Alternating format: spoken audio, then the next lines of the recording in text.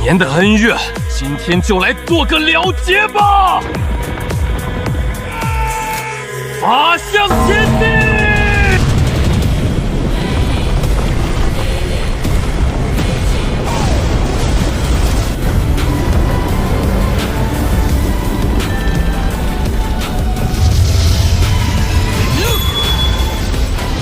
永别了！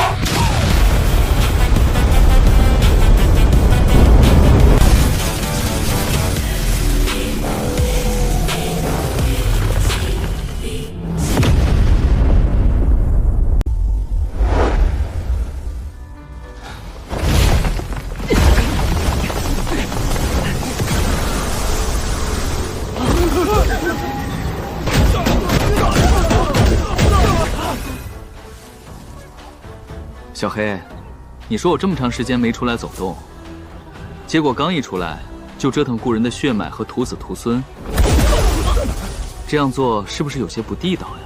身为一条狗，你的精力应该很充足的，怎么比乌龟还懒？算了，你爱睡就睡吧。这种事跑来问你，也真是为难狗了。不过在自己人手里流泪，总归要比在外人手里流血要好。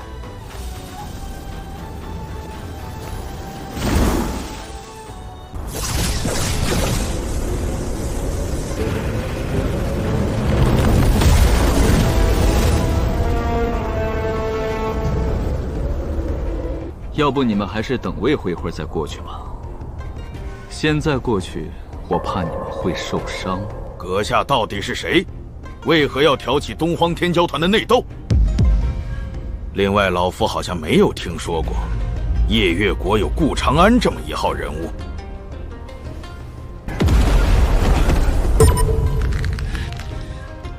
既然你不愿说，那老夫就只好将你拿下，交给陛下处置。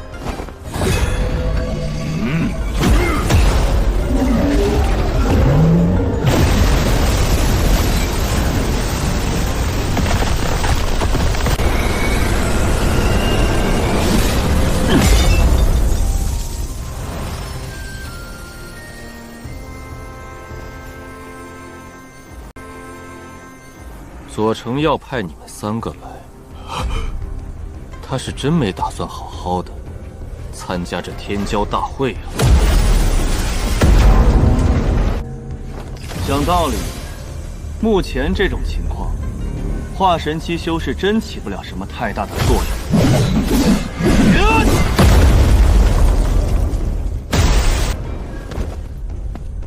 别说是面对其他天骄的护魂人。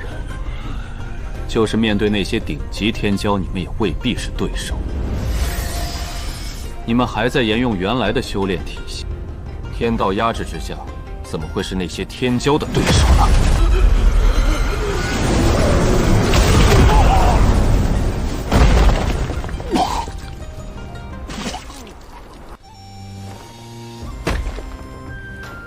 别这么看着我，这就是修行界普通人的悲哀。 你们能达到化神这个级别，这就证明曾经的天赋不弱。天骄大会的事你们就不要管了，要做的就是带着那帮受伤的小家伙好好待在这儿。玄武国那边的创作的手脚，估计要1个月之后才能用，1个月之后你们就能回去了。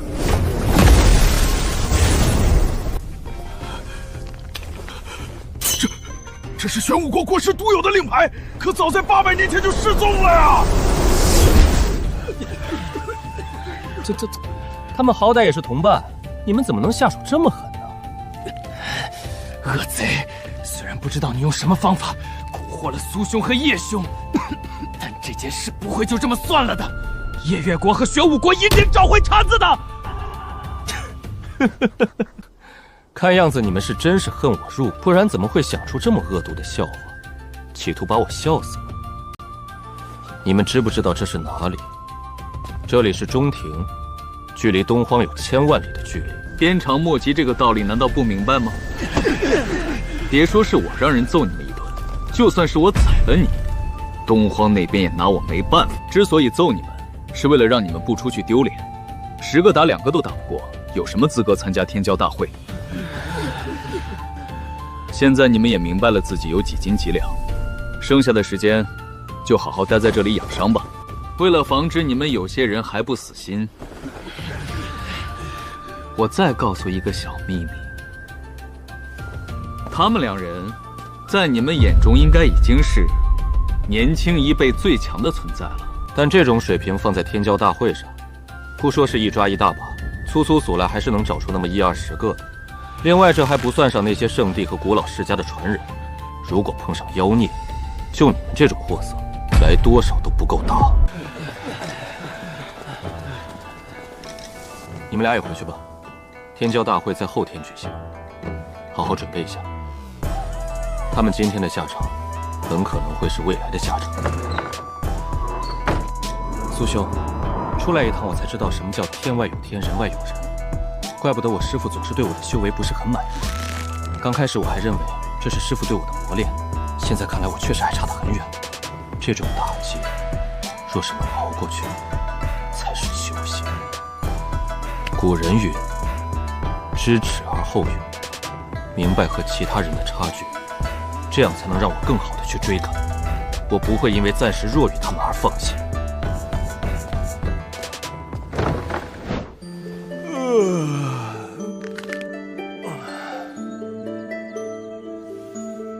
小黑伤了根基，得去昆仑石坊弄点圣药，这病可不能拖。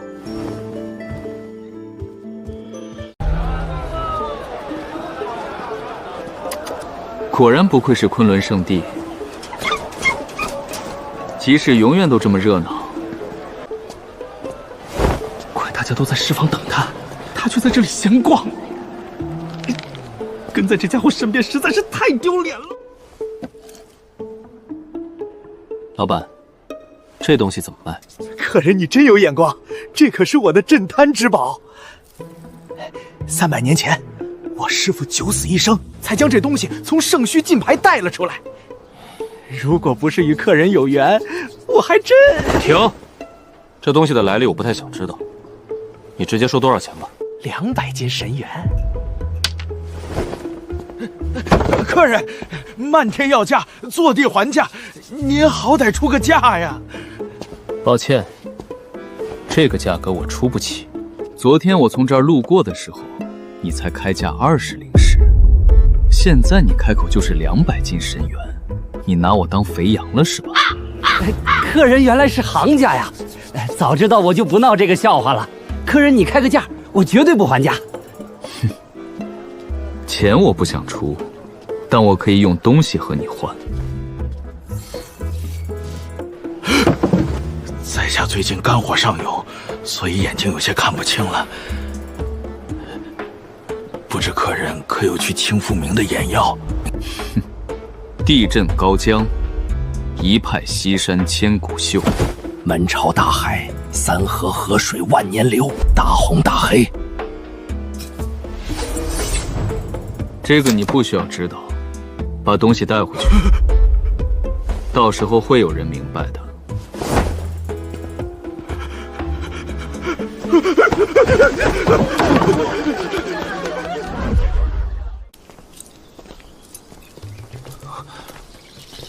刚刚到底是怎么回事？这暗号听着就不像好人，太让人抓狂了。有什么想问的就说吧，憋在心里多难受呀。顾兄，刚刚的事情，我可以知道吗？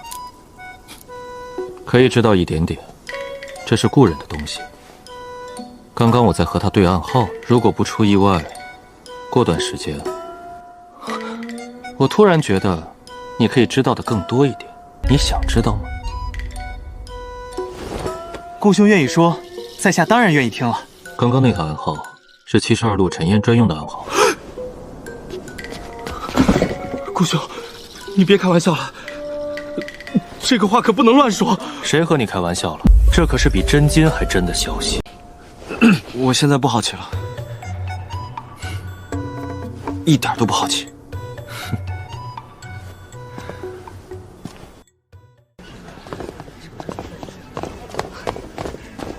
这位想必就是顾兄了吧？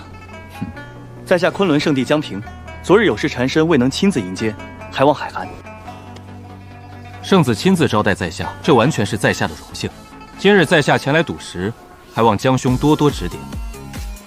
这两位兄台应该就是来自东荒的天骄吧？想不到顾兄原来是东荒之人。那东荒的天骄团上为何没有顾兄的名字？江兄见笑了，东荒能人辈出，在下这点微末本领算不得什么，所以我只是个凑数的，自然就上不了天骄团的名单了。顾兄这样的人物都上不了东荒天骄团的名单，看样子这东荒天骄团真是厉害非凡啊！找机会真要好好见识一下。这小子还在试探我底细。三位请随我来，还有几位道友也在此处，我替诸位介绍一下。顾兄，这位是琅琊阁的传人，人称麒麟才子的梅永思。中庭人杰地灵，若问谁是中庭最强的势力，恐怕没人能说得清楚。但若问整个中庭谁的消息最灵通，那必是金沙江旁的琅琊阁了。遍识天下英雄路，俯首江左有梅郎。今日能见识到琅琊阁的江左梅郎，真是荣幸之至。顾兄言重了，在下这点虚名，不过是诸多道友给面子罢了。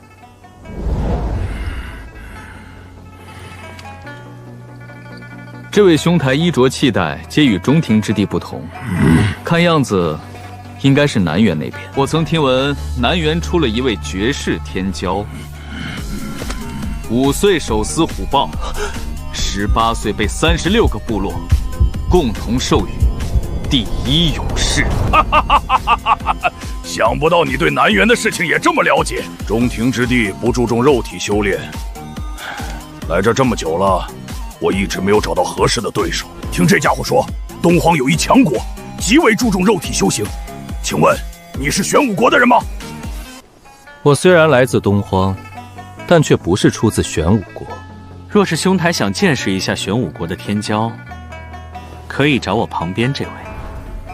苏兄乃是玄武国左皇亲封的1字并肩王，也是玄武国最为出色的天骄。我从你身上感受到了强悍的气息，我想和你打一架。我叫奔波而霸巴图鲁，可以直接叫我巴图鲁。玄武国1字并肩王苏天，正好我也想与你切磋一下。我听说草原之上巴图鲁象征着勇士，既然你敢叫这个名字，实力应该不会太差。想不到顾兄不但身家丰厚，而且还博学多龙。苏兄和巴图鲁兄弟一见如故，这可真是惜英雄重英雄啊！既然顾兄如此博学，不如请猜猜剩下几位道友的身份。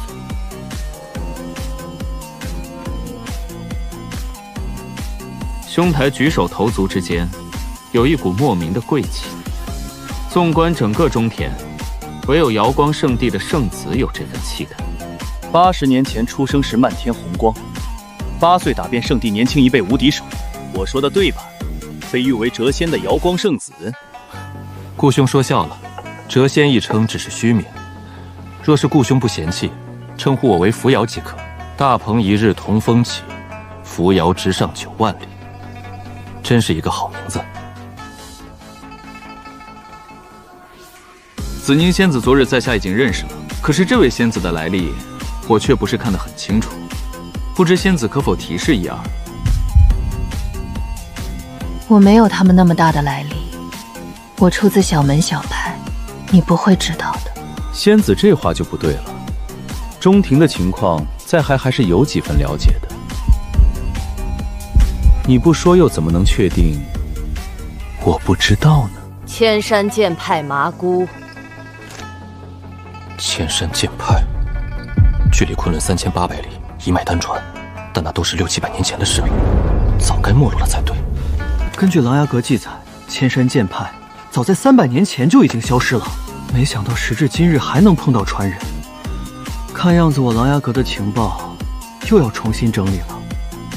此次参加天骄大会，我只想重整山门，并不想与任何人争强好胜。你不是要赌石吗？再不开始，我可就要走了。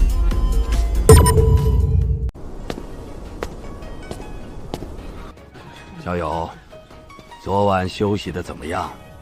我昆仑圣地安排的住所，可还满意？多谢江长老关心，昨晚睡得异常香甜。就是今日，又要石舫中带走一件好东西，江长老可莫要心痛。1、2块石料而已，我昆仑圣地还出得起。若是小友肯来我昆仑圣地，这些石料全送给小友又何妨？江长老，这9块奇石着实不凡，光从外表上来看，在下恐怕看不出个什么。不知可否允许在下动些手段？当然可以，只要不破坏石料，所有手段都是被允许的。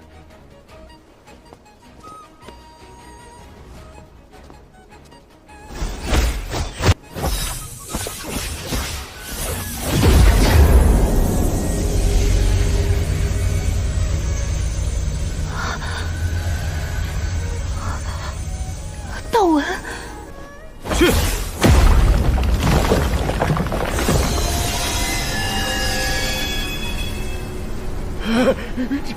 这把兵器我要了，谁和我抢，我和他拼命！江长老，我已经选好石料了。哦，不知小友选中了哪一块？我选中了这块迎客松。昆仑圣地，老子来报仇了！江峰那个王八蛋在哪里？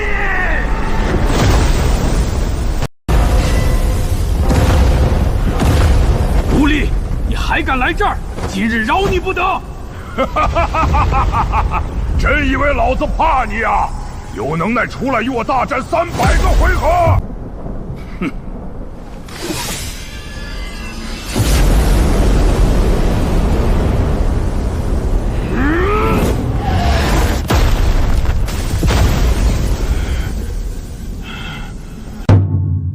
顾兄，中庭3大美女之一的公孙怀玉出自72狼烟，不如我们比试一下，看看谁先抓到这个贼婆娘。到时候当个端茶递水的丫鬟也不错。我端的茶，你敢喝吗？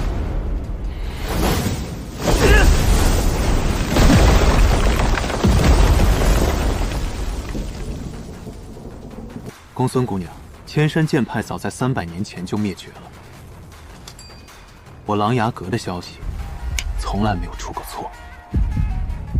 你冒充千山剑派的传人来昆仑圣地，实在不是一个明智之举。果然不愧是麒麟才子，这么多天骄齐聚于此，这里面应该有你的手笔吧？3年前那一场布局没能宰了你，真是太遗憾了。梅兄，何必与他废话？既然他敢来昆仑圣地，那我们定要让他有来无回。等等，怎么，你还有什么遗言吗？不是遗言，我是想请你们看一下自己的情况。虽然你们早就发现了我身份不对，但是你们就没有发现有什么不对劲吗？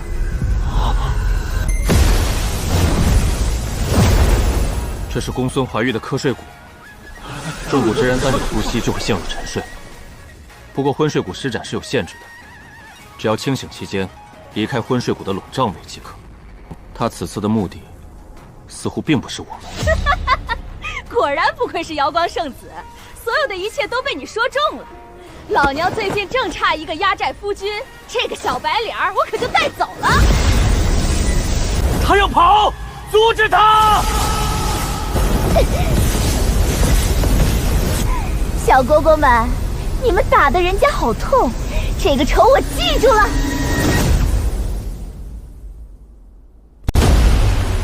风景，扯狐！狐狸，我宰了你！火气不要这么大嘛！你昆仑圣地这么多人，我带走1、2个不是什么大问题。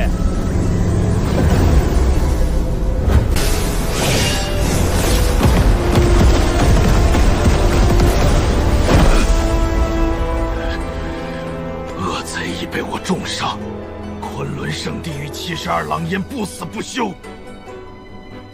叶兄，你们放心，顾兄的安全，我们昆仑圣地一定会保障。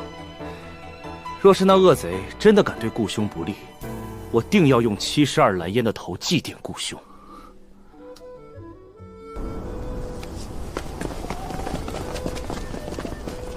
叶兄，顾长安和72……苏兄，我们现在应该很担心顾长安安危，对吧？外人不清楚，我可是清楚的很。顾长安了解72狼烟，手段莫测，怪异的很。这才是修行界吧？仅仅是一个眼神就能让人万劫不复。哎呀，疼死我了！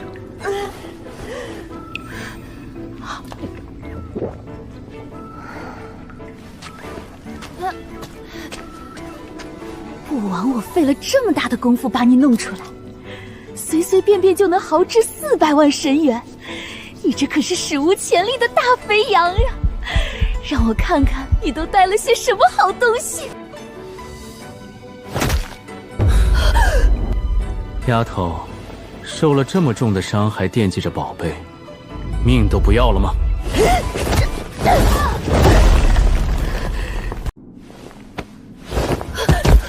你干什么？我干什么你不是看到了吗？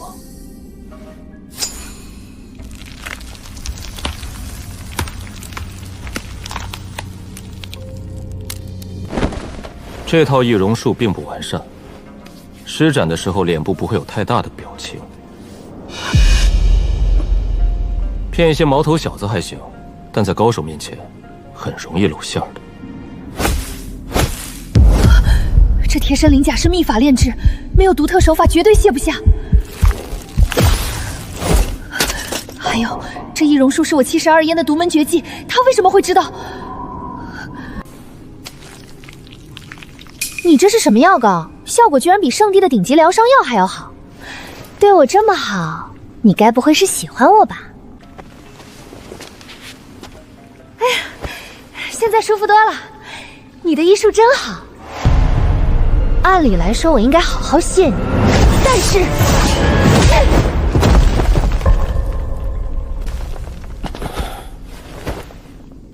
别闹，我正在想事情。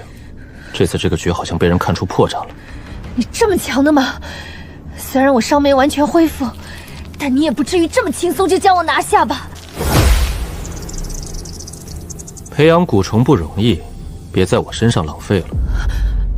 在我面前玩蛊虫，你还嫩了点。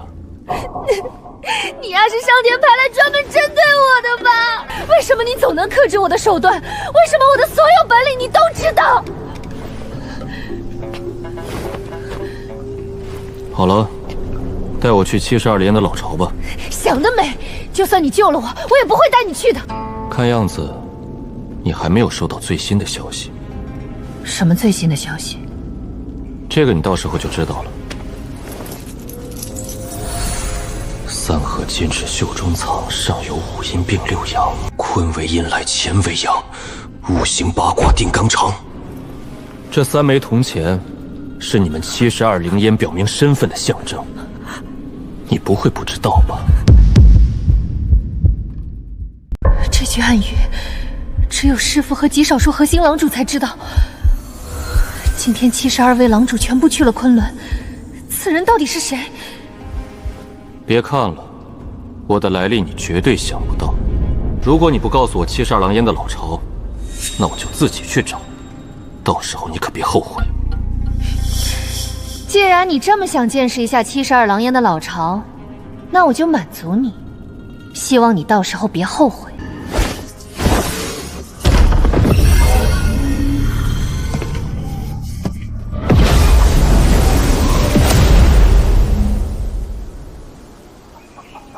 怀玉丫头回来了。师父，我回来了。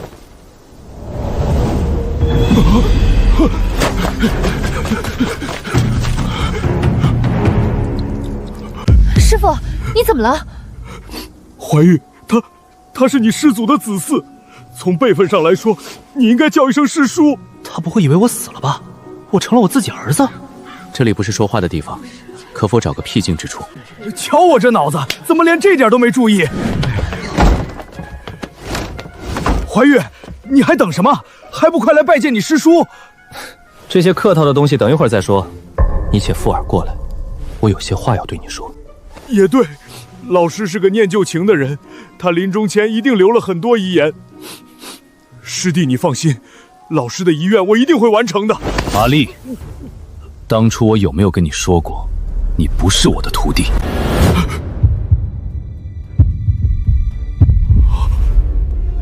先生，真的是你吗？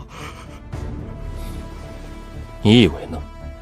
师父常说他的一身本领是一位不肯收他为徒的申先生教的，这个跟我差不多年纪的家伙，竟然就是那位先生！你先出去吧，我有些话要和你师父说。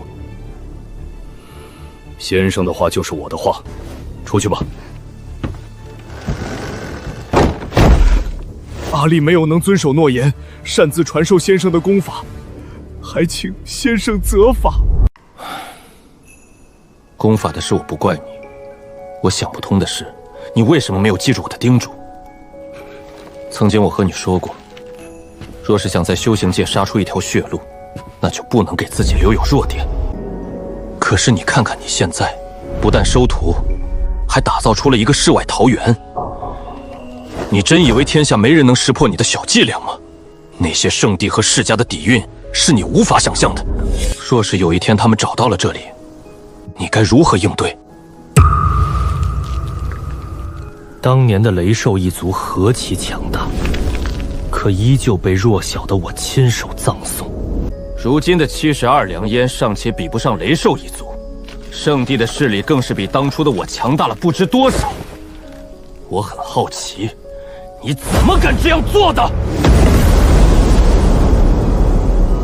他们都是和我一起征战兄弟的遗孤，有段时间他们的身份暴露了，若是我不出手，他们只有死路一条。那我有没有告诉过你，踏入修行之路，情之一字必须放下。放不下这个情字，你当初又何必踏入？先生，你做到了吗？是啊，为了不变成冰冷的机器，为了不让故人在无尽的等待中死去，我宁可拖慢沉睡变强的进度。我同样放不下这心中的情。带着情字修行这条路很痛，也很漫长。正是因为我知道其中的痛苦，所以我才想让你避免。但你终究是走了我的老路，外面的人每死一个，你的心就会被割上一刀。大道之争不可能不流血，你真的想好了吗？先生，我现在回不了头了。起来吧。既然回不了头，那接下来的路你可就要好好的走了。说说这些年的遭遇吧，你怎么会和昆仑圣地结下死仇？当年江无烦请先生出山，结果先生不辞而别，江不凡大为恼怒，一直无法找到先生，他就处处针对我，企图逼先生现身。随着时间的推移，矛盾越来越多，我们也斗了整整700多年。他当上了昆仑圣地的圣主，我当上了72牢烟的统领。照你这样说，这件事我大概率也逃不掉。昆仑圣地700年前认识我的人，估计就剩下这个江不凡了。若是我再次出现在他的面前，他应该会猜到我的秘密。秘密一旦公布，我可就会成为天下的公敌了。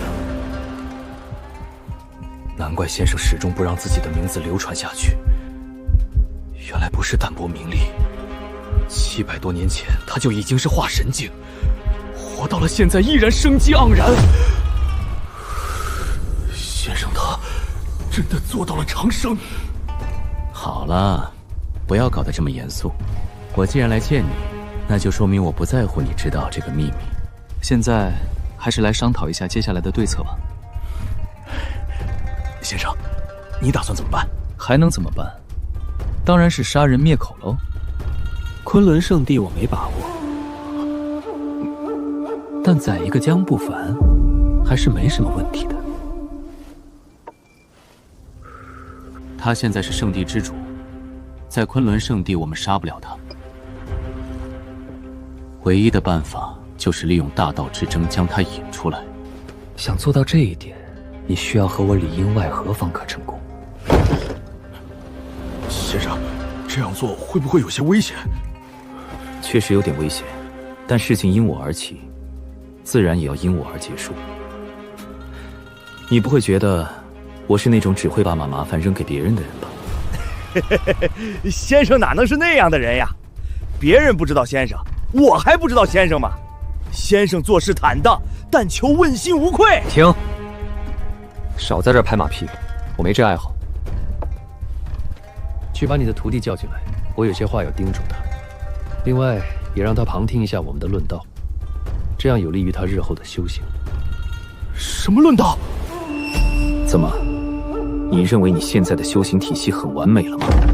还是说你觉得你修为比我高一些，我没资格和你论道？自己都还没练明白，就敢收徒教人，真是恬不知耻。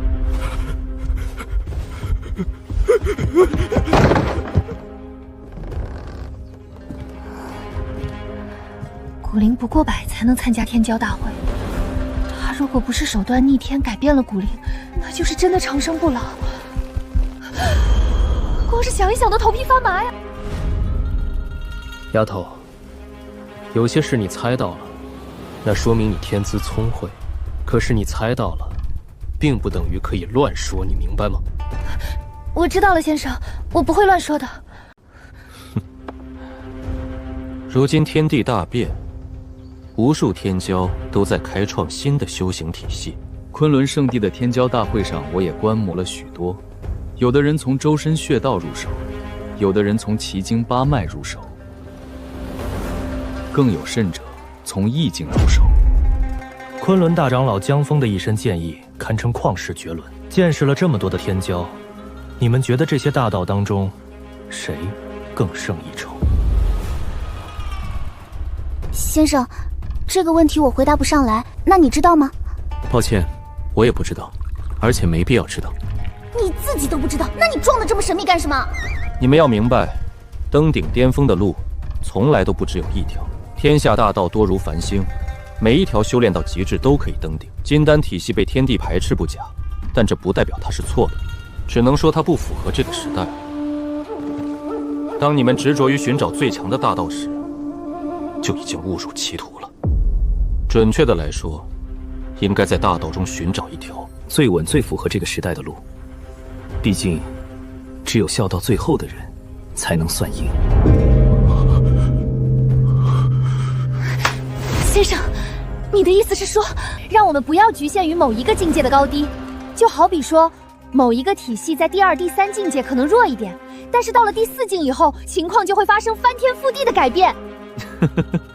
你这徒弟还是有悟性的。先生，如今的大道当中，哪一条才是最合适的呢？当然是我们修行的这一条喽。气血、经脉、穴道、意境，这些方向我都研究过。以这些为基础，确实可以创造出强大的体系，但都不是最符合这个时代的。最合适这个时代的，只有修体。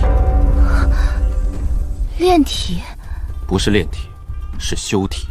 我好歹也是当代天骄，见过的世面不少，可修体这个词真是闻所未闻。别想了，这个词是我想出来的，你肯定没有听过。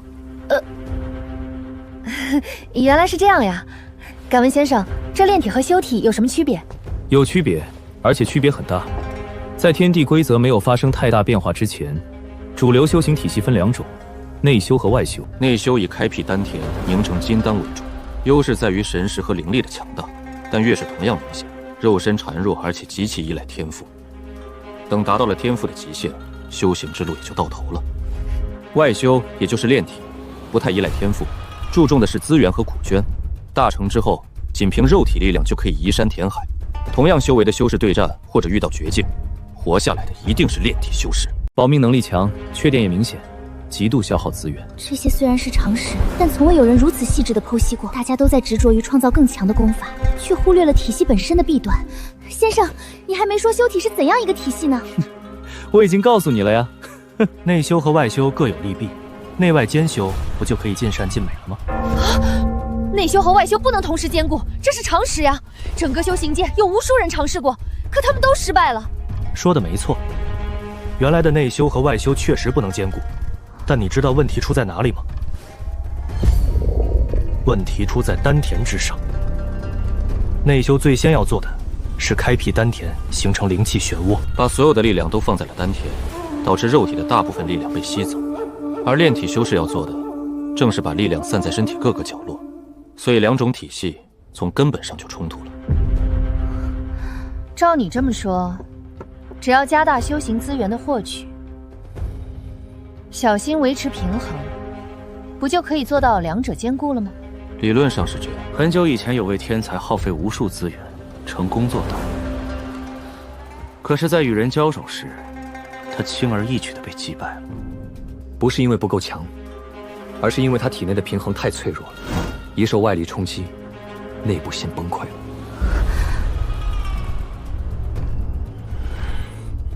先生，我有些感悟，不知道可不可以说？想说就说吧。另外，让你的徒弟也见识一下，你大部分的路走对了，但始终差那么临门一别。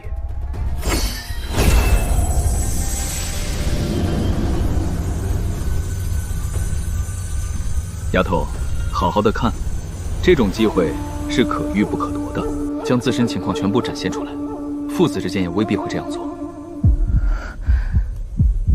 先生，内外兼修的问题出现在丹田之上，那么解决之法也应该在丹田上寻找，对吗？真聪明，一下就说到了关键上。你这套修行体系是以8、9玄功为基础创造的。8、9玄功偏向炼体，但修炼它需要开辟丹田，以丹田之灵力淬炼肉身，这开创了修行界的先河。但这样做有个缺点，体内灵力都用来淬炼肉身，法术和遁术就会受限制。所以，创造8、9玄功的强大生灵，又创造出了纵地金光和法天象天等神通来弥补。所以，8、9玄功最珍贵的地方，不是功法本身，也不是神通，而是以灵力淬炼肉身的生小技巧。放开自身防御，让我来助你踏出这临门一脚吧。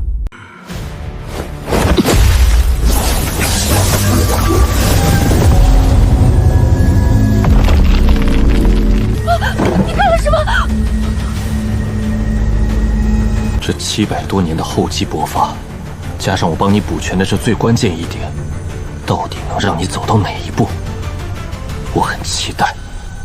守住本心，不要慌，不要刻意去阻止，也不要刻意去更改。顺应你身体的变化，他会帮你寻找出最合适的方法。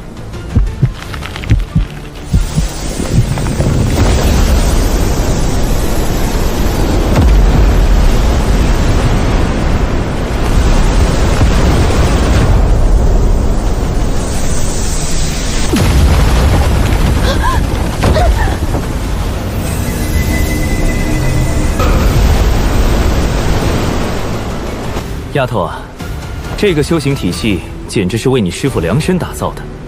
你看那边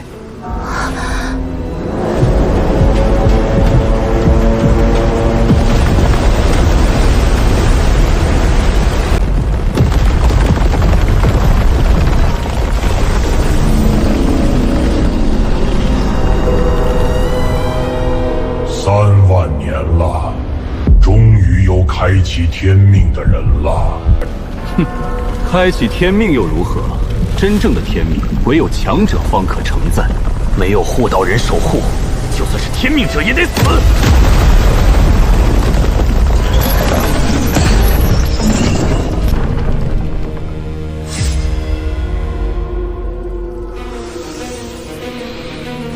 好一个乱世，好一个天命，这天地理应归我。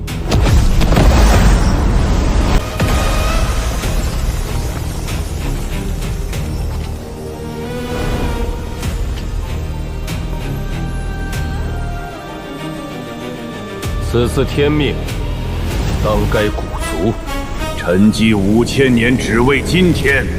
天命者身上有8、9玄功的气息，夺取天命，另外把8、9玄功给我带回来。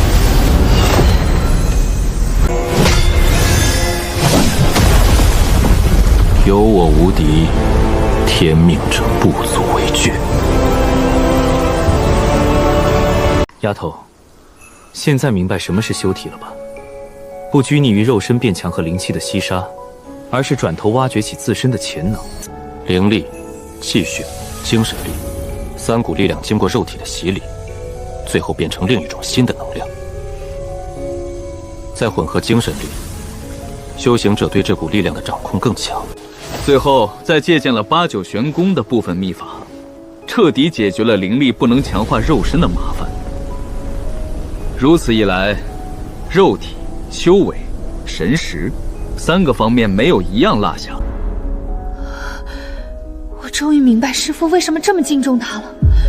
这种毫无短板、真正无敌的体系，到底是什么样的怪物才能想出来啊？先生，我真不知道该怎么样称赞你了。你是怎么想出这样的方法？可不敢揽这个功劳。这个修行体系的雏形是你师父提出来的，我所做的只不过是将其完善了一点点，然后替你师父找出了一个微不足道的关键点罢了。九仙拱日的意象旷古烁今，你师父会在这条路上走得很远，世上无人能比，就算是我也不行。没想到多年前的荒谬之言，先生依旧记在心中。我知道我没有资格当先生的徒弟，但我永远把先生当成我的老师。虽然我也没有资格当先生的徒孙，但我依旧把先生当成我的师祖。能教出这样一个优秀的弟子，我不高兴那是假的。虽然因为情况特殊不能亲口承认，但世上有些东西不是不承认就不存在，有这份心就够了。起来吧，跪在地上不嫌凉呀。新的修行体系已经出现，作为这条路上的先驱者，不打算给他取个名字吗？先生，这个体系没有您绝对不可能现世，还请先生赐名。从目前状况来看，这个修行体系有2个大境界，丹田处有一片金色的海洋，不如命名苦海如何？苦海无边，回头是岸。踏入修行界，就如同在苦海挣扎。先生这名字贴切。若是第1大境界命名为苦海，其中的3个小境界，我觉得应该命名是泉眼、神桥、彼岸。我的丹田此时如同一片大海，而先生刺穿的地方，则如同泉眼一样，源源不断涌出力量。用泉眼来命名，再合适不过。身处苦海，回头便是岸。若是不肯回头，只有搭起神桥，到达彼岸。神桥贯通，苦海的力量可被任意调用。到达了彼岸，便进入了下一个境界，也脱离了苦海。那下一个大境界，你打算怎么命名？洞天。何解？到达彼岸境之后，我再进一步，又发现了身体的另一个宝藏。此处宝藏乃是精神之力诞生的地方。按照原本的体系，精神力量会被调取到丹田，可转修后，新的力量居然自动汇聚在了精神力诞生的地方，并且开辟出了一个空间。此处空间太过奇特，潜力我还没有全部开发出来，所以我命名为洞天，寓意潜力无穷的意思。这700多年里，我花了200多年陪阿蛮游山玩水，300多年用来沉睡，剩下的时间都在过着焦淡生活。修行这种事，不过是我闲来无事随便练着玩的。在后续探索上，阿里其实已经超过我了。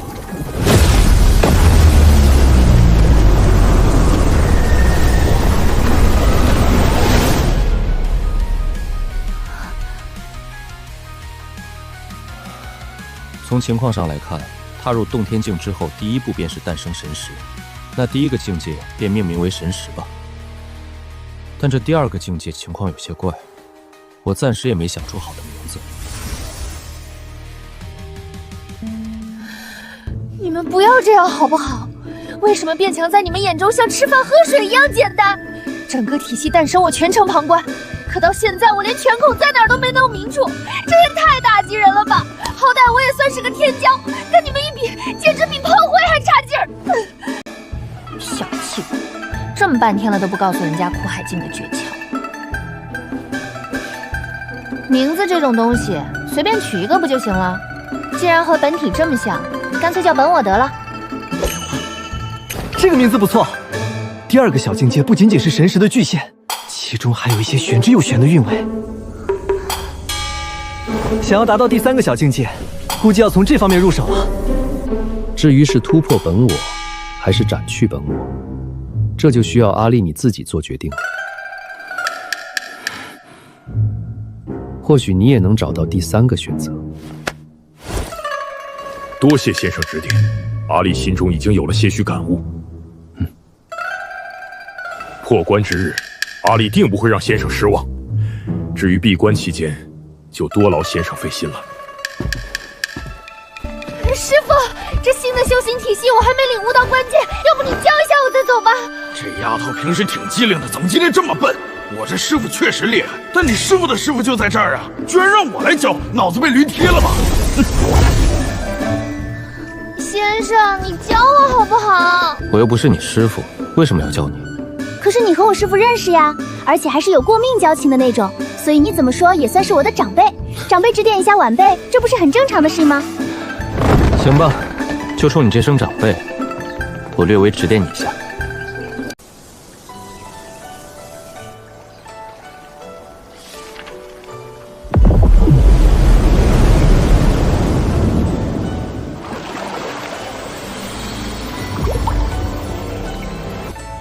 天生神通，有点意思。先生，我达到神识境了。还行，以你现在的实力，应该能在瑶光圣子手下撑过50招了。先生，那瑶光圣子有你说的这么强吗？不是有我说的这么强，是他比我说的还要强。你身上的鳞甲是用雷兽一族的鳞片制作的，异常坚固。就那件鳞甲的品质而言，以你现在的境界，根本无法将其破坏。可是瑶光圣子一击便将其击穿，若非他手下留情，你现在连命都没了。他什么时候手下留情了？我记得他打得可狠了，说是全力出手也不为过呀。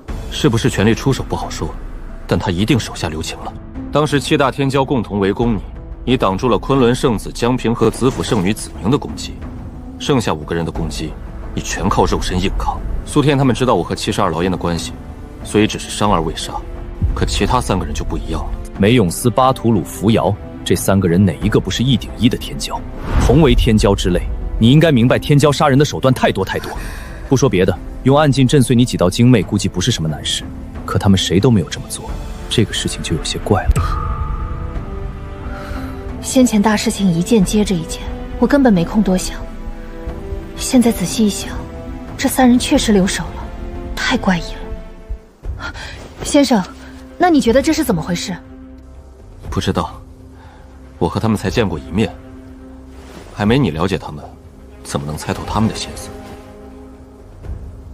不过还有一件事我更加关心，你去昆仑圣地干什么？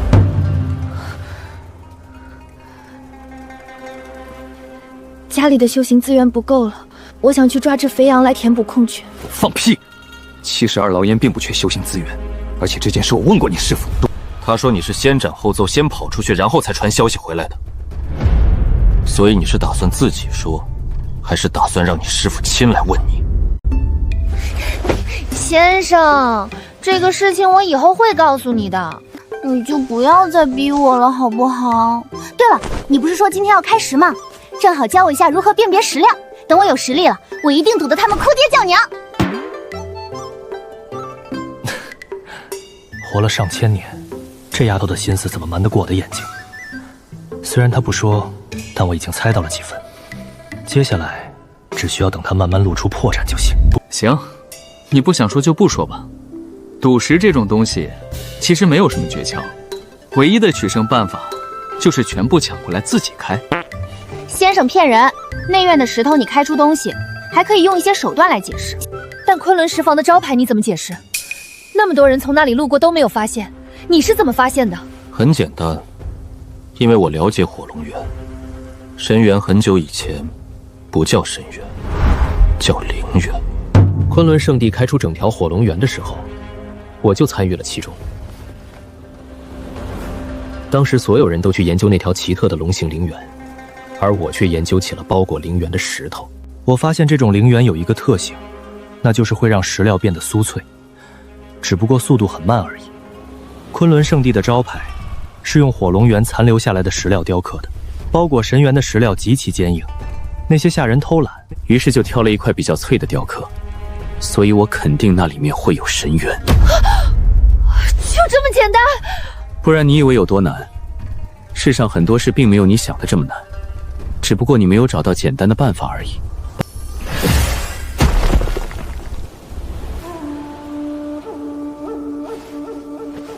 对了，瑶光圣子的事你不要急，随着时间的推移，你未必比不上他。你的青莲异象我看着不一般，等那3颗莲子成熟之后，你说不定会验出3种神通。我和你师父创出的修行体系，只是为你指出了方向，具体的路该怎么走，这需要你自己摸索。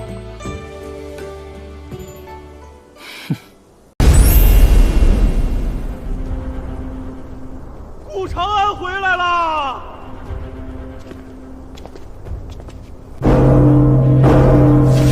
自从顾长安被抓，昆仑圣地就无限期延迟了天骄大会，扬言活要见人，死要见尸。这关乎圣地的颜面，也关乎我们对圣地实力的信任。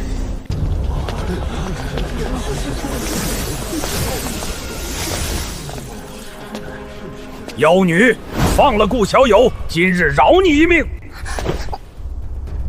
公子，这个人好凶呀！别怕，江长老这是担心我的安危而已。待我说明情况之后，江长老会理解的。不是，这俩人什么情况？怎么看着有点怪呢？小友，这是何意？没什么，他弃暗投明了。这个理由也太离谱了吧！被抓走20多天，直接让圣地死敌背叛4门跟着他混，根本不可能发生。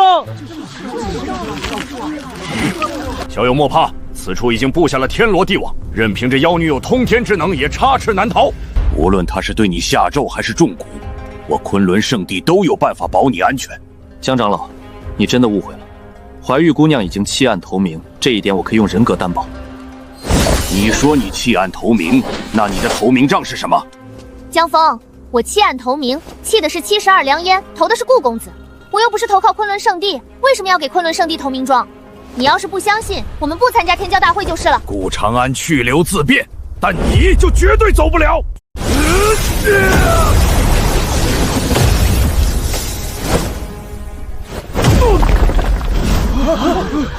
这小子肉身竟如此恐怖，我虽未尽全力，但他接的也太游刃有余了。江长老，举办天骄大会，昆仑圣地有言在先，只要年龄符合，无论身份，无论地位，都可以参加。可是现在你们为什么要阻止公孙姑娘参加呢？还是说偌大的昆仑圣地怕了这么一个小姑娘？此子实力不凡，且来历神秘，背后必有大势力。公孙怀玉赶来，说明屋里有底牌。若昆仑圣地依旧死咬着不放，倒显得小家子气了。小友言之有理，我昆仑圣地的度量岂是一些贼寇可以揣测？公孙姑娘号称中庭3大美人，同样也是一位绝顶天骄，她自然有资格参加天骄大会。不过72狼烟和昆仑圣地是死仇，天骄大会结束之后，小友还是莫要掺和这件事了。72狼烟与昆仑圣地的恩怨，在下自然不想掺和，但有件事要说清楚：公孙姑娘已经弃暗投明，她不再是72狼烟的人了。昆仑圣地应该不会为难一个年轻人吧？哼，当然不会。等我砍下屋里的狗头之后，若他依旧能无动于衷，算他弃暗投明又如何？天骄大会已经耽搁了许久，现在小友回来了，那天骄大会明天便可开始，两位，请吧。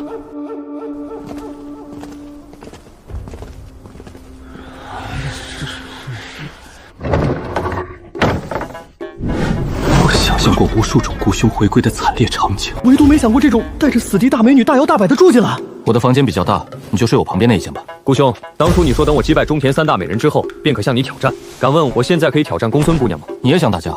公子，天骄大会就是来打架的，不打架我来天骄大会干什么？你这么说，好像还真是这样。那你们打吧，去院子外面打，那里场地宽。还有，我准备一下，你们不要着急动手。听说你和公子来自一个地方，就是不知道你有公子的几分实力了。若是实力太弱，岂不是给公子脸上抹黑？强者从来都不是天生的，顾兄的实力我只能仰望，但总有一天我会超过他的，而你便是这条路上的第一块垫脚石。能力不大，口气倒不小。看在你这么有志气的份上，等一下我一定让你爬不起来，省得你明天给公子丢人。我先去外面等你喽。你真要和他打？ 72燎烟的传人，实力绝对不会一般的。你若是输了，玄武国的招牌可就没了。玄武国的招牌，从来都不是欺软怕硬得来的，是一次又一次挑战强者打出来的。等我有一天打败了那些不可能打败的强敌，世人只会记住我的胜利，而不会记住我的失败。因为这个世界，从来都只看结果。都是些什么人呀？你们脑子里怎么总想着打架呢？等苏天落败之后，就该我上场了。我虽然不喜欢莽撞的战斗，但也绝不会向任何人认输。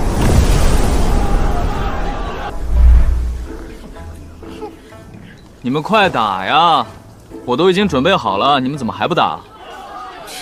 公子，他们这么多人，等一下我要是打赢了，他们围攻我怎么办？那你不会把他们全部打趴下呀？天骄要是会被人数吓到，那还叫什么天骄？直接叫废物好了。公子说的话很有道理啊。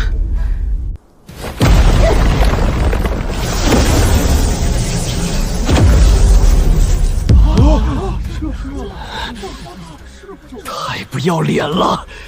居然用偷袭这种下流手段！这就是你眼中的天骄吗？没错，这就是我眼中的天骄。公孙怀玉是天骄，苏天也是天骄，但唯独你们不算。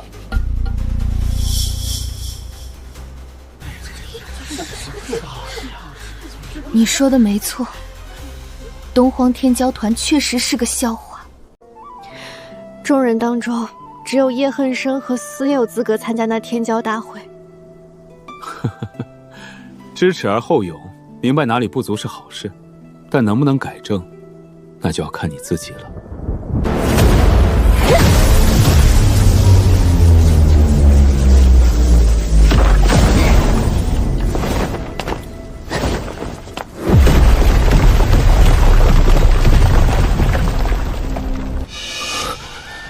小哥哥，你下手怎么能这么狠呢？人家是女孩子，你就不能怜香惜玉一点呀？太强了，他的招式千锤百炼，根本没有破绽。更可怕的是，他一个女子的肉体强度，竟然比我这个专修肉体的还要强。修为、经验、心境全部碾压，我找不到赢的理由。你们在干什么？过家家吗？打了这么半天，血都没有一滴，不想打都给我滚回去！小哥哥，公子发怒了，我要动真格的了。那就来吧！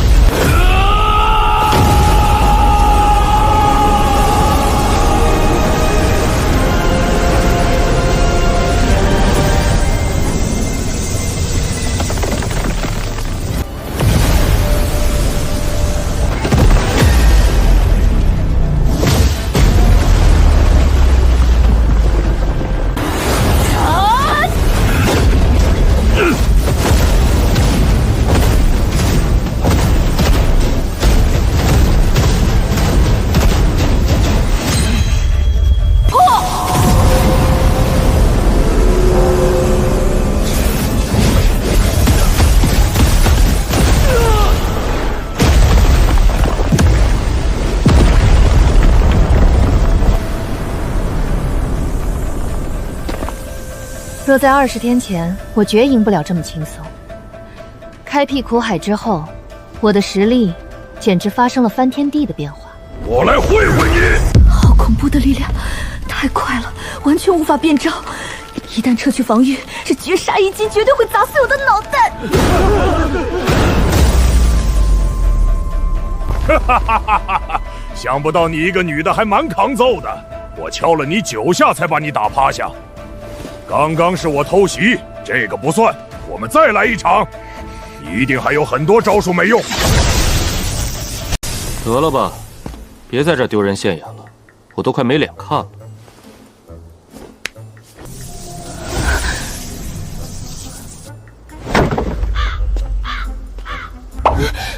公子，你这价格也开得太低了吧？我就只值200斤神元。你当然不值200斤神元，因为另外100斤是叶恨生的。好精妙的拳法，在下佩服。梅兄言重了，我的拳法尚不及家师的1/1000，不值一提。还在站在那里干什么？不嫌丢人吗？滚过来！叶兄，你的天赋就算放到圣地当中也是翘楚。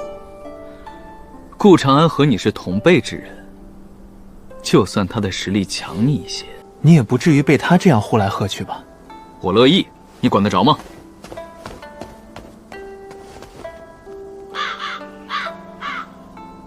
东荒那边的人都是受虐徒吗？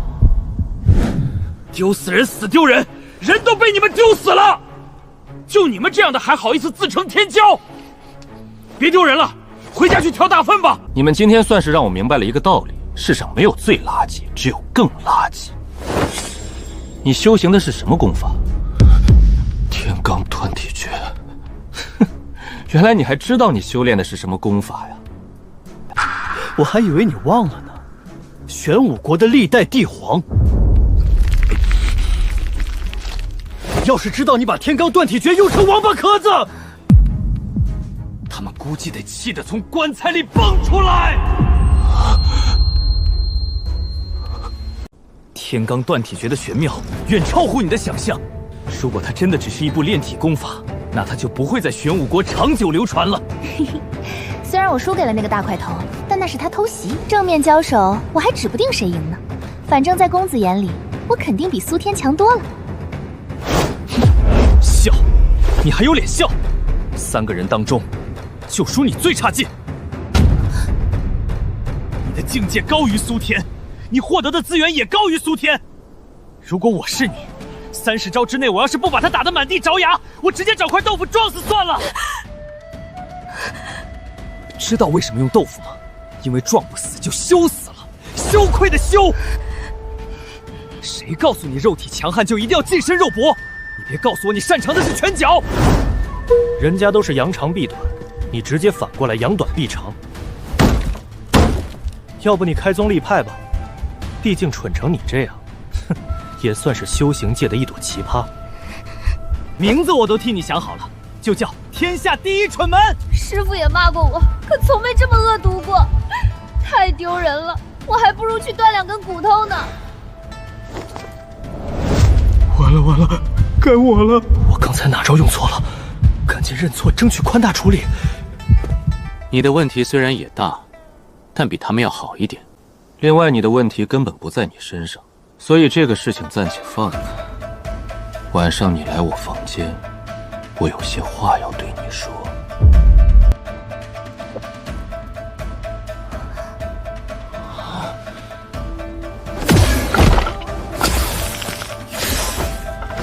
刚刚没能让你打得尽兴，算是这生意服务的不到位。为了弥补你的损失，我亲自出手招待你，怎么样？刚刚我与叶兄切磋得非常尽兴，还是算了吧，非得让我主动对你动手吗？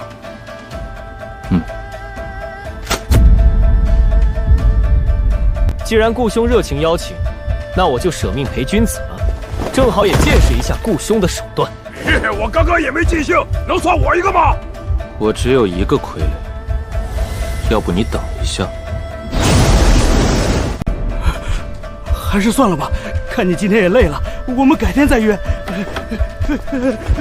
昆仑十方时，巴图鲁、梅永斯、瑶光圣子这3人都对公孙怀玉留守了。巴图鲁是怕强龙不压地头蛇，不敢真结仇，但梅永斯不同，琅琊阁本就不怕72炎炎，他不仅留守，刚才还故意挑拨离间。这家伙一定知道些什么，而且还在布局。至于这瑶光圣子，我到现在还没看透。顾兄，讨教了。你有2个师傅，一个是夜月国狼皇，一个是太虚观不败道人。接下来你可要看仔细了，不败道人的拳法不是你这样用的。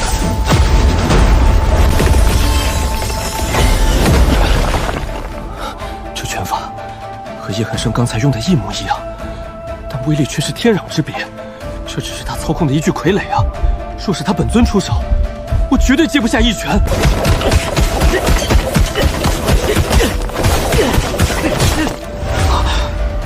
这是师父独传给我的无名拳法，整个太虚间只有师父会，他怎么可能？我的猜测难道是真的？这些天骄天赋不错，但100年时间太紧了，要修炼，要学秘术，还要开创体系，根本做不到融会贯通。跟我这个活了1000年几百家之长的人比，揍他们简直和揍小孩子一样轻松。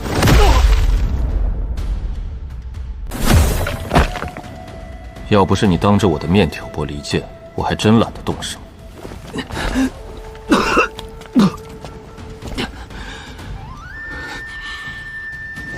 多谢顾兄指教。指教不敢当，切磋而已。下次话别再这么多了，不然就不是2颗牙可以解决的。技不如人没什么好说的，今天这笔账我记下了。架也打完了，我要回去休息了。你们自己玩去吧。进来吧。不是叫你晚上再来吗？顾兄让在下晚上前来，无非是想避开旁人的耳目。公孙姑娘已经外出，苏兄正在疗伤，所以现在这个时候比晚上更合适。说的有道理，坐吧。太虚观第46代真传弟子，拜见长安师叔。怎么看出来的？师尊闲暇时总爱教弟子看书，在古籍中，弟子发现太虚观曾在大玄皇朝有过一个辉煌时代。当时的10大真传弟子中，前8位陨落，唯有第10位真传弟子的记录寥寥无几，练功时走火入魔，暴毙而亡。大玄皇朝那是多久以前的事了？那时，太虚观和夜月国还是死敌，有点意思。那天骄大会又是怎么帮你解开这个疑惑的呢？出发前，大师傅让我去请一位送葬人前辈出山。二师傅知道后，说天骄大会我会有一位厉害的护丹人，就不陪我去了。他当时只说了一句，他的拳法比我的更好。在见识到您的拳法之后，弟子终于确信，您就是那位消失的真传弟子。你师傅还是改不了这个心软的坏毛病。如果不是他露了馅儿，我还打算好好陪你们玩一玩呢。虽然你二师傅帮了你，但也破坏了你大师傅的计划。以完颜月辽的脾气，你二师傅的这顿暴打是免不了的。师叔，这么多年您为什么不回去？大师傅和二师傅时常会站在山巅眺望，他们看的方向就是你隐居的方向啊。你真的就不见一见他们吗？见了又能怎样？他们有他们的路要走，我有我的路要走。路不同，终点自然也不同。见面只会让分别时更加痛心。那师叔，您为什么这次又愿意出来了呢？很简单，一是因为我有事要来这里，二是因为我想让一些人活着。天骄大会是一个时代的开启，有些担子必须要有人扛，你们扛不起来，可就轮到你们的师傅扛了。你明白我的意思吗？我明白师叔的意思。师叔若不是对我们抱有希望，先前也不会责骂我们。我们的表现在天骄大会中算得上合格，但在大道之争当中，我们连炮灰都算不上。如今天地大变，没有人知道未来的路会怎么走，但有一点所有人都知道，那就是未来一定会角逐出一个最强者。在这个过程当中，一定会尸山血海，白骨累累。师叔想让我们替师傅们分担一些压力，看样子道理你都明白，但你说我这样是不是有些太残忍了？让你们这一群娃娃去分担重任，多少有些说不过去啊。师叔，我们从未有过这样的想法。此次若不是师叔干预，我们永远都会活在长辈的羽翼之下。虽然长辈们的做法是为了我们好，但不想做那温室中的花朵，纵使生死道消，我们也要死在前进的路上。很好，你这番话证明我没有看错人。接下来的大道之争是天骄的对决，也是天骄背后势力的对决。身处于这片天地当中，生灵都难逃这一劫。苏天性格直来直往，他只适合做一名高手，并不适合统领一方。公孙怀玉虽然机灵且勇猛，但是格局不够，所以他只适合做一员战将。唯独你做事稳扎稳打，心思缜密，你是一个当谋士的最好人选。师叔，你已经有人选了吗？是的，有那么一个。这个人你应该听说过，他就是72狼烟的统领乌力。选一个外人，难不成72狼烟和师叔还有更深层的关系？师叔该不会是看上公孙怀玉了吧？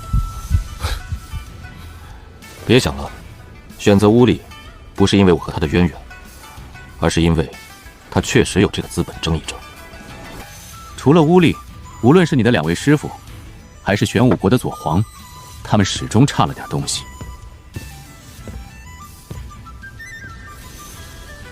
话都说到这了，我再告诉你当年的一些小秘密吧。你的二师傅，虽然我要叫一声师兄，但他入门的时候还是个孩子，他身上的小半本领是我教的，他的行事风格也是跟着我学的。至于你的大师傅嘛，我也了解。在你的大师傅还是一条小母狼的时候，我和他发生了一些冲突，我把他打回了原形，然后剃光了他狼头上的毛。所以我对他的了解也算是比较深刻的。大师傅的脾气我太清楚了，师叔居然敢剃他的狼毛，怪不得我叫恨生，原来是这个原因呀。那左皇呢？左承耀就比较简单了。当初我因为一些事情跑到了玄武国，那个时候的玄武国有9位皇子在争夺皇位，身为大皇子的左承耀找到了我，然后他们给我封了个什么国师之位。当时他刚满100岁，整天跟在我屁股后面，我都快烦死了。所以我觉得我有资格评价他们吗？你当然有资格了，要是你都没有资格，天下就没有人有资格了。那72龙烟又是怎么回事？师叔，你不会是72龙烟的创始人之一吧？当然不是。还好还好，师叔的身份虽然多得吓人，放松，但总算没那么离谱。不过乌力的本领是我教的。纵横中庭的恶贼乌力，居然是师叔的徒弟。那公孙怀玉岂不是要叫他师祖？从理论上来说是这样的，但我不收徒。既然乌力是师叔教的，那按辈分来算，乌力就是我的师兄。帮自己的师兄，这能算帮外人吗？这完全是帮自家人。好了，该说的我都说了，该怎么做你自己琢磨。现在还有一点点时间给你成长，你要抓紧时间。我有事出去一下。师叔且慢。还有什么问题吗？师叔，有一个小问题我很好奇。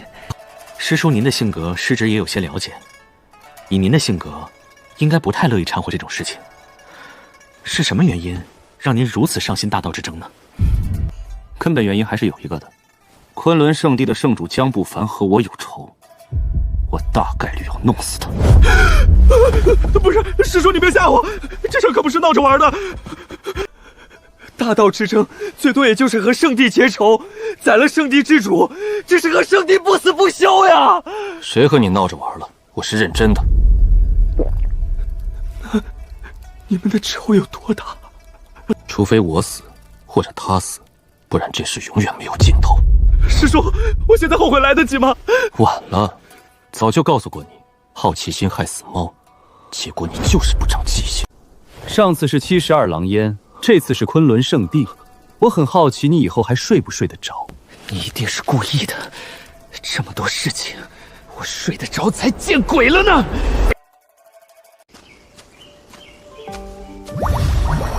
小丫头片子，还挺谨慎的，居然清除了我留下的神识标记。不过你的道行还是太浅了点。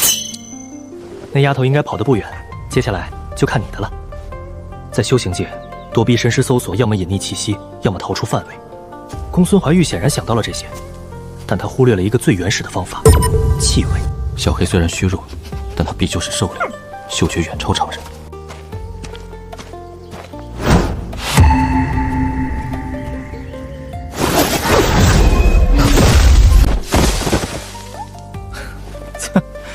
你们跟丢了公孙怀玉，也不能把气撒在我身上呀！跟踪我，你们还嫩了点。顾长安，这里是昆仑圣地，由不得你撒野。孙怀玉突然逃脱监视，他到底去哪儿了？你一个小喽啰就别问这种大事情了。今天的情况你如实上报就行了。另外，别再派人跟着我了。哼，想要看住我，江峰得亲自来。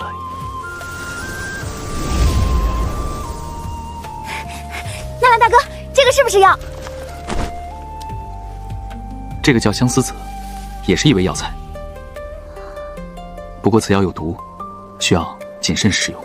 纳兰大哥，你就说厉不厉害吧，第一次就找到了药材，快夸我！是，这次多亏了你，我才能采到这么多药材。我们去那边看看吧。好。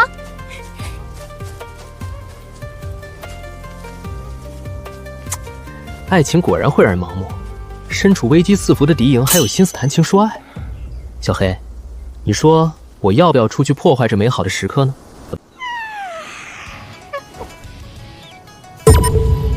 杀意不要这么强烈，公孙怀玉的实力不弱，小心被他发现了。不要管这件事，我不想杀你。刚刚我还在想，公孙怀玉这丫头怎么突然变得厉害了起来，居然能无声无息地摆脱昆仑圣地的追踪。现在看来，是有你这位瑶光圣子善后呀。当初在昆仑石坊你没有痛下杀手，恐怕也是因为这个原因吧。不过你当时下手也太狠了，若是再重上几分，他的小命就不保了。在昆仑石坊的时候，你故意慢了一步，看似是为了保住你选中的石料，实则却是为了让公孙怀玉抓住你，主动和72狼烟接触。那说明你和72狼烟有渊源，有你坐镇，公孙怀玉死不了。事实证明，我并没有猜错，你果然和72狼烟有渊源，而且还不浅。果然不愧是瑶光圣子，看事情就是准。既然话都已经说到了这个份上，你不打算说一下那个短命鬼的身份吗？这个短命鬼是我弟弟。抱歉，我没猜到你们会是这种关系。不过有一说一，你弟弟可活不了多久。这个事儿外人不知道，你不会不知道吧？我知道，他在娘胎里边受到了重创，是我亲自将他腹中剖出来的。原来是这样呀，不好意思，又勾起你的伤心事了。那你没报仇吗？以你的身份和实力，报仇应该不是什么难事吧？杀我全家的是我师父，待我如亲生儿子的师父，他害怕我弟弟的天赋超过我，并且动摇我圣子的位置。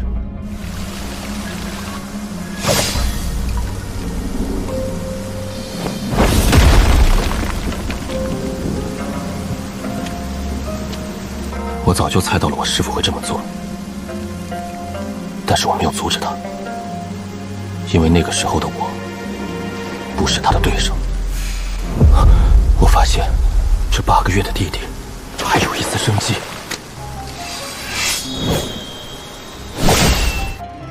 那后来呢？后来的事情就简单多了。我按照他的意思，把凶手认定为我的对手，最后在我师父的帮助下，我杀光了我对手全家。自此，瑶光圣地再无人敢与我争锋。你知道我为什么要和你说这些吗？不知道，但你说了我就知道了。这只灵宠你几乎时刻不离身，从此可以看出你对它很重视。不过它伤得很重，重到寻常方法很难让它活命，所以你去昆仑石坊赌石，应该是为了寻找神元中的圣药来救它。你对神元石料的研究，是我所认识的人当中最厉害的。救我弟弟的方法只有2个，一是蝴蝶谷失传的补天膏，2是神元当中的圣药。现在你知道我为什么告诉你这些了吗？你的眼光确实毒辣，小黑和你弟弟情况很像，但你可能要失望了，圣药和补天膏都救不了你弟弟。你凭什么这么肯定？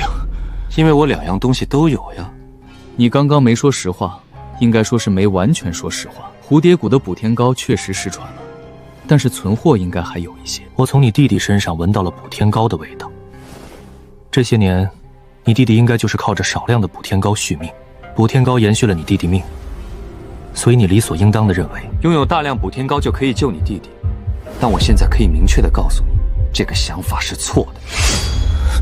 你为什么会有补天膏？600年前蝴蝶谷百草草翁创出了这等惊世良药，可是，在补天膏问世不久之后，百草翁就作化了。自此，补天膏的药方失传，而那些被制作出来的补天膏更是被各大圣地瓜分一空。你别告诉我，你手里的补天膏来自其他圣地。我手里的补天膏怎么来的，自然不能告诉你。谁还没个小秘密啊？但有一件事情我可以告诉你，那就是补天膏，我这里有很多，你要的话，我可以送你一罐。补天膏，你想要什么？抱歉，现在我无法向你提要求，因为补天膏马上就要对你弟弟没用了。如果补天膏救不了你弟弟的命，那这东西在你眼中毫无用处。一些无用之物又怎么能和你做交易呢？这种伤真的没办法救吗？从目前来看是这样的。以前我也以为圣药能救，可是当我得到圣药之后，我发现并不能。不然小黑也不会还是现在这模样。但也有可能是我没找到合适的圣药，毕竟圣药的种类很多，又是新可能。天知道他们会有什么神奇的功效。明天就是天骄大会，到时候五湖四海的人都会来。如果还找不到方法，我的小黑和你弟弟就真没救了。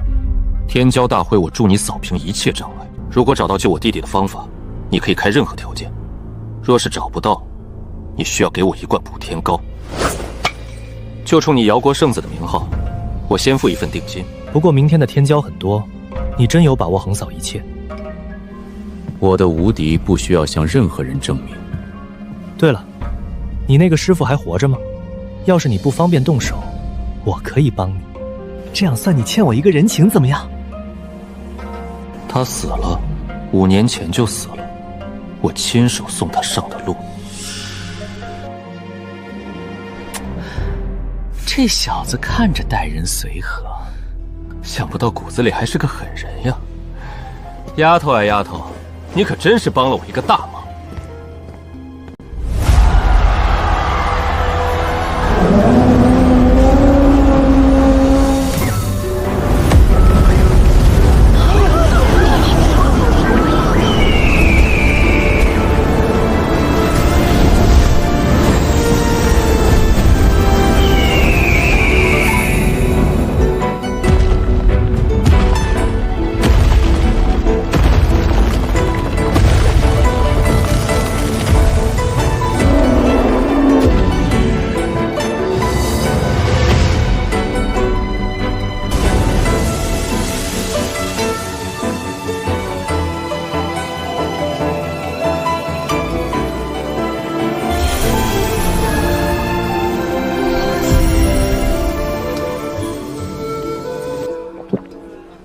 公子，我们就这样进去？那你想怎么进去？苏天他们都是代表各自的国家，我孤家寡人一个，自然就没有什么排场了。公子，谁说你没有势力支持了？我师父和你的关系都不用说了，好吧？这话说的没错。那你可以把72老烟都叫过来，然后送我们进去啊。这样一来，我敢保证排场比任何人的都大。还是算了吧，这种小事就不用麻烦师傅他们了。毕竟我这身份也不太合适。既然知道身份不合适，那就老老实实的给我减少存在感。等天骄大会开始，有的是对手等你去挑战。只希望你到时候别被人家弄得哭鼻子。公子，我确实不敢自称天骄第一，但也不至于被弄得哭鼻子吧？生死之战我经历过不少，没你想的那么脆弱。我可没说让你去打架，天骄大会是吵架的地方。吵架你行吗？吵架？没错，就是吵架。北漠的天骄已经来了，而且阵场不小。北漠的天骄已经来了吗？我怎么没听说过？另外，我好像没看到北漠的人呀。你当然没听过，因为你的心思压根儿就不在这上面。北漠天骄早在1个月前就来了。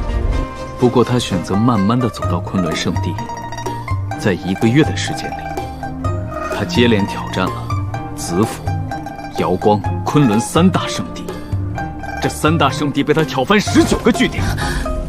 每个圣地都有圣子，同时还有几个准圣子。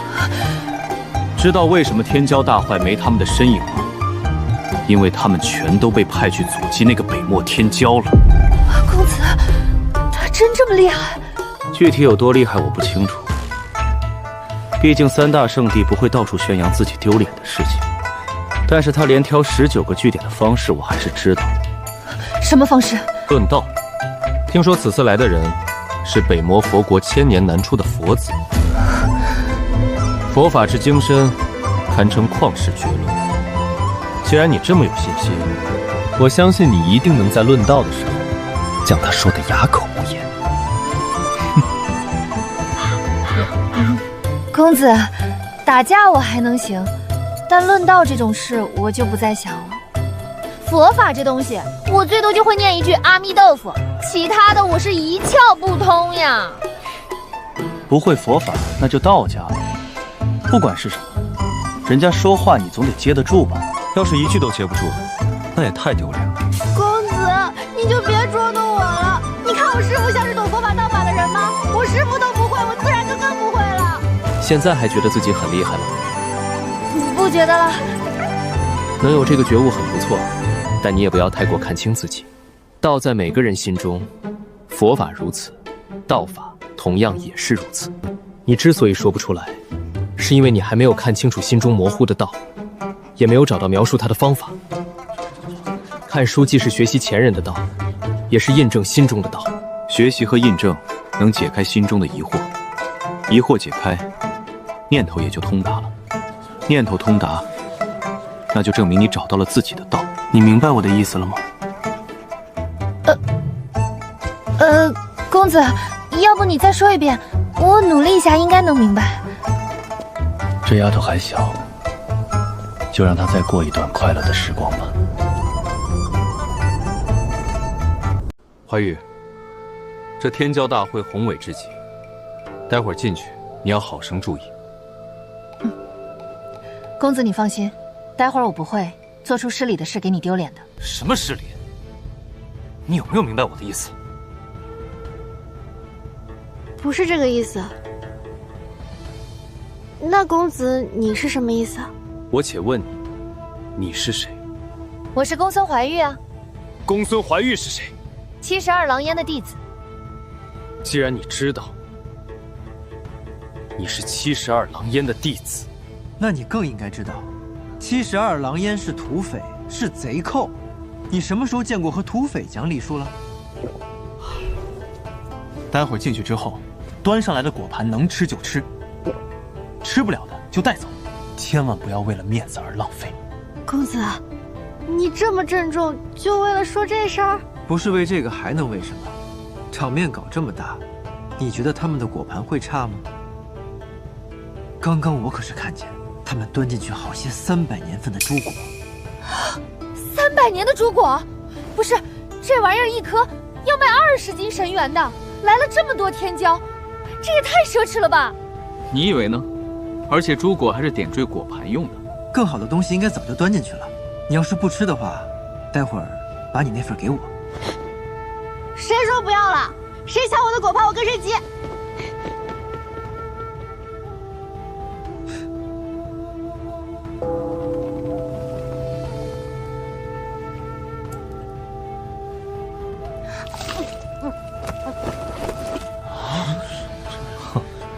贼寇就是贼寇，一点教养都没有。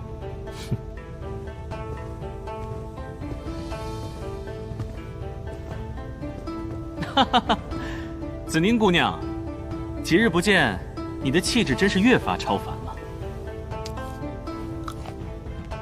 若是你肯来子府圣地做客，这种东西要多少有多少。真的吗？那真是求之不得。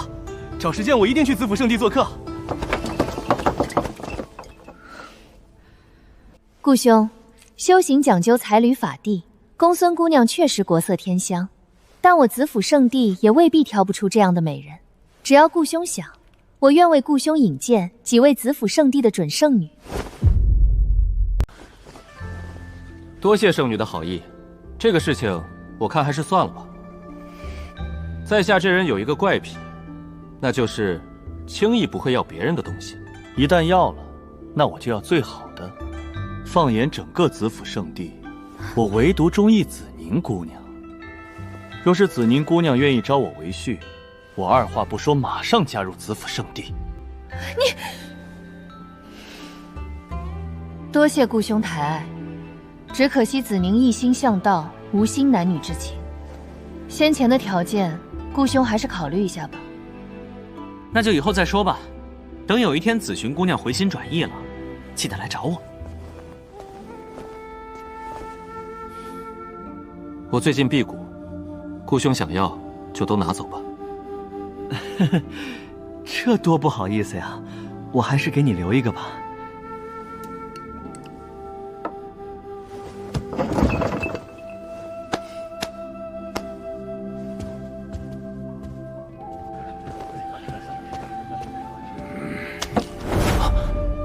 这个王八蛋，吃光自己的还要拿我的，无耻至极。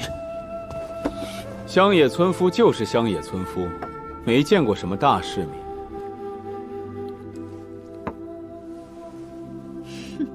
狂龙堡少主万通，家传绝学狂龙手。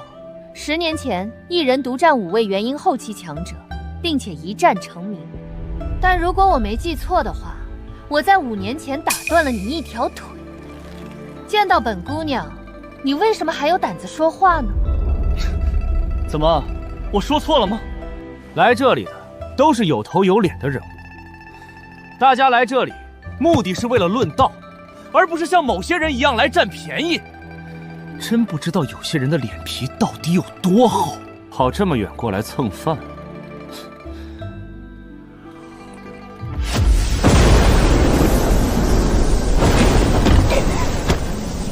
公子，你拦我干什么？这种货色，3招之内我定取他项上头颅。怀玉，女孩子家脾气不要这么暴躁。这位公子说的很对，我们的行为确实是占便宜了。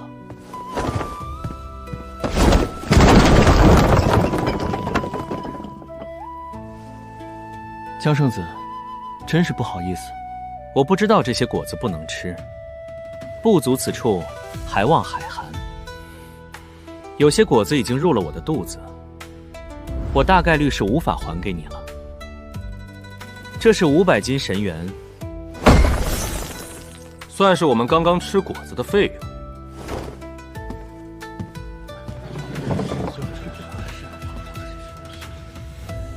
江圣子，参加这天骄大会还要交费，每个席位上的果子应该都属于那个席位上的主人。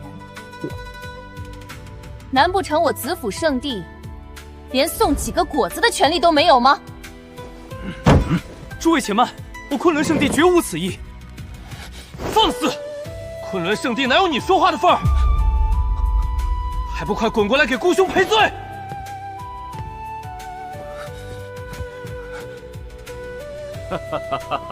想不到3位道友居然能亲自前来，我昆仑圣地真是荣幸之至呀！江圣主说笑了，天骄大会如此盛世，我玄武国岂有不来之理？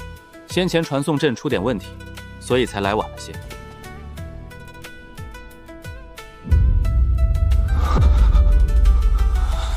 700年了，他居然一点都没老，甚至比以前更年轻了。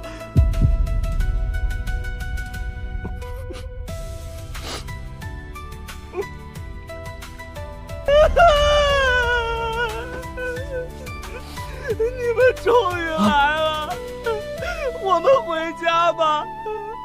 昆仑圣地太欺负人了。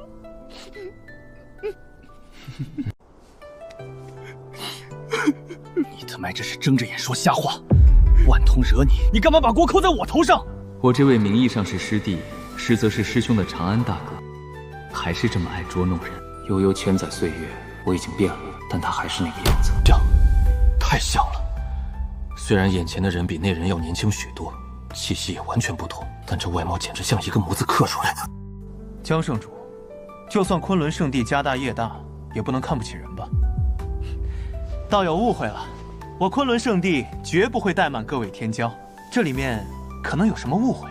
但我看道友对这位小友颇为关心，不知道友与他是什么关系？长安大哥的身份不能暴露，可我也不能随便给他编个晚辈的身份。我是他的小师叔，有什么问题吗？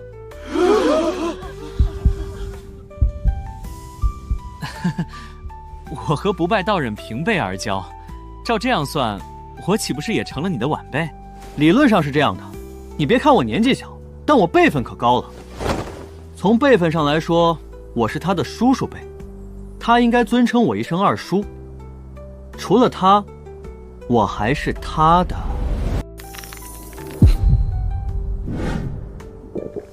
我要是把辈分抬得太高，这娘们估计要当场发飙。表哥，江圣主，我这位表哥来参加天骄大会，但是却被你昆仑圣地看不起。我想问问，你是看不起他，还是看不起我夜月国？二叔，昆仑圣地乃是中田1顶1的大势力，他们怎么欺负你了？这里面该不会是有什么误会吧？大侄子，真是委屈死了！我就吃他们2个果子，他们就说3道4的，这不是欺负人吗？二叔，这就是你的不对了。你来人家做客，怎么能随便吃人家的东西呢？吃东西自然要给钱呀。对了，江圣主，我这位二叔吃了你昆仑圣地多少果子？我玄武国出10倍的价钱赔罪，不知江圣主意下如何？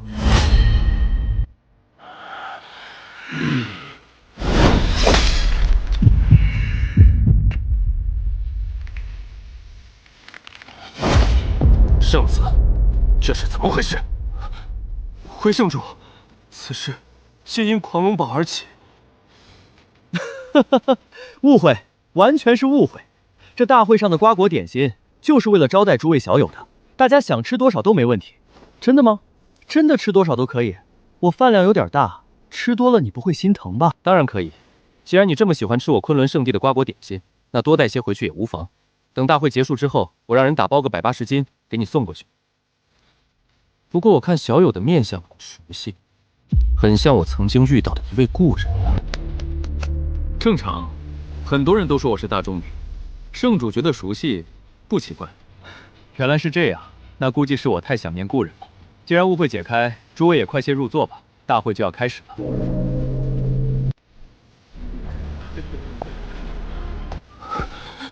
公子有气度，懒得搭理你，但我公孙怀玉就没这么大的度量。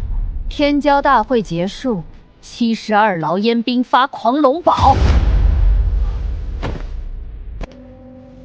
阿弥陀佛，小僧恳请女施主手下留情。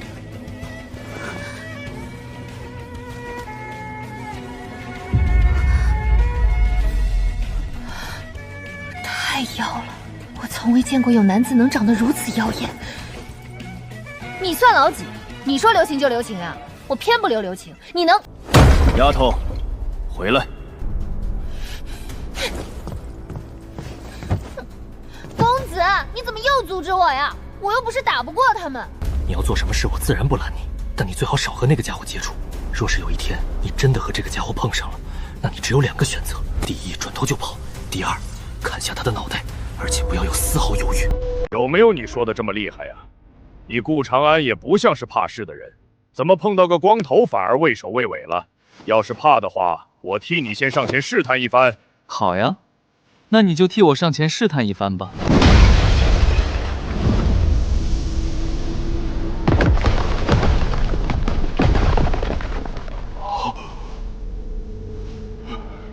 这妖僧居然单手接下了我5成力道的一击。阿弥陀佛，施主，你戾气太重，让小僧念段经文，替你化解一下戾气吧。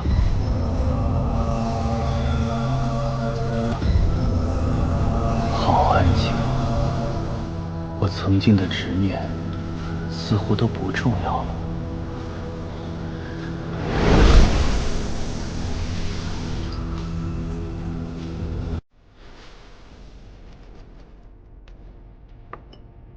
现在知道什么是天骄大会了吗？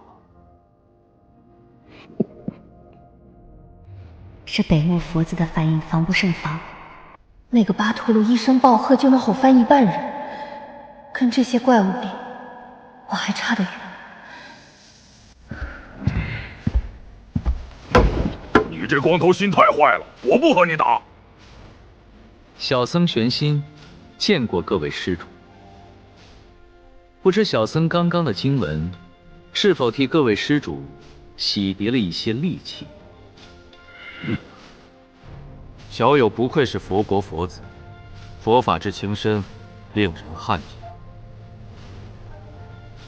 天骄大会马上就要开始了，请入座吧。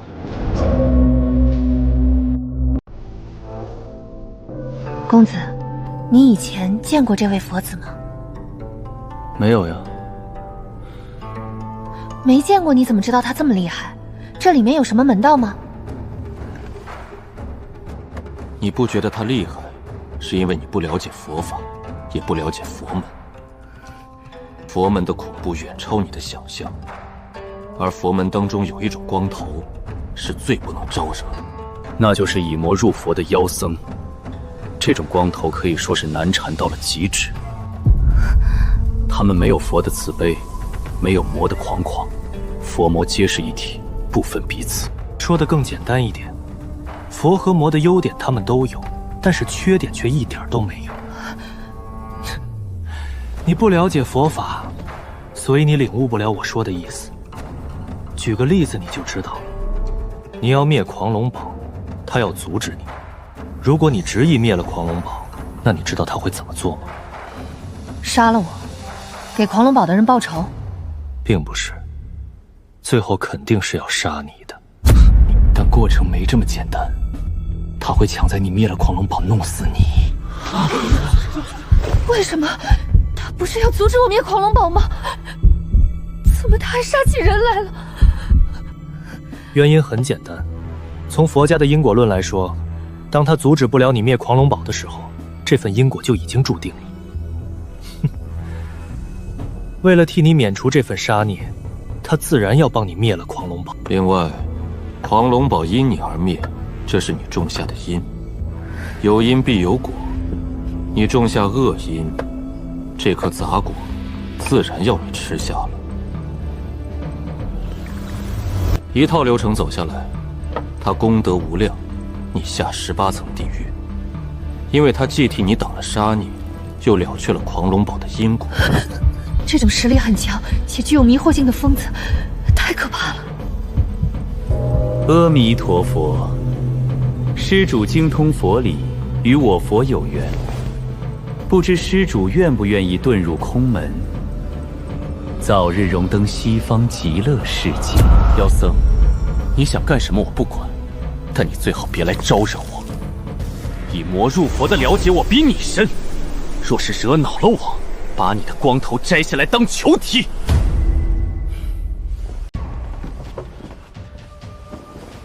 今日天骄齐聚昆仑圣地，这是中庭的幸事，也是天下的幸事。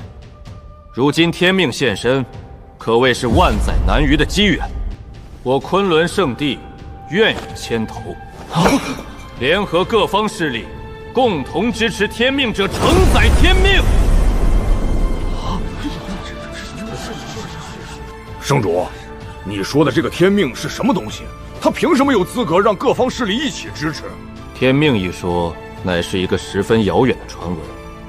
据说得天命之人，将会成为这世间的最强者。每当上一位天命者死去，下一位天命者从众多强者当中应运而生。有天命者承载天命，世间所有修行者都不会受到天道的压制。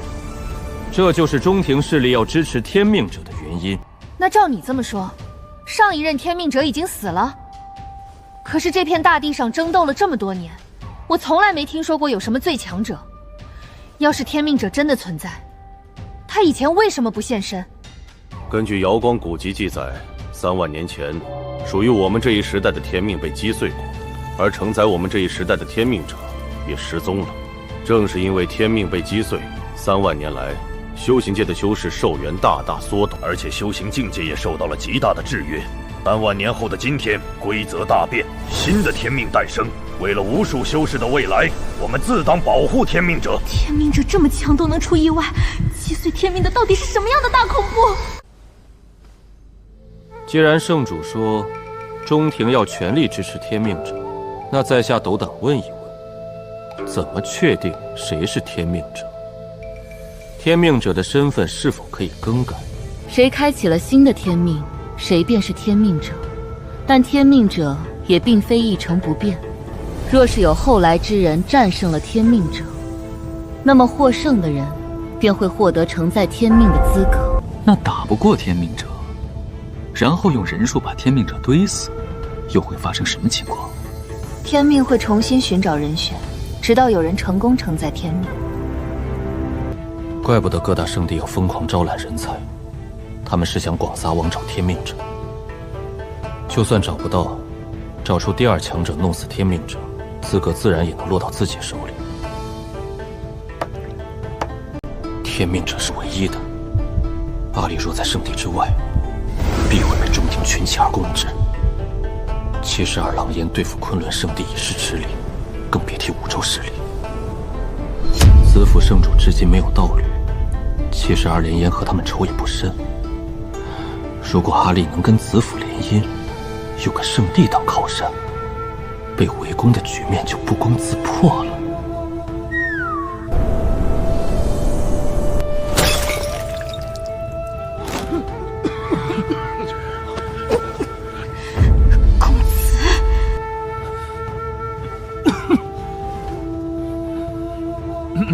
天骄大会已经开始，那我们就进行大会的第1项吧。大会第1项乃是论道，夺得魁首者，可拥有此物。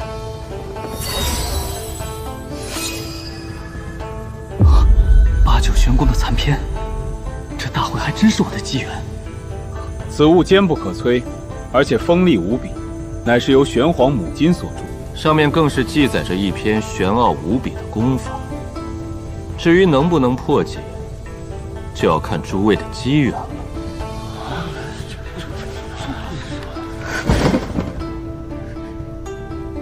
顾长安，我要挑战你！我拿你当道友，你居然敢用那种眼神看我师父，想当我师娘，绝不能忍！子宁姑娘，你不要这么激动，刚刚的事情……住嘴！此处乃是天骄大会，在这里只有大道之争，休要顾左言他。若是你怕了，认输便是。认输是不可能的，因为这个东西在下想要。这样吧，你先打赢了我身边这丫头，然后再来挑战我吧。对付你这种黄毛丫头，那还轮得到我家公子出手？我来就够了。看你还有几分姿色，要是你输了，给我家公子做丫鬟如何？没问题。要是你输了，你得给子府圣地留下一份血脉。现在的年轻人都玩得这么大吗？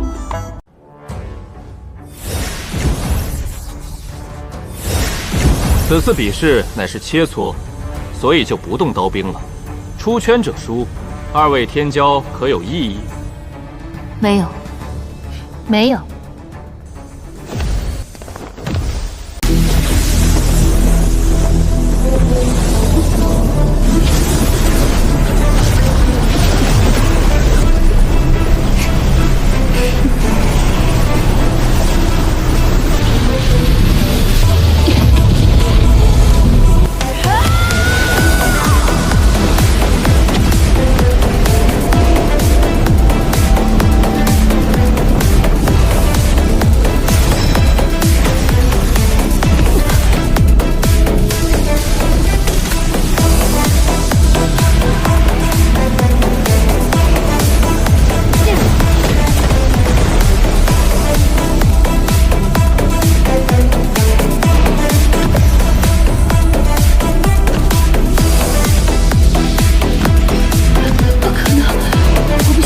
神是能离体而战，你在虚张声势。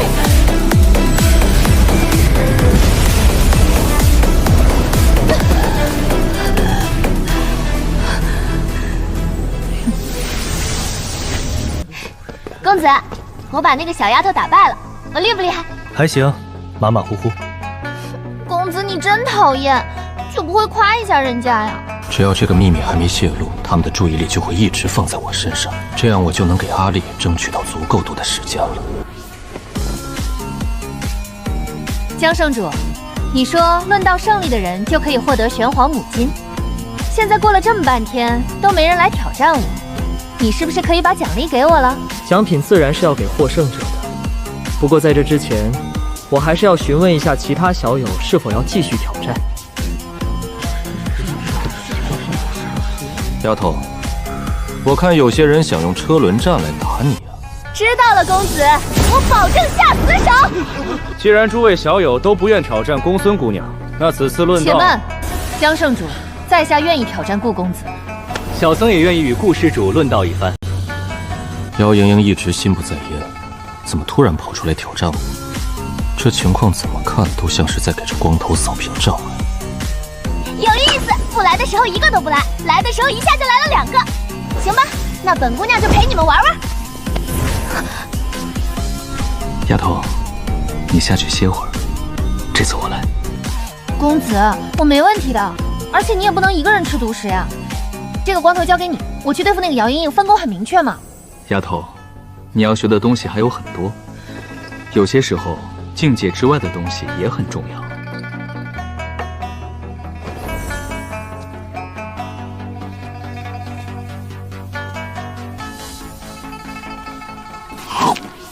这些人心真黑呀！幸好我没贸然动手，不然就被顾长安和扶摇这2个怪物联手做掉了。能与中庭最神秘的天骄论道，真是荣幸之至。呵呵，姚姑娘过谦了。无恨阁的无情天书威名远扬，能见识到无情仙子的无上大道，这是在下的荣幸。对了，不知道仙子想要怎么个比法？听闻瑶光圣子天生便拥有一块仙骨，配合瑶光圣地的大罗天仙诀，更是威力无穷。不知可否见识一下？没问题，仙子请吧。天下道法万千，你走的道很强，但这不是你自己的道。和我交手，用别人的道，你永远赢不了。姚莹莹光是一道眼神就能冻结灵魂，原以为学了新体系就能横着走，看来我还是太天真了。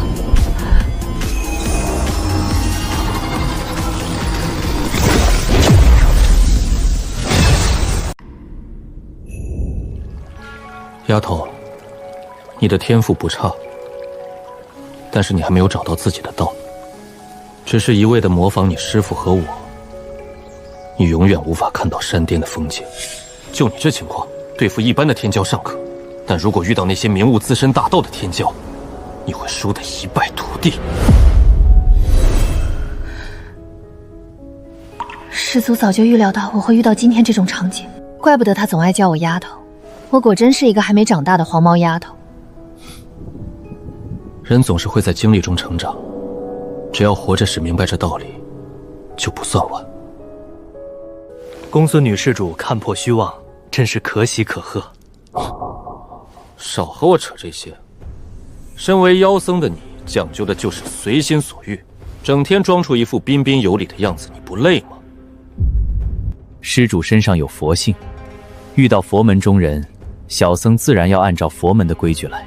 行，我们今天就按照佛门的规矩来，只动嘴皮子不动手。另外告诉你一个小秘密，我曾经遇到过一个小和尚，论实力他可能不是你的对手，但论佛性，你比他差远了。既是如此，想必施主应该与那位高僧变法过吧？变过，而且变过很多次。至于输给我的次数嘛，大概是这么多，2次、20次。施主还是直接说吧，小僧是猜不到答案了。那位大师不可能输给你200次吧？不是200次，他输了我20年。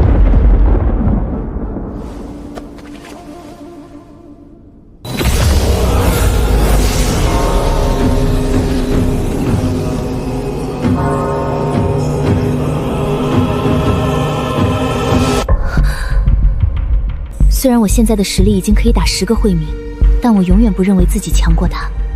若是他们活到现在，成就应该比我还要厉害吧？施主果然佛缘深厚，那小僧就斗胆讨教了。敢问施主，等等，施主还有何事？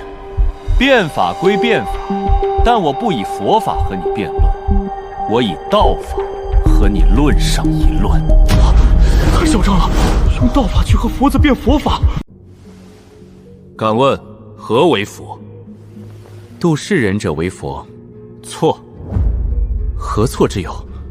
佛本无相，以众生为相，故芸芸众生皆为佛。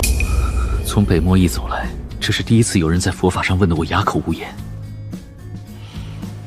人生有8苦：生、老、病、死，爱离别，怨长久，求不得，放不下。我佛门有无上经，使人超脱苦难，抵达彼岸。敢问道门有何方法使人脱离苦难？道法自然。何谓道法自然？顺应本心，便是道法自然。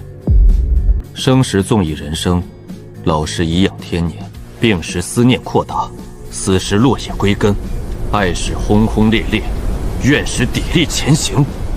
佛法滚度世人忘记8苦，而道法不同，它令世人懂得8苦，记住8苦：生老病死，爱恨别离本，就是世人必须经历的事情。与其想方设法的放下，不如坦荡的去面对。当真正的懂得人生6苦之后，自然不会有后面的求不得、放不下。苦海无边，我不回头，我选择直面苦海。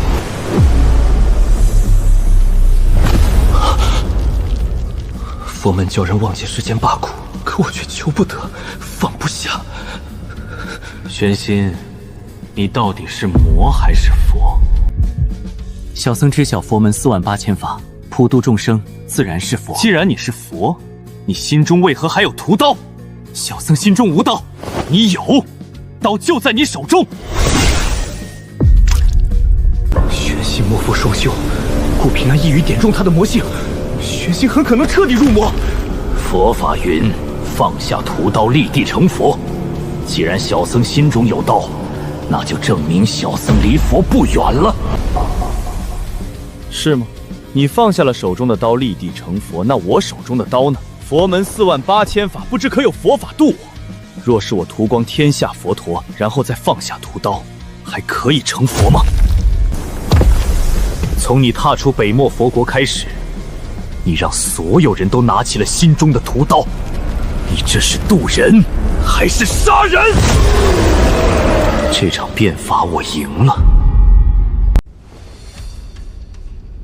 这就是变法吗？怎么感觉像是在胡扯呀？公孙姑娘，你小声点儿。顾兄和玄心谈论的乃是佛法大道，这样会被人笑话的。他们的谈话哪里有什么佛法大道了？顾兄问玄心是魔还是佛，本质是在问玄心的道。玄心说自己是佛，其实是告诉顾兄自己在普度世人，而顾兄却说出了相反的观点。他说玄心是魔，因为他在杀人。什么杀人渡人？你能不能说得再清楚一点？玄心一路挑翻了19座据点，引起了无数人的贪嗔痴恨。引起世人贪嗔痴恨，自然是魔。玄心明白这点，所以他说放下屠刀，立地成佛，意思是玄心会帮助天下人放下心中的屠刀。然后呢？他既然明确了自己的行为，为什么又会呈现出走火入魔的样子？这就是顾兄的高明之处了。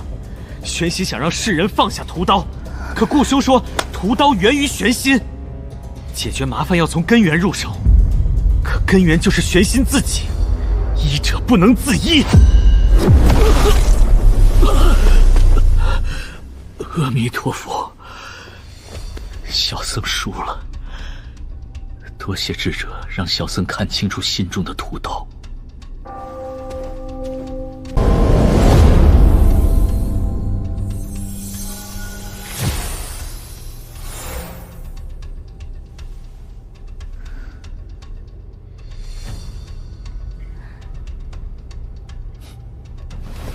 瑶光圣子果然名不虚传，我姚莹莹心服口服。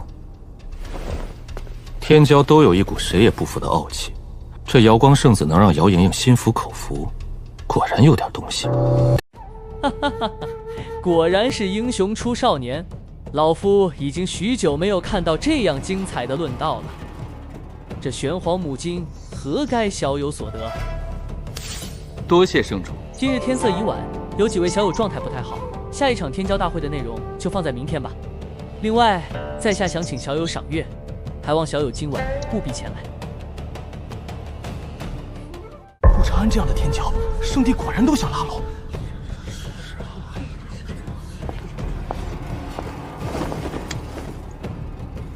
今晚来我房间。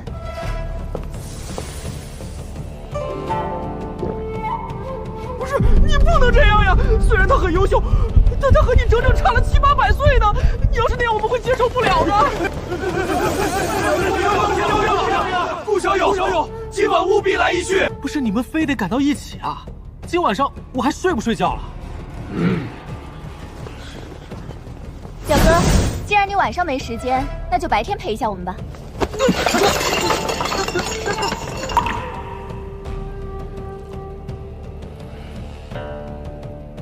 程耀先说吧，近千年前的疑问，他估计快憋坏了。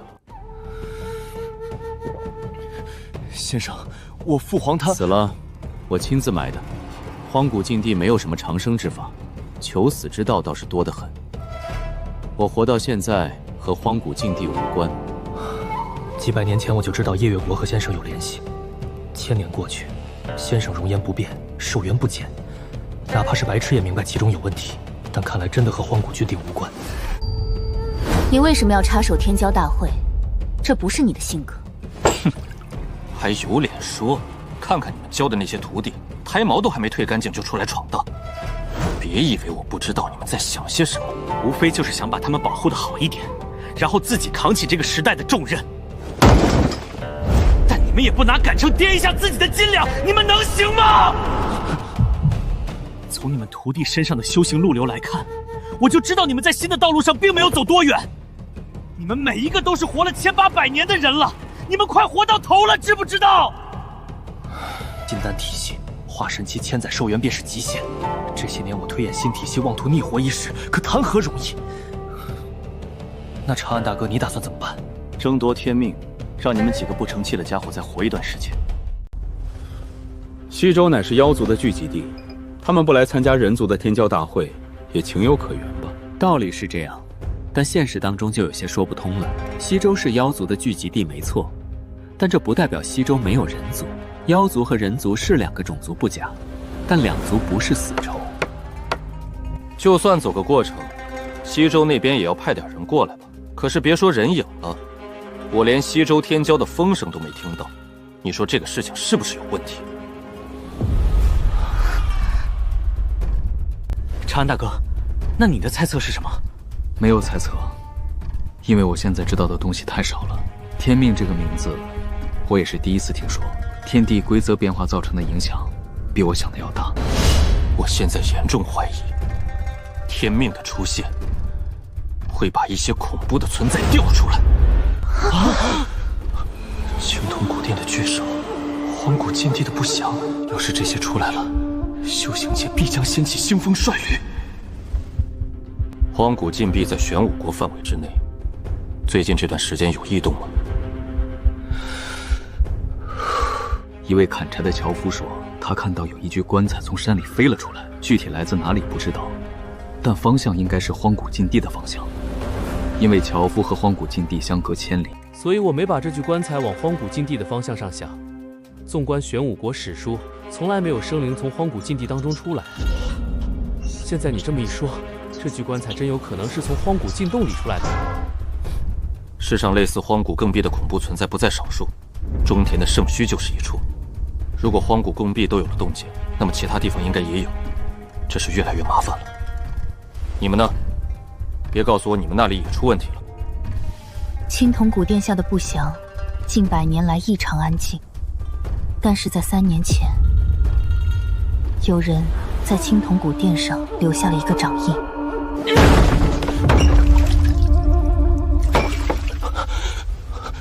什么人留下来的？不知道。不是，你们为什么会不知道？自从慧明死后，夜月国无时无刻不在加强对青铜古殿的看守。到了后面，你和林霄更是轮流看守。以你们俩的实力，不敢说天下无敌，那至少也是目前修行界顶尖的一批。不是轮流看守，是我们2人直接坐镇青铜古殿。那段时间，我和你师兄正在研究未来的修行之路该怎么走。可是当我某天从冥想中醒来的时候，青铜古殿的墙壁上就多出了一个掌印。那次冥想的时间很短，也就是短短的1个时辰，而且那面墙壁距离我只有20步的距离。你师兄离得更近，因为他背靠墙壁，那个掌印就距离他头顶3尺的距离。林霄，你当时也在冥想？没有，当时我在翻阅古籍，企图推演出新的修行体系。如果不是狼皇提醒，我根本不知道我背后的墙壁上出现了一个掌印。另外，那掌印旁边还有一件东西。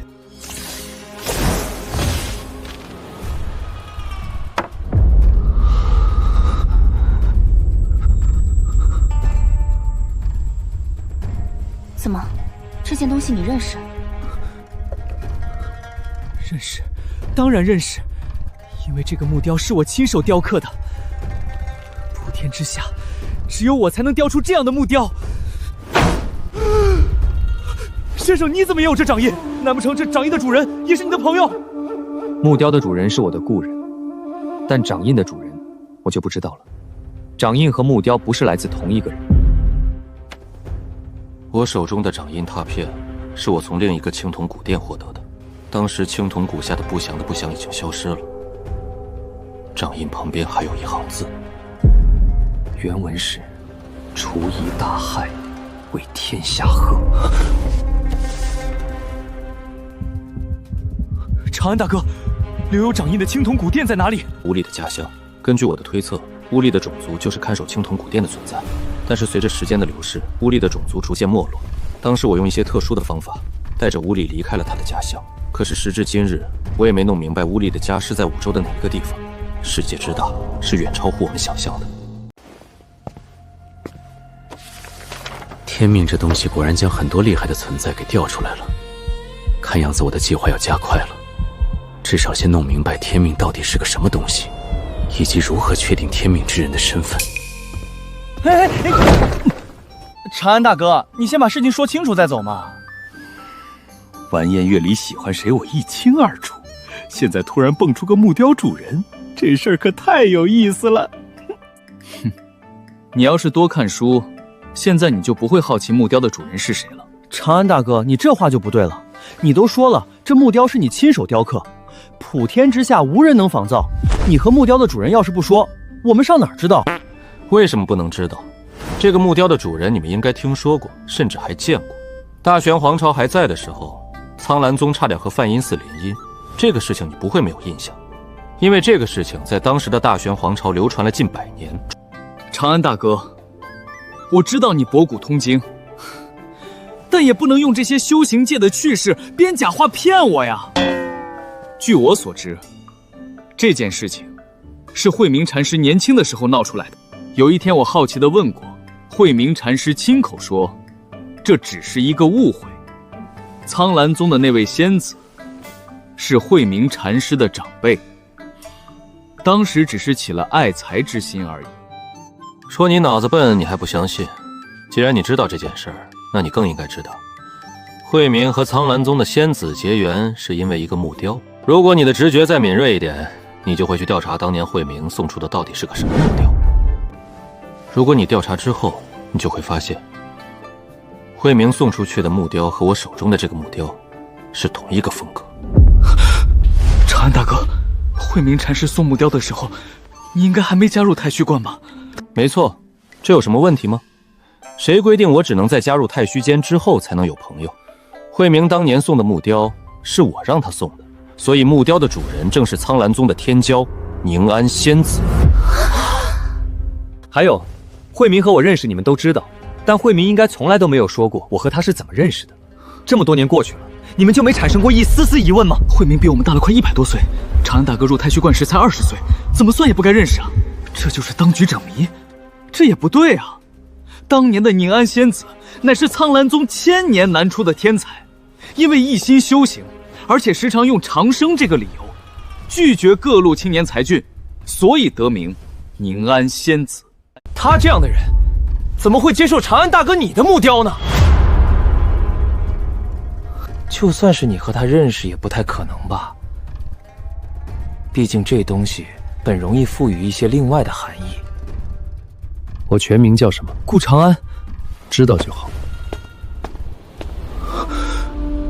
宁安仙子口中的长生一直是人，他早就知道长安大哥能够永恒，所以执着追寻长生，是为了能一直陪伴他。慧明曾劝我不要等，说有一个人比我更加执着，依旧没能留住他。到底是怎样的执念，才会让一个女子去追寻虚无缥缈的长生，只为能够更长久地陪伴在他身边？女施主，我来给你送茶来了。说我等一下进去，提出和他结为道侣的条件。这位单身了700多年的大龄女修士，又该如何应对呢？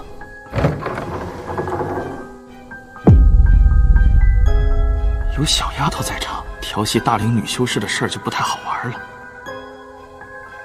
你怎么也在？我为什么不能在？进来吧，我师父在等你。嘿嘿。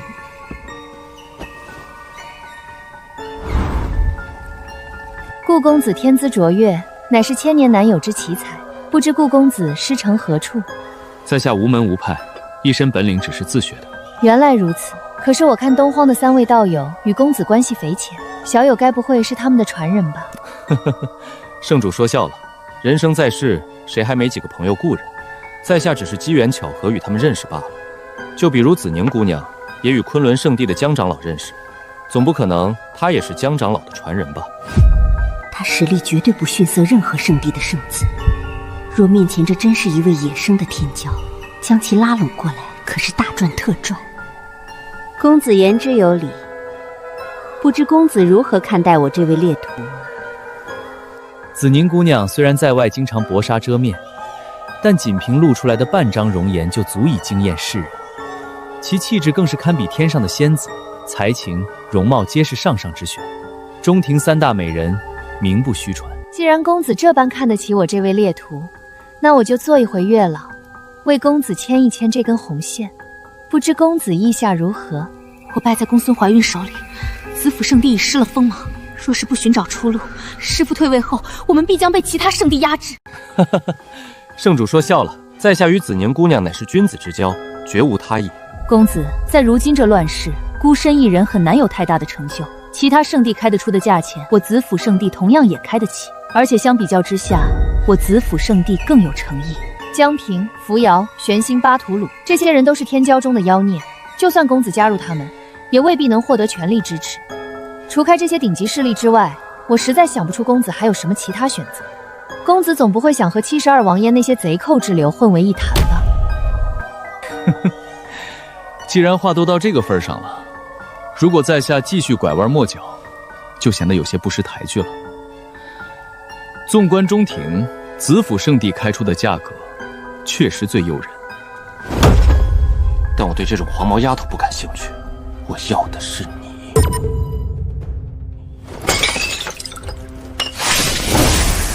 放肆！顾长安，你真以为子府圣地非你不可吗？出去！师父，他出去！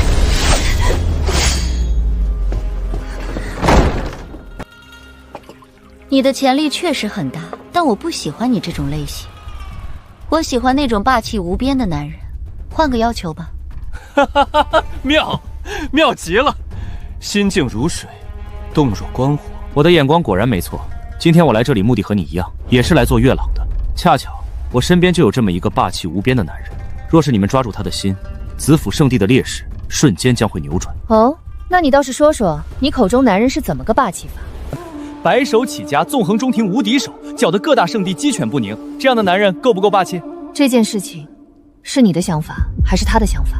当然是我的想法。那家伙对男女之事就是个棒槌，如果等他醒悟，他一辈子都是光棍。你和江不凡是同时代的天骄，可是700年前的年轻一辈都被江不凡压得抬不起头来。现如今子宁已经败了，那就代表子府圣地还要被昆仑圣地压一头。就算你找到了能怎压江不凡的天骄，天骄成长起来还需要多少时间？现如今有一个现成的摆在你面前，你真的就不动心？你到底是谁？听你这语气，72狼烟似乎是你在当家。我是谁不重要，你只需要知道我能做这个主就行了。不过我也不是那种古板的人，如果他征服不了你，你征服不了他，那这件事情就此作废如何？不够，想要让子府圣地全力支持乌力，光凭他一个人还不够。72狼烟与昆仑圣地是死仇，与其他势力也有仇怨。如果子府圣地支持乌力，子府圣地将会成为中提的公敌，这个风险太大了。如果再加上我呢？你和乌力的事要是成了，我顾长安可以入驻子府圣地300年。一言为定，有顾长安和乌力这2位绝顶天骄加入，再配合子府圣地的底蕴和资源，就算是天命之人现在现身，我也有把握争上一争。既然我们现在已经是合作关系了，不知圣主可否说一说，到底什么是天命？天命是一个时代的气运凝结之物，当有生灵承载天命之后，那么这个生灵便会成为当世最强者。无论后来之人再怎么惊才好艳，始终会被压上那么一线。只有当天命者死去之后，后来之人才有资格争取最强的位置。你一直在诉说天命者的强大，那这天命者到底有多强？能详细说一下吗？成功承载天命的生灵有多强，没人知道。但是根据子府圣地的古籍记载，唯有天命者才能征战禁地全身而退，并且天命者是有机会推平一座禁地的。推平一座禁地，这简直是一种无法想象的强大呀！听你这么一说，我对天命就更感兴趣了。可是天命这东西虚无缥缈，谁脸上也不会写着“我是天命者”几个字。我们要怎么做，才能在天命者承载天命之前，成功的把他弄死？准确的说，我们要怎么才能把天命者从茫茫人海中揪出来？各大圣地既然想扶持出属于自己的天命者，那么我们自然有寻找天命者的手段。在几大圣地当中，独属我子府圣地寻找天命者的手段最为有效。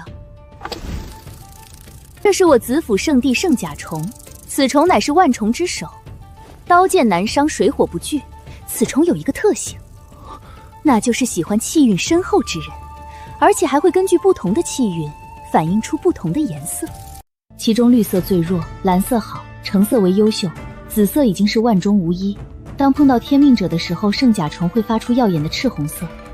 除此之外，那些与天命者因果颇深的人也会发出赤红色，只不过没有天命者那般纯净罢了。这只圣甲虫在4万年前曾经测试过天命者启蒙恩师的气运，当时圣甲虫直接绽放出了红紫2种颜色，虽然其中紫色占据较多，但就算是这样，天命者的师傅也成为了当世少数强者之一。你说的是这种颜色吗？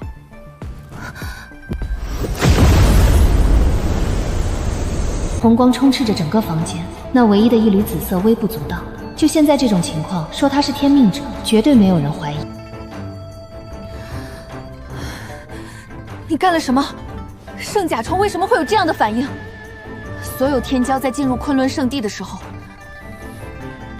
我们就已经暗中检测了一遍。当时你的气运只是紫中带着一丝红色，为什么现在会变成这样？你就算是天命者的亲儿子，也不至于这样吧？到底发生了什么？我还想问你呢。这虫子是你拿出来的？你都不知道，我怎么会知道？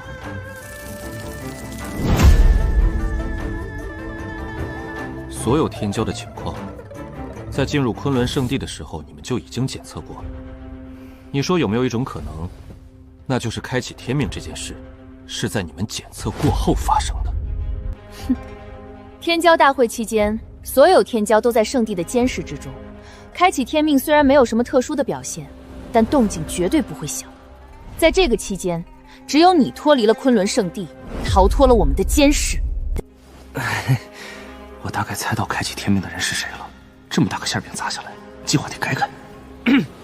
眼前的情况确实有些偏离我们的计划，但是问题不大。另外，我想问一问，你有没有办法弄死这只虫子？他的气运红成这样，说明和真正的天命者十分亲近。结合72狼烟的反应，真天命者是谁已经呼之欲出。我居然直接找到了天命者，而且顾长安也是天命者之下第一人，天下第一、第二皆入我囊中。子府圣地要起飞了！圣甲虫乃是我子府圣地的宝物，就算是我也没有什么太好的办法消灭它。不过我可以将其封印，这样其他圣地就不会发现你和乌力的身份了。毕竟其他圣地的手段比圣甲虫差远了。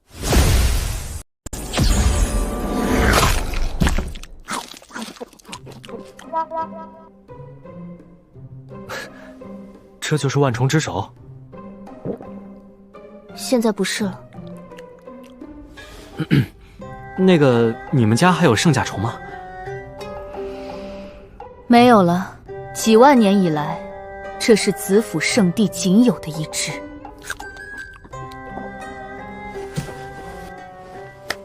既然都已经谈妥了，那事情就这么定了。先前你没有反悔，现在你想必更不会反悔了。等等，还有什么事吗？就算你想牵红线，那你至少也该让我们见一面吧。我好歹也是子府圣地之主，总不会喜欢上一个素未谋面的男人吧？这个事情我帮你想好了，过段时间我会让72云烟绑票，到时候你自会见到他。正好你也可以检验一下这个开启天命的男人到底有多强。如果连你都打不过，他也没资格承载天命。另外友情提醒一下，今天的事情我不会告诉任何人，包括乌力。也就是说，他在绑票的时候会全力出手，你如果手下留情会被痛揍的哟。我有个问题我很好奇，如果我成为了开启天命的人，你会爱上我吗？如果真的是你开启了天命，我可以成为你的得力干将，也可以成为你的盟友，但我绝对不会爱上你，因为你真不是我喜欢的类型。这个回答真让人伤心，毕竟我对自己的容颜还是有些自信的。不过这样的回答显然更符合我的心意。师父，那个家伙没有出言放肆吧？3万年来第一个开启天命的男人，听起来好像真的很霸气。这样的男人到底会长什么样呢？师父，你不要露出这样的表情，我真的很难接受。你这种行为放在凡人的口中叫吃嫩草，你知不知道？宁儿，从明天开始，顾长安就是子府圣地的圣子，而你也要寸步不离地保护他。师父，你让我保护他？你哪只眼睛看到他需要我保护？叫你去你就去，难道连师父的话你都不听了吗？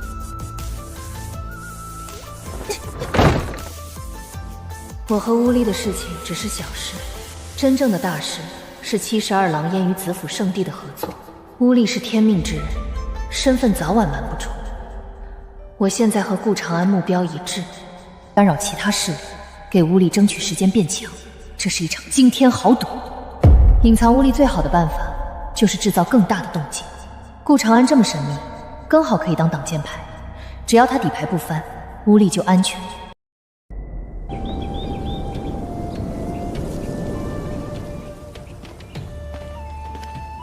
哎，真是累死我了！你们就不能聚到一起然后说事情吗？非要我一个人跑来跑去的。一家家拜访，无非就是他们开条件，我委婉拒绝，再立个互不侵犯的假约定。这种约定，我连一根汗毛都不屑。真到关键时刻，不背后捅刀都算他们积德。姚莹莹突然挑战我，绝对有猫腻，先去无恨阁。至于江不凡，这老东西手段极狠，昆仑圣地越来越强，硬骨头得放最后啃。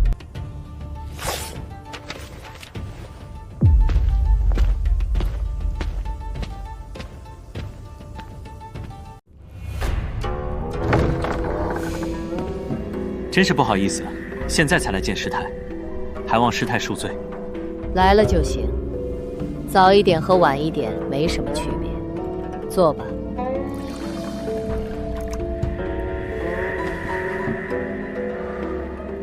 天色已经不早了，师太有什么话不如就直说吧。据我所知，无恨阁历代传人都是女弟子。照这样的情况来看，无恨阁对我起招揽之心的可能应该不大吧？无恨阁的传人自然不可能是男子。之所以邀请你前来，是有另一件事想请你帮忙。哦，不知师太有什么事需要晚辈帮忙？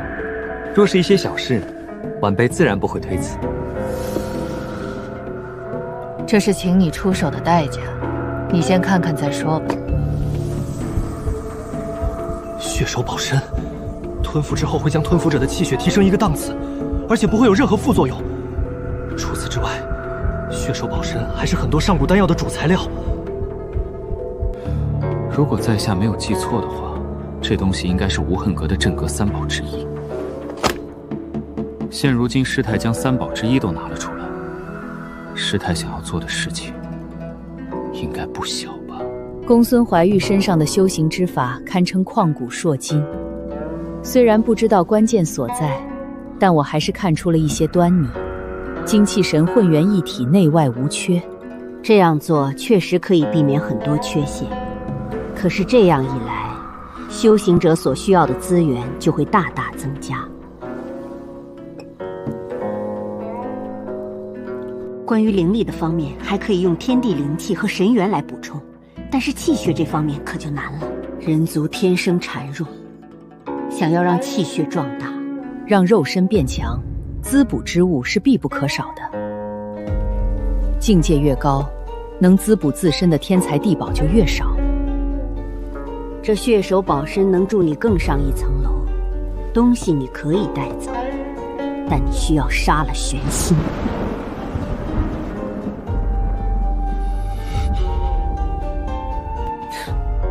师太，血手保身确实是难得的宝贝，但我顾长安也不是穷不大，用这么一件东西就想让我去杀北漠佛国的佛子，这是不是有些异想天开了？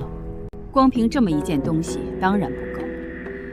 等你杀了玄心之后，我可以让莹莹为你留下一份血脉。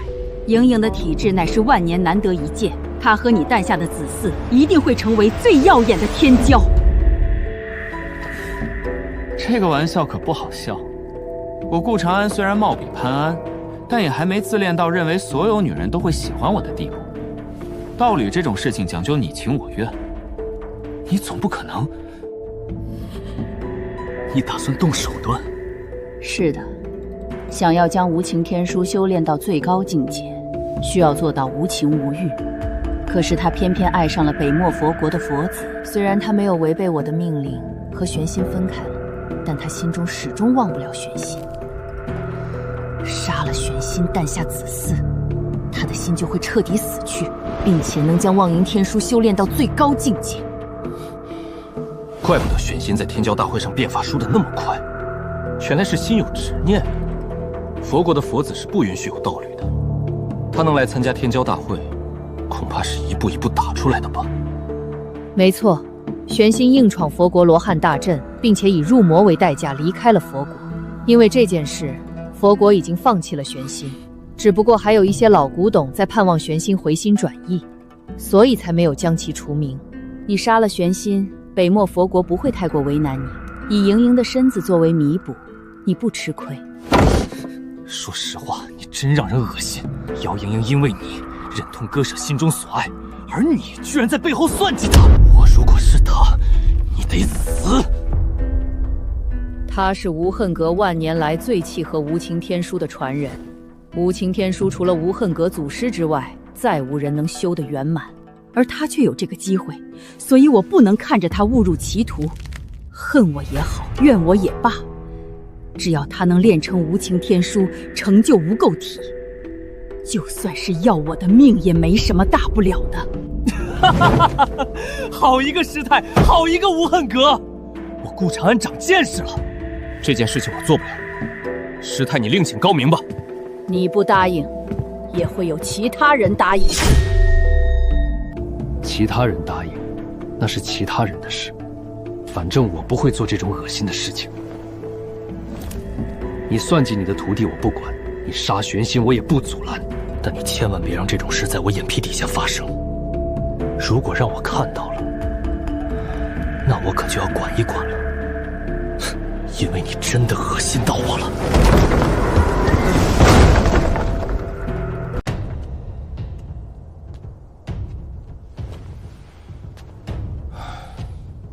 丫头啊，当初你入修行界，我一直担心你遇到修行界的丑陋。事实证明，你真的没有让我担心。你走的是另一条路，这条路虽然孤独、漫长，但却不会像我这样遇到很多恶心的事情。我这红尘路虽然精彩，可也扎心得很哟。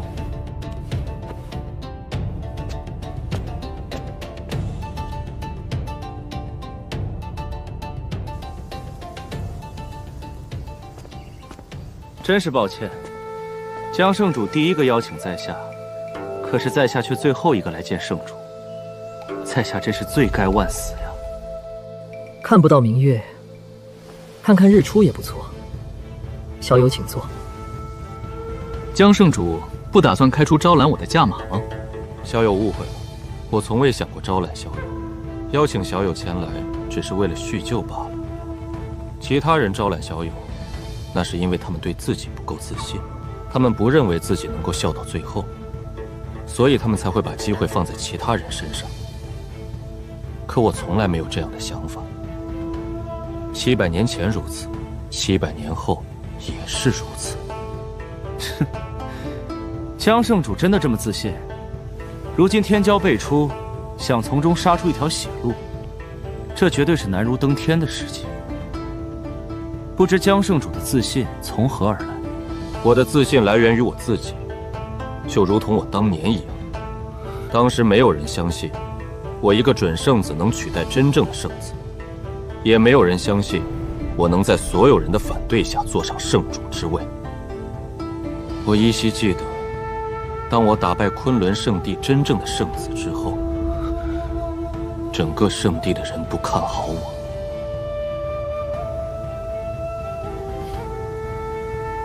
因为他们觉得我是取巧获胜的，甚至当时有长老扬言，只要他一日不死，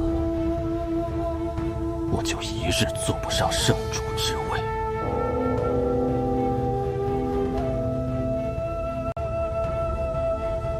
可是随着时间的推移，我还是坐上了圣主之位，而且为我加冕的人正是当初的那位长老。当时他的眼神中透露着不甘，但脸上又不得不表现出谄媚的表情。你是不知道他当时的样子有多滑稽。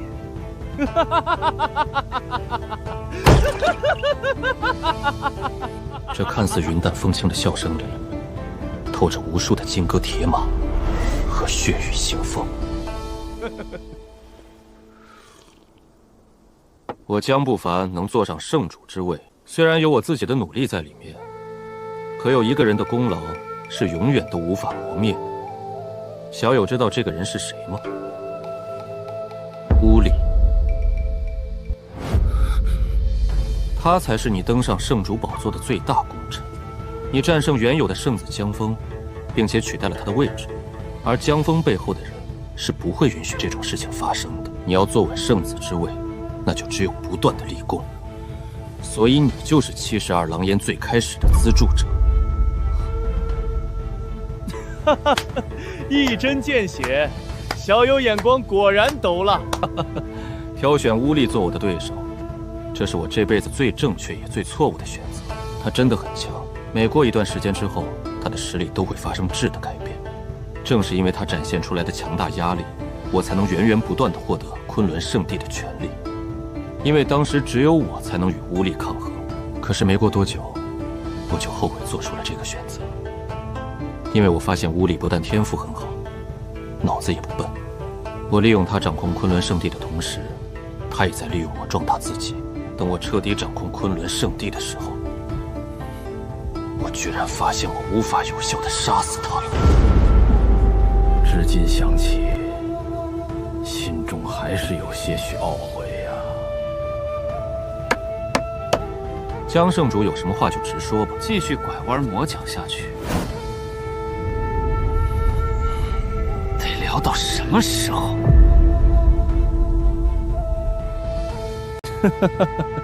就喜欢小友这种聪明人。我的目的很简单，我需要你替我探路。瑶光圣子、南辕巴图鲁、北漠玄心、无恨阁姚妍莹，再加上一些还没露面的厉害人物，这些人加在一起，我也没有办法将他们一击必杀。我太了解这些天骄了，若是不能做到一击必杀，下一次他们就会变得更强。因为我当初就是这样走过来的。我自然不会犯和我敌人一样的错误。如果我不这样做呢，那我就绞杀你。不管你想干什么，我都会阻止。我知道你肯定已经找好了帮手，他们或许可以保住你的命，但绝对无法彻底拦住我。有了我的干预，你觉得你还能争夺天命吗？同样的招数，相似的情况，你就不怕再培养出一个巫力？不怕，因为人总不能在同一个地方跌倒2次。可是我开辟出来的路，别人也可以走。万一我身后也有像你这样的人，有就有呗，对付一个总比对付一群要好。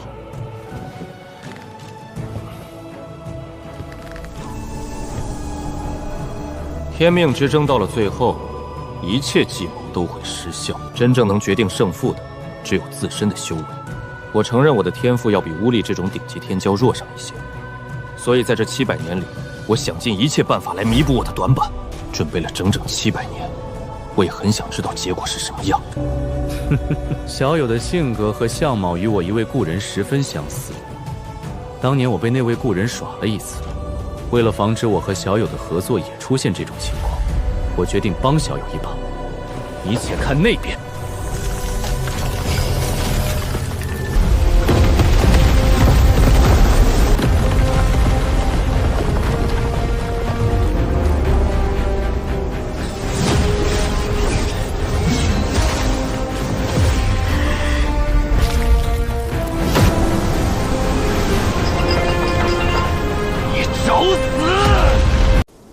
小友，你要是早些来，这丫头就不会受这么重的伤了。不过她真的很强，一夜过去了，居然还没死，看样子是真的命不该绝。救人要紧，怀玉出事，我弟弟恐怕有危险了。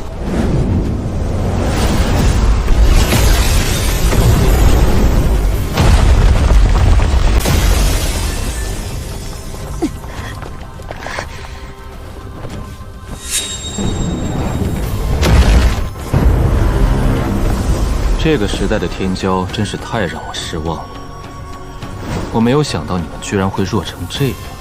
整整一夜围杀，他只靠战宠就逼我至此，这人太强，我毫无把握。要战便战，哪来这么多废话？我公孙怀玉只不过是72牢烟的一个小喽啰，碰上我72牢烟真正的天骄，你估计只有跪地求饶的份儿。那好，现在我就杀了你这个小喽啰。然后再去把你的什么72元烟彻底抹除，到那个时候，你就会真正的明白什么叫做天骄。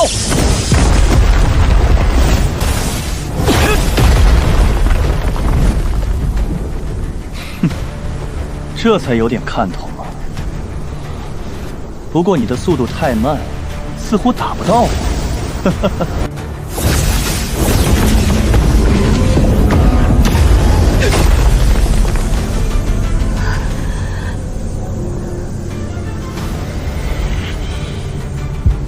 了他，当我者死！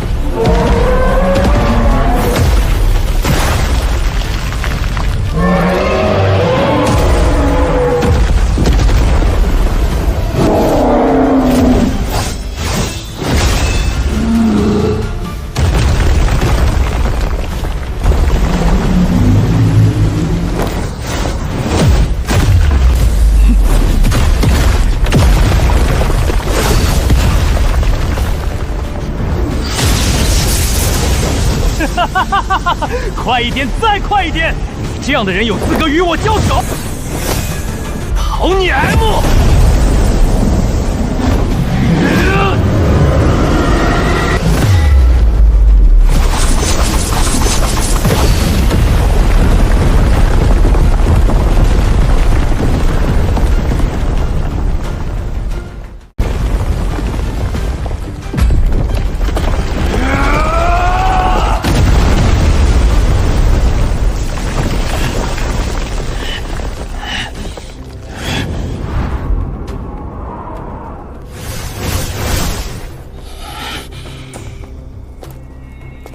江圣主，这是怎么回事？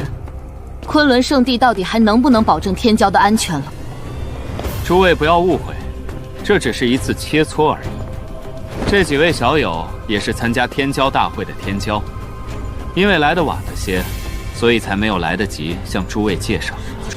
这4位是来自西周的天骄，这位是来自圣墟禁闭的天骄。中庭之地，不过如此。禁地虽强，但也不是天下无敌。曾经天命者出世的时候，你们这些禁地哪一个不是安分守己？如此猖狂，就不怕天命之人乘在天命的那天去圣墟禁地走一趟吗？天命者的强大我不否认，可是现在还没有人承载天命，无奈天命所归，你们这些人终究只是陪衬罢了。鸟人，你叫什么名字？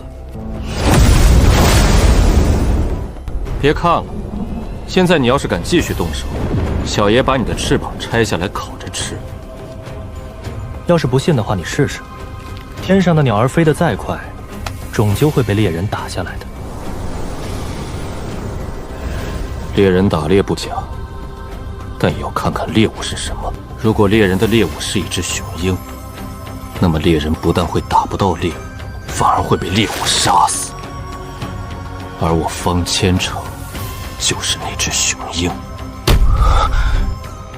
方千城，根据摇郎简籍记载，这块大陆上曾经有很多上古种族，统称为古族。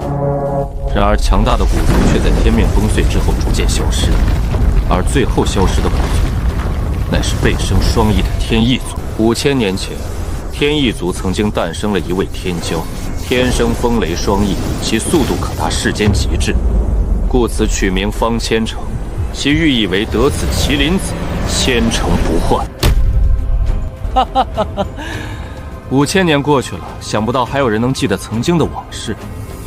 你很不错，够资格做我的对手。不过在杀你之前，我要先撕烂这个家伙的嘴。江圣主，第2场天骄大会比什么？第2场天骄大会比手段。昆仑圣地探寻到了一处十分丰富的神元矿，就在昆仑圣地西边3000里的地方。可是矿脉里面却出现了恐怖的诡异。若是谁能消除诡异，这处矿脉便可以送给他。但是考虑到诸位小友状态不佳，这场比试延迟5天。同时，为了保证比赛的公平性，在此期间任何天骄都不能离开昆仑圣地。知道了。任你多么天资绝伦，终究逃不出我的手掌心。5天之后，我倒要看看你顾长安会不会拼命。我要闭关5天，在此期间，我不见任何人，也不准任何人来打扰。你们4人亲自坐镇，并且隔绝一切探查。是。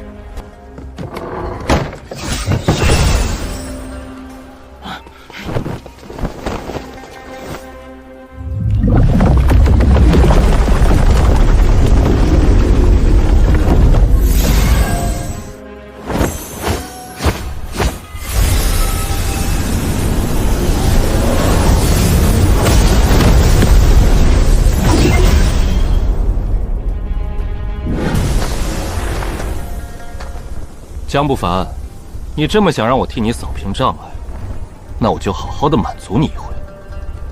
另外，你这天骄大会的动静太小了，我帮你弄大一点。他千算万算，始终没算到我有手段能脱离他的监视，更不知道我手握去绝世杀阵。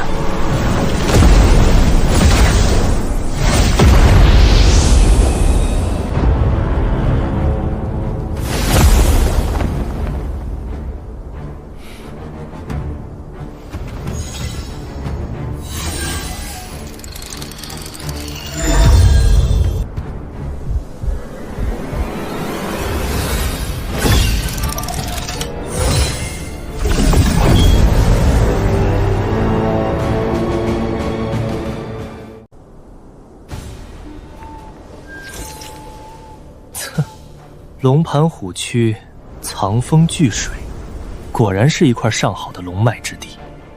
这样的地方最适合用来布阵了。天窟阵，借龙脉反噬之力杀敌，杀敌之后，整条龙脉枯竭，方圆千里化为荒芜。够狠！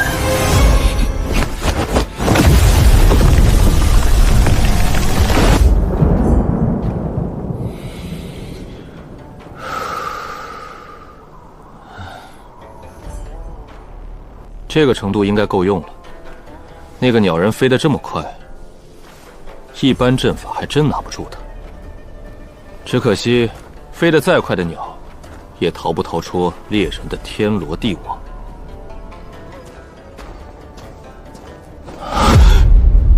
怎么看着有点不对劲呢？没道理啊！这种地方不应该出现这种情况呀。阵法师看这里是上好龙脉，可风水学上，这分明是一处大凶之地。为什么会截然相反？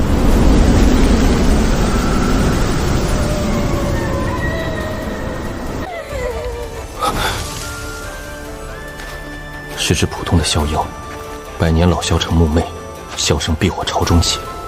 在凡人风水里，这是祸鸟。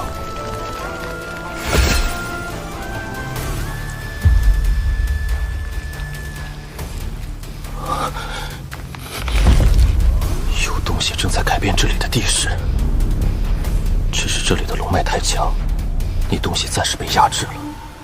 能直接影响龙脉的东西，整个中田也找不到几处。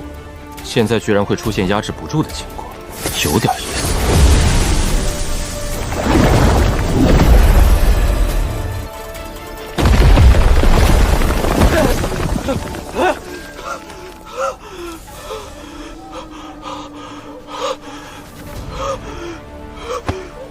吓死我了！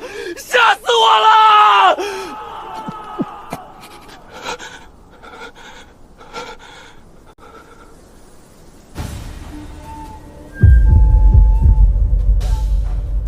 昆仑圣地果然有种，居然敢在这种东西上面开采神元，这东西再加上天窟大阵，玩的有点大了吧？这可不是我该操心的事，下次真不能手贱了。要不是有龙脉压制，我差点就交代在里面了。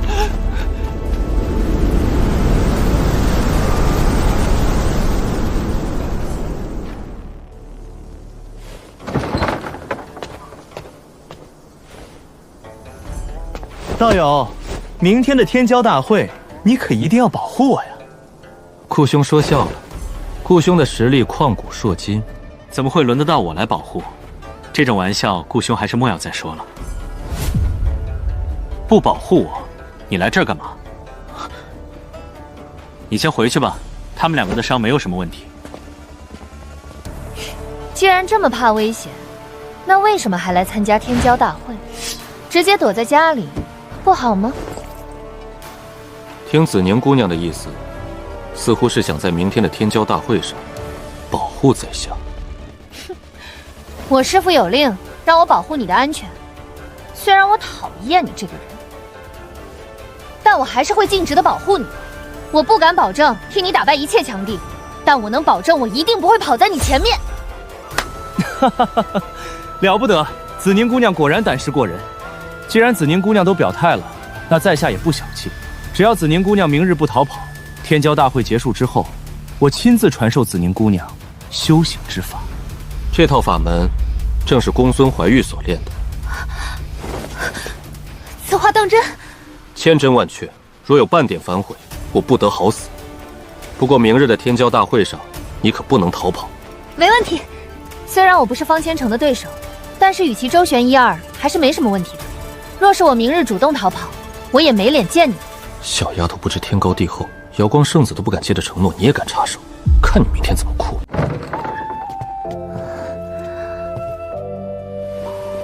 陪我去房顶上坐坐。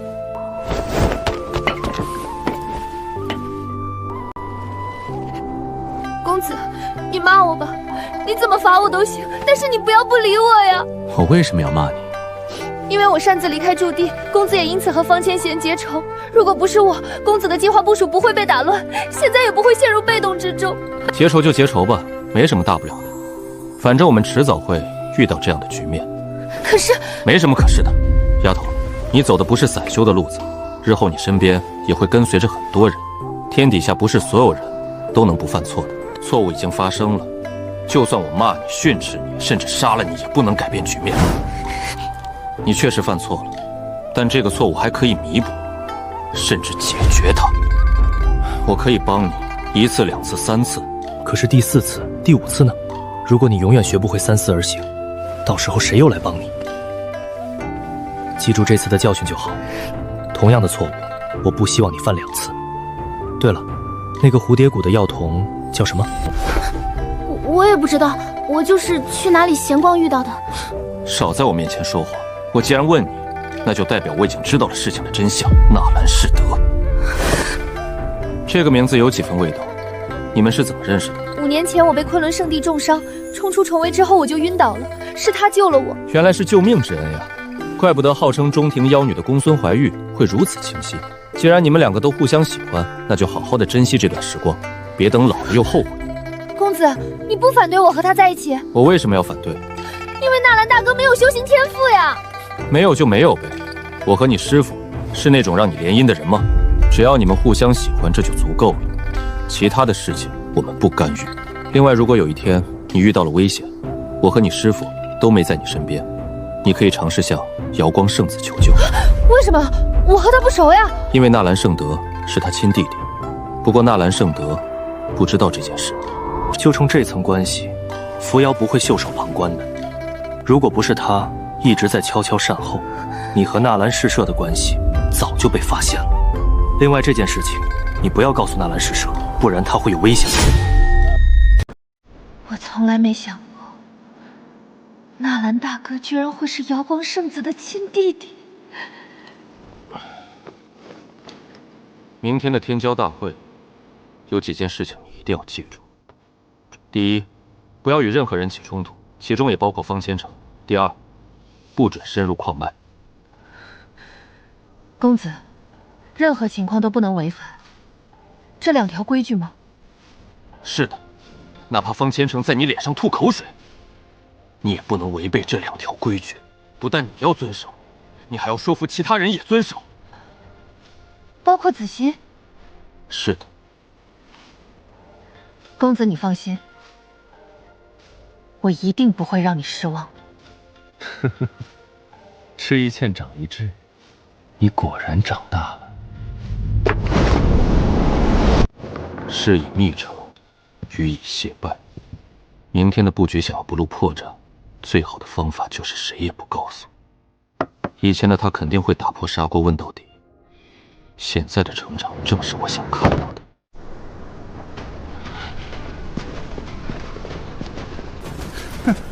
顾长安，进了这矿脉，如果怕了的话，可以现在就说；你如果怕了的话，就退出，没有人会笑话你。鹿死谁手尚且未知，我建议你还是不要太过嚣张。这矿脉之中可是能屏蔽神识的探查，太过嚣张，很容易被人敲闷柜的。是吗？那我就拭目以待了。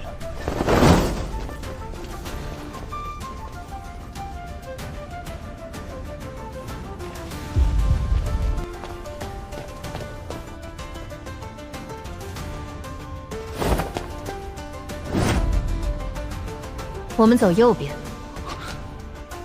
公孙姑娘，你这是何意？没什么意思，我就是想走右边，而且你们要陪我一起。不是，你算老几啊？队伍里什么时候轮到你来指手画脚了？这矿道四通八达，通往矿脉深处的路可不止一条。不行，任何人都不能走这条路。子宁姑娘息怒，既然公孙姑娘不让我们走这条路，那我们还是换一条吧。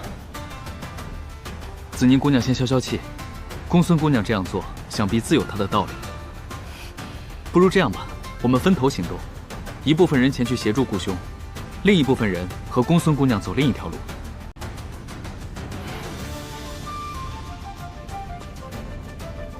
五行八卦阵，鬼以为宗阵。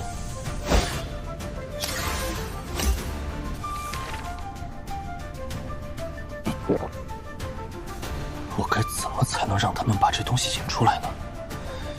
要是万一让人发现是我做的，那我估计得吃不了兜着走呀。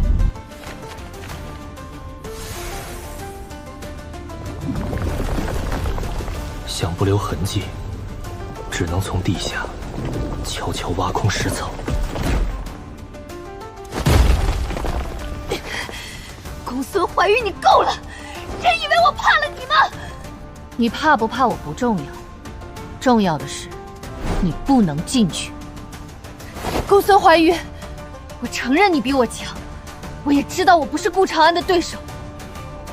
你屡次三番的阻拦我们深入矿脉，这件事估计不是你的主意。可就算你和顾长安再强，也不能把我们当小孩子看吧？矿脉深处都是顶级天骄，平心而论，你觉得我们帮得上忙吗？他们合力绝对是一股不可忽视的力量。可公子下了死命令，原来统领一个队伍这么难。这世上真的不是所有事情都能摆在明面上说，没有理由，没有原因。总之你们就是不能深入矿脉，同时你们也不能离开矿脉。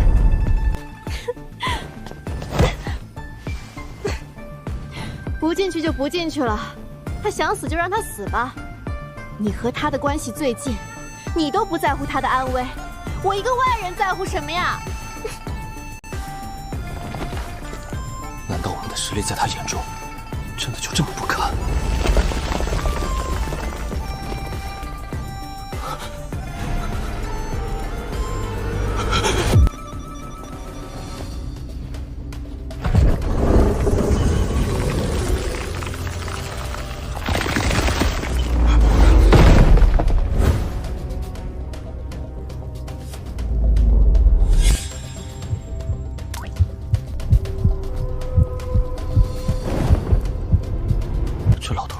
的龙脉，棺材里是不化骨僵尸。我的手剑加快了邪龙被侵蚀的速度，最多1年，里面的东西就会破棺而出。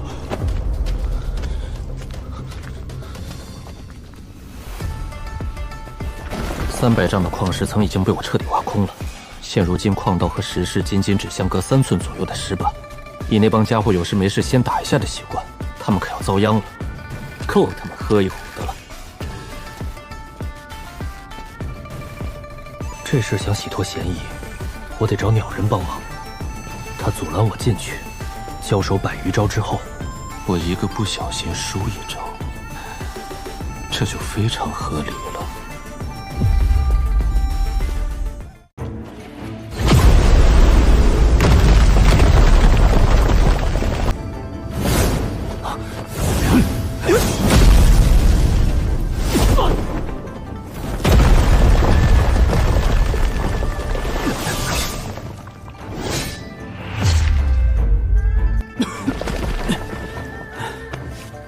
妖僧，你行不行呀？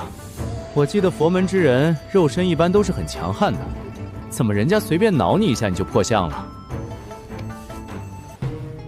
这位施主拥有天下极速，小僧没有办法打败他。佛门金身若在矿脉中施展，势必会让此处矿脉坍塌。若是矿脉坍塌，顾施主或许可保无恙，但其他施主就危险了。这是小僧不愿意看到的。光头的心都黑，这秃驴不肯全力出手，一定还有其他的原因。方千城，你屡次3番的与我为敌，到底是什么意思？想知道我是什么目的？那就先把你的人头交出来。到时候我会亲自告诉你的。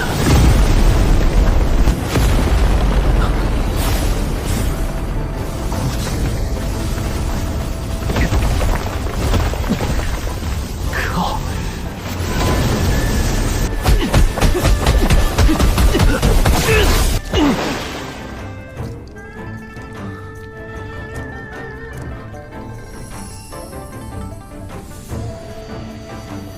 你真的很让我意外，这一下都没把你弄死。你的命还真大，既然没能杀了你，那我也懒得动手了。滚回去告诉你身后的人，让他把8九玄功交出来。上次给公孙怀玉留了一条性命，这次又留了你一条狗命。若是还不识趣，那就只有死路一条。你也要和我动手吗？哼，瑶光圣子不过如此。主人，顾长安突然落败，恐有蹊跷，我们需不需要小心一些？一些小伎俩而已，不必在意。我知道这家伙没用出全部实力，但我同样也是如此。就算他拿出全部实力，我也照样能将他再次击败。在绝对的实力面前，哼，一切阴谋诡计都起不了作用。顾长安擅长阵法，他故意示弱，无非是想让我进入他的阵法当中。哼，可是他太无知了，他不知道风雷双翼乃是天下所有阵法的克星。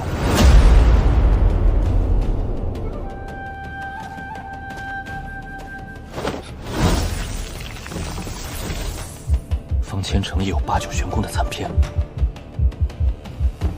怪不得当初他没杀怀玉，原来是惦记背后的功法。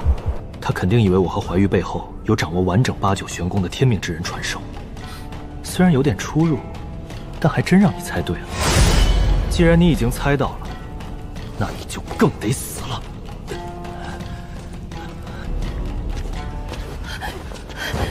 公子，你怎么了？技不如人，没什么好说的，我们走吧。不用管我，我就是个废物。以他的心性，绝不会失败一次就一蹶不振。怎么回事？宁儿，这是怎么回事？这个就要问陈大公子了。谁？够了！败给方千成，我输得心服口服。但哪怕我输得一败涂地，我也不会要旁人帮忙的。输了就是输了，没什么好辩解。我连矿脉深处都没到达，我有何颜面活在这个世上？江圣主，我东荒技不如人，没什么好说的，告辞。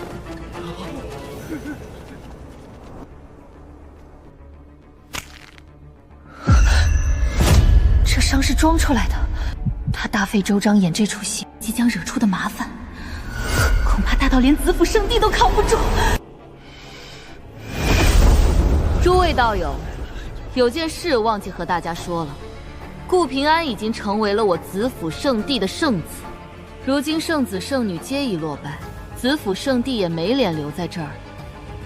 告辞。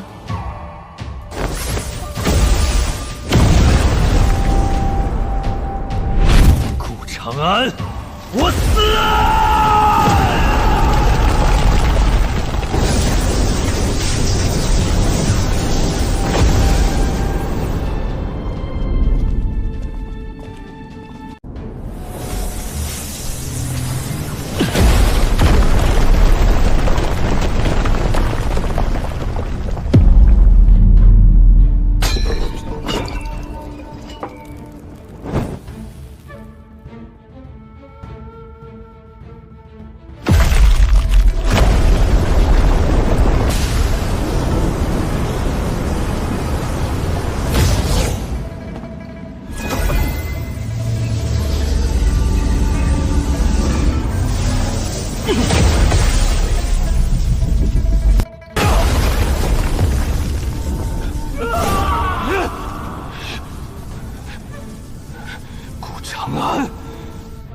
祖宗18代！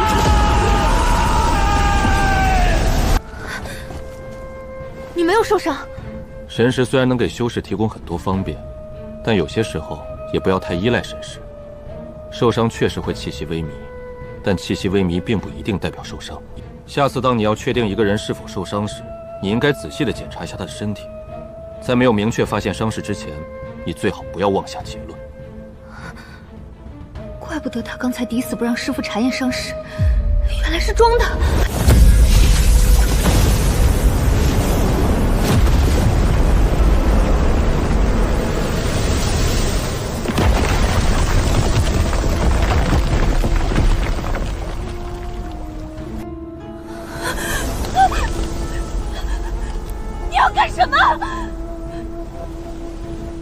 你为什么会问这种问题？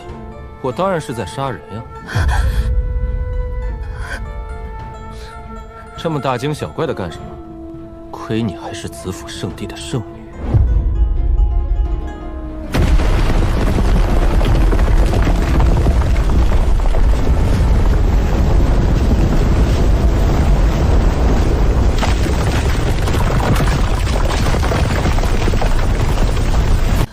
可是其他圣地的人还在矿脉里面啊！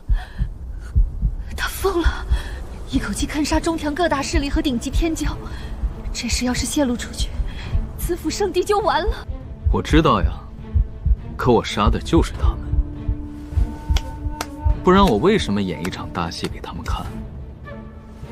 就是为了摆脱嫌疑吗？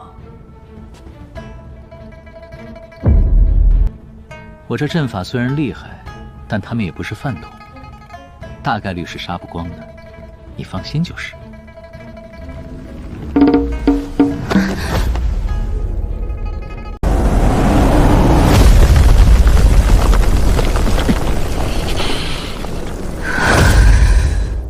你布置的是什么阵法？各大圣地可不是这么好应付的。一种上古杀阵，可以利用此处的龙脉进行杀敌。阵法结束之后，方圆千里都会成为一片死地。还有呢，如果仅仅只是布阵，也不值得你大费周章的撇清关系吧。另外，你这么急于逃离矿脉，那里面应该还有大恐怖。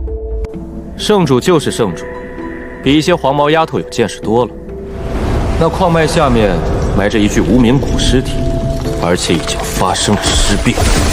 之所以一直没有爆发，全靠此处的龙脉压制。无名古尸，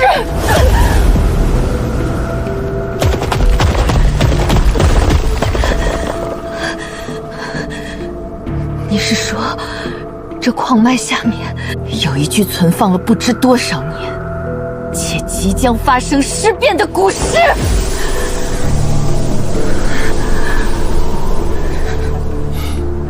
是呀，这不可能！龙脉乃是地气凝结而成，无论什么样的邪祟都能佛灭。昆仑圣地的这处矿脉，放在整个中体都是数一数二的。在这样的矿脉下面，不可能有时机会发生尸变。我也不愿意相信这个结果，但事实就是这样。另外还有件事忘了告诉你们，此处的龙脉已经在古尸的侵蚀下变成了一条邪龙。我这阵法是将龙脉变成凶龙。如今邪上加凶，到底会发生什么，我也不清楚。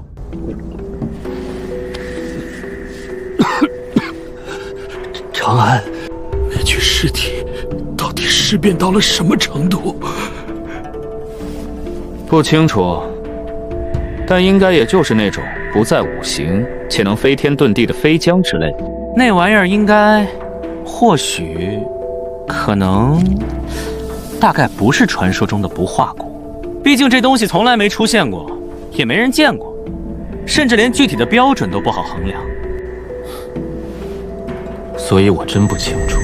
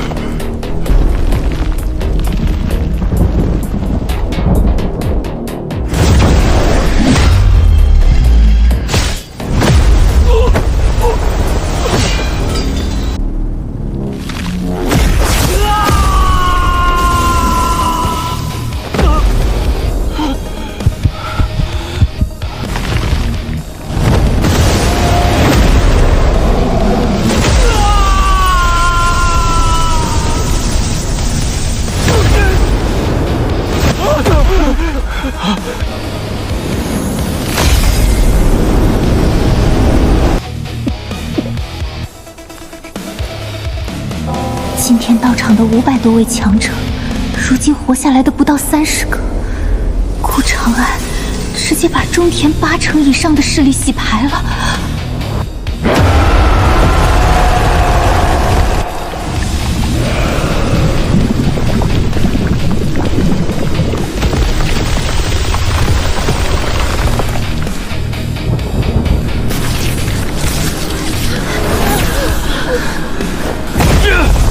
你们还愣着干什么？说，快点跑路呀！阵法已经不受我的控制了。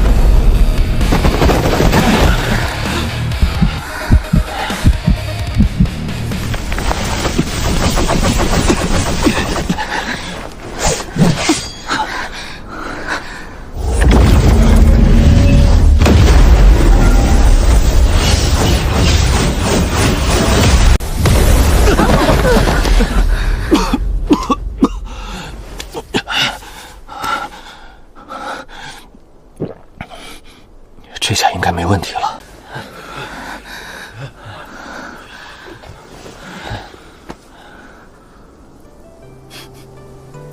子宁姑娘，我记得我们曾经有约定，你要在天骄大会上保护我的安全。可是刚刚走得太匆忙，好像没给你表现的机会。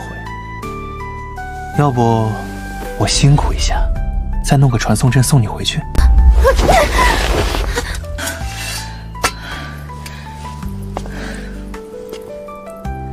圣子，你就别为难圣女了，她经验多有不足，以后还希望你多多指点。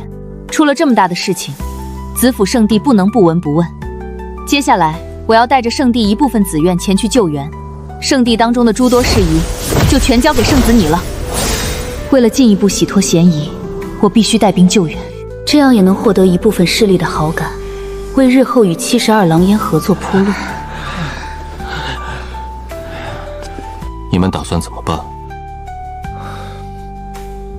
我们打算先回东荒。原以为我们的实力已经够用了，但是现在才发现，这点本钱远远不够。回去一下也好，不过昆仑圣地的超级传送阵你们是用不了了。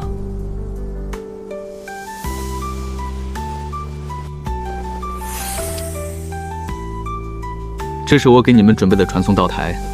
每一个道台传送的距离都可以达到20万里，你们传送个1800次的，应该也就可以回到东荒了。你小心一点，东荒永远是你的家，无论什么时候，东荒都能保你周全。知道了，遇到麻烦我会去找你们的。另外，东荒的天骄团我安排人将他们接出来了，地址也在里面，到时候你们自己看就知道了。珍重。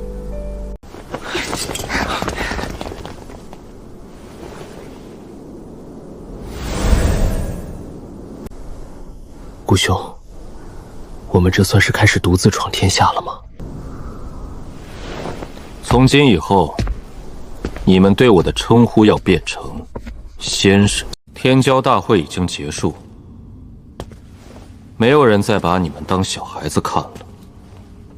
你们的世界里，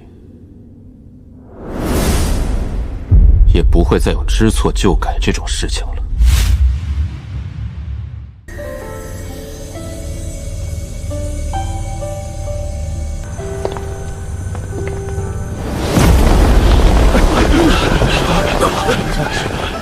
圣子，你终于回来了，我们可是等了你许久呀！多谢诸位长老的抬爱，长安真是惶恐万分。初来乍到，有什么做的不都到位的，还请诸位长老多多包涵。不用担心，你想做什么就做什么。我子府圣地别的没有，就是底气特别足。无论你招惹了谁，我们子府圣地都能保你无恙。大长老，有件事我要和你说一下。这次回来，我还带了几个人，我想动用咱家的资源培养一下。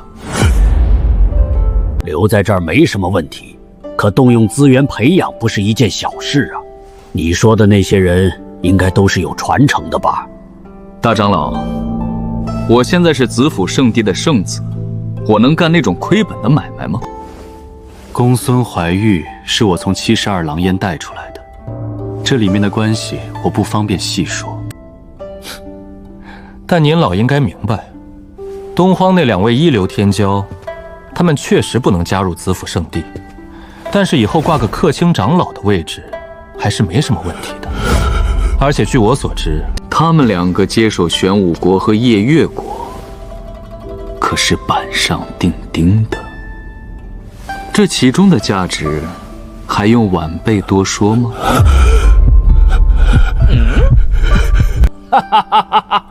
好说，我子府圣地最喜欢培养各种天骄。圣子，快些带我们去见见这几位小友。这就是圣子带回来的几位小友吗？果然是100年难得一见的青年才俊呀！不是，有没有这么夸张呀？长安，你融入环境也太快了吧！我们还没从刚才的死里逃生里缓过来呢。我和大长老已经商量好了，你们3个从今天起就是子府圣地的记名弟子了，但是却可以享受内门弟子的待遇。这是大长老给你们的机缘，还不快谢谢大长老？不用多礼，从今以后我们就是一家人了，不用这么拘束。我们这帮老骨头就住在圣地的后山。几位小友，若是有什么修行上的问题，可以随时来问我们。另外，我子府圣地有一套十分完善的奖放制度，只要诸位小友好好努力，我子府圣地绝不会埋没任何一位天才。圣女、圣子和诸位小友刚来子府圣地，所以对子府圣地的规矩可能不太了解。等一会儿就劳烦圣女给他们讲解一下了。我知道了，大长老。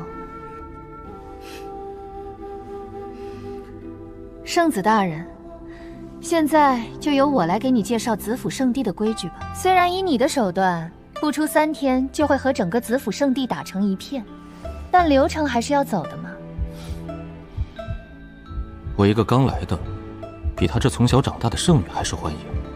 诸位，你们怎么看这个顾长安？气血如铅似汞，可与禁地之子交手而不落下风，实力天赋皆是上上之选。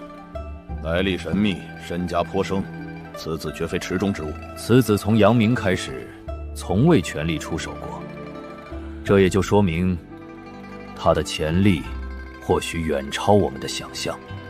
然而顾长安的潜力强大不假，可是他身上的麻烦同样也不小。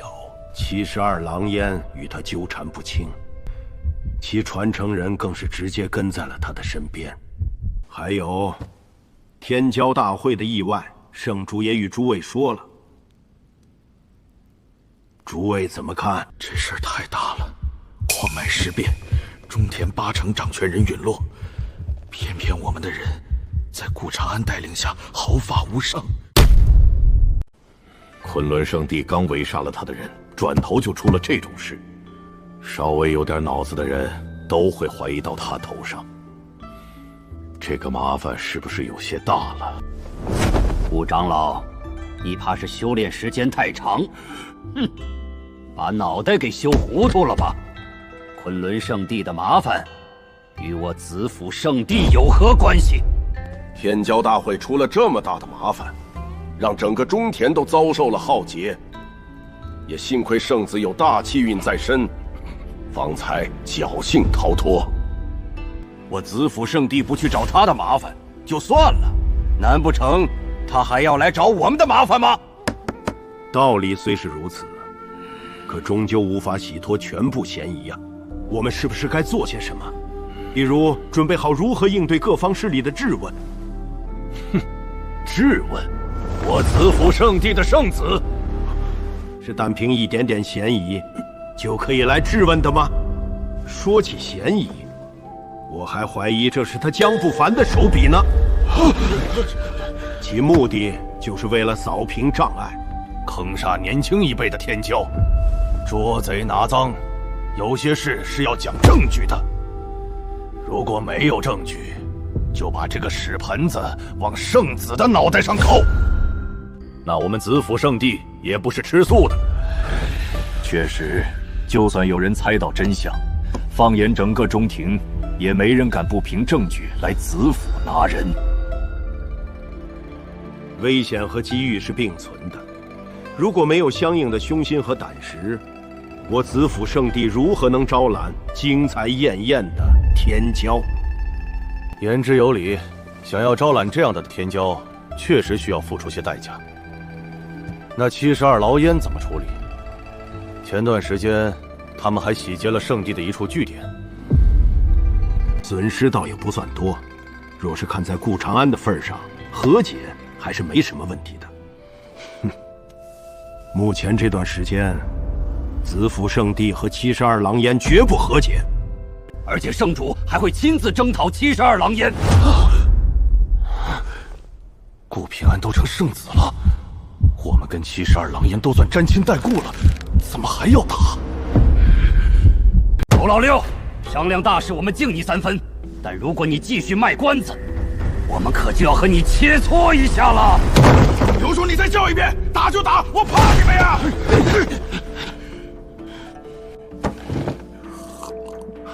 老六，有什么事你就直说，我们这帮老家伙寿元本来就不多了，你在这卖关子，那不等于浪费大家的时间吗？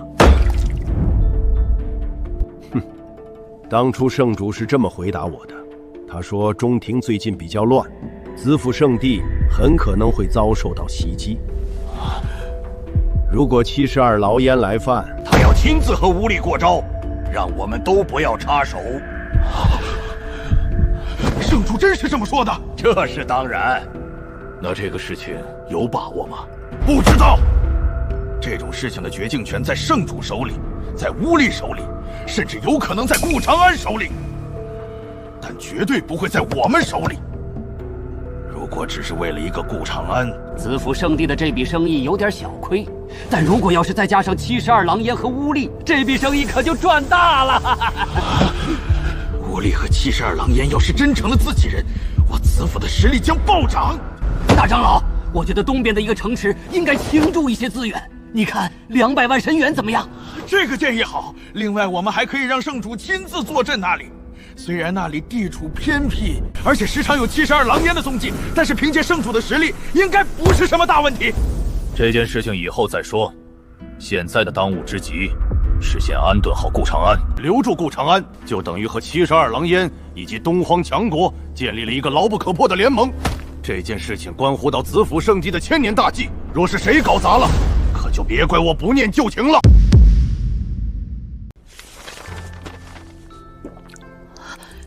这些都是我们的吗？不是这些东西都是你的，而是你可以这些东西内自由挑选。子府圣地的奖惩机制很简单，一切都靠积分说话。所有的弟子，包括我在内，都需要靠做任务获取积分。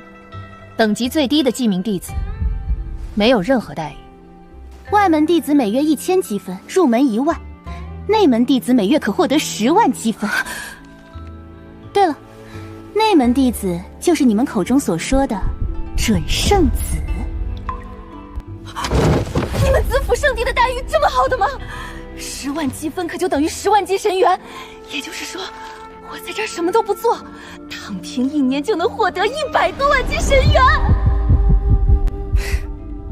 想得美！从入门弟子开始，每人每年必须完成相应的任务，不然的话，身份等级会降低的。至于真传弟子，也就是圣子圣女，就没有这些限制了，不用强制执行任务，只要积分够，什么东西都可以兑换。50万斤神元以下的资源随意调取。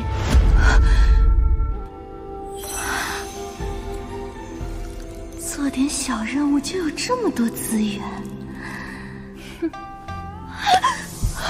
这躺平薅羊毛的生活简直不要太舒服。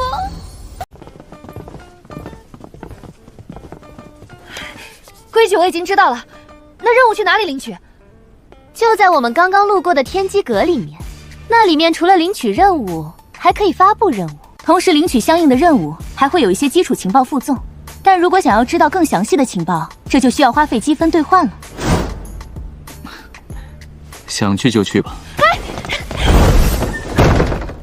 我的圣子大人，公孙怀玉他们去做任务了，不知您接下来打算做什么呢？如果有需要的话，小女子愿意全力协助。我要做的事情就不用你帮忙了，反倒是你需要做一些事情。既然公孙怀玉去做任务了，你也去接几个任务吧。如果等我处理完事情之后，你的任务总数超过公孙怀玉的话，新的修行之法依旧是你的。你真的愿意教我？公孙怀云所练的修行体系绝非等闲，矿脉上的事情我也是可以理解的。先前的赌约不是为了戏弄你，而是为了让你知道天外有天，人外有人。经过这件事，相信你应该会长记性的。公孙怀玉和你并称为中庭3大美人，你们俩的情况都在伯仲之间。要是这次你还是比不过公孙怀玉，或许你真的没资格征战这个乱世。我承认，公孙怀玉在修行之路上比我领先了一步，但我终究会超过他的。有这个信心就对了，快去吧。去就去，你到时候等着看就行了。这不对啊，你是圣子，我是圣女，按道理来说我们是平级，我为什么要听你的安排呢？我们确实是平级，我也没有资格指挥你。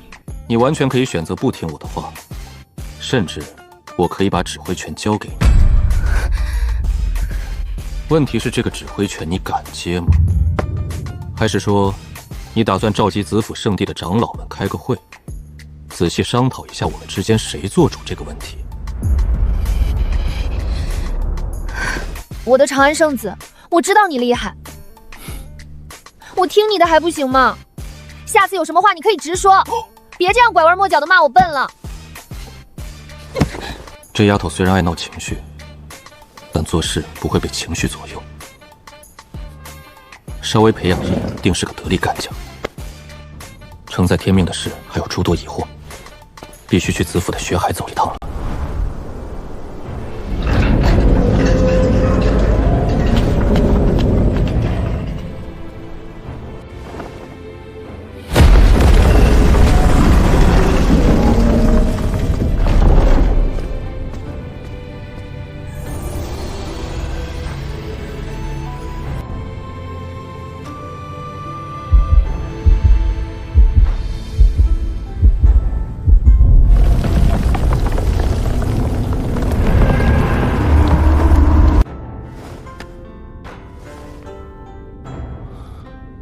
这才是子府圣地真正的底蕴，镇守血海的活化石。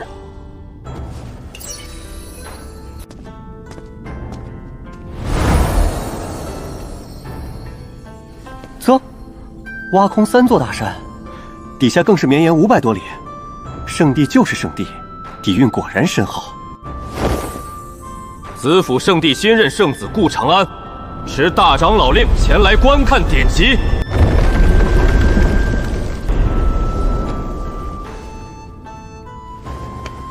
多谢前辈。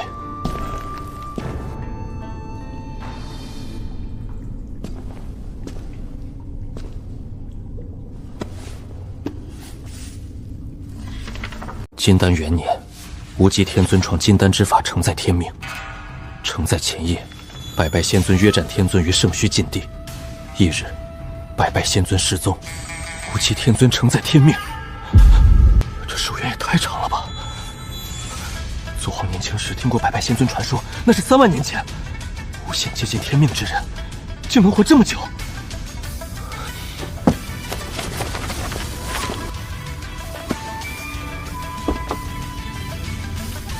3位天命者的寿命越来越短了，10万年前活了3万年，2万年前活了1万年，无极天尊只活了5000年就消失了，导致天命崩碎。为什么历史有断层？天命者承在天命前，究竟在和谁大战？百拜仙尊留石冠，青铜古殿现荒古，这些惊天动地的事，子府圣地的古籍里竟只字未提。只有一个解释：有人或者某种不可名状的存在，在刻意抹除青铜古殿的痕迹，而且历代天命者承在天命后都会消失一段时间，归来时接待上，一定和青铜古殿有关。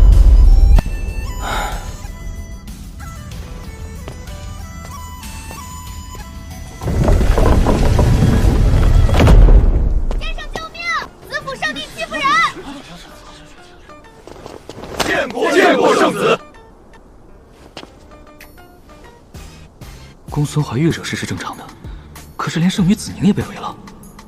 子宁，怎么回事？圣子，你可要为我们做主呀！圣女和他们3个把整个天机阁70%的任务都接了，这样下去我们就没任务可以做了，完不成任务，我们来年等级就要降了呀！你们4个把子府圣地70%的任务都接了。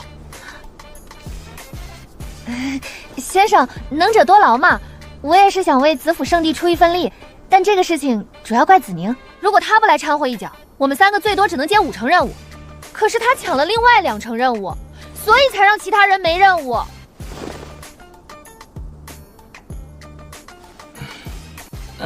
这种事情你们应该去找长老呀。长老那边怎么说？长老说，在圣主没有回来之前，子府圣地所有事情都由圣子处理。圣子，你可要为我们做主呀！讲道理，这种情况我真没想到。这个事情我暂时不好下结论，因为我还没具体了解天机阁的情况。不如这样吧，诸位随我一同前往天机阁，等我了解清楚情况之后，再给诸位一个答复，如何？全凭圣子做主。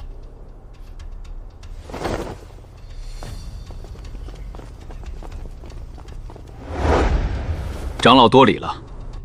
我听诸位同门说，近日天机阁任务数量稀少，所以想来简问问情况。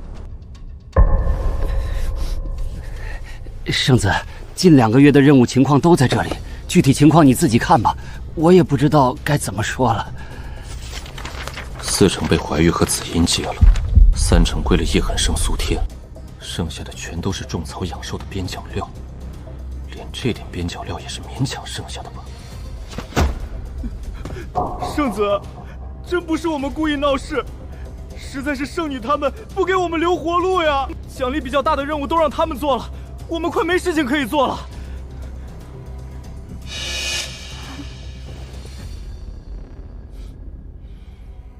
长老，天机阁的任务可以多增加一些吗？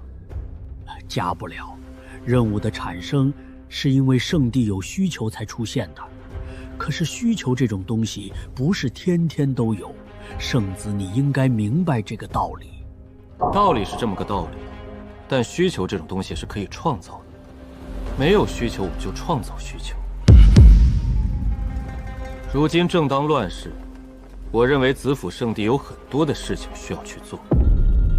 天机阁不但负责整个子府圣地的任务发布，还掌控着子府圣地的情报网。敢问长老，最近2个月中庭都发生了些什么事？中庭最近发生的事情比较多，瑶光圣主陨落，瑶光圣子继位，同时各大势力都在联手绞杀不灭谷。除了这些之外，还有一件事。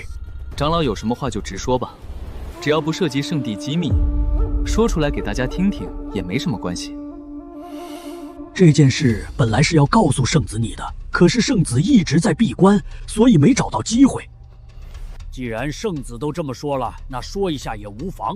最近中庭有谣言称，不化使是圣子你引出来的。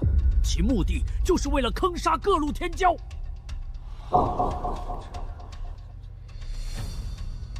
有证据吗？什么证据？长老，散布这些谣言的人有证据吗？圣子说笑了，既然是谣言，自然没有证据了。那我们子府圣地有吗？没有，我子府圣地没有查到任何证据，表明这件事情与圣子有关。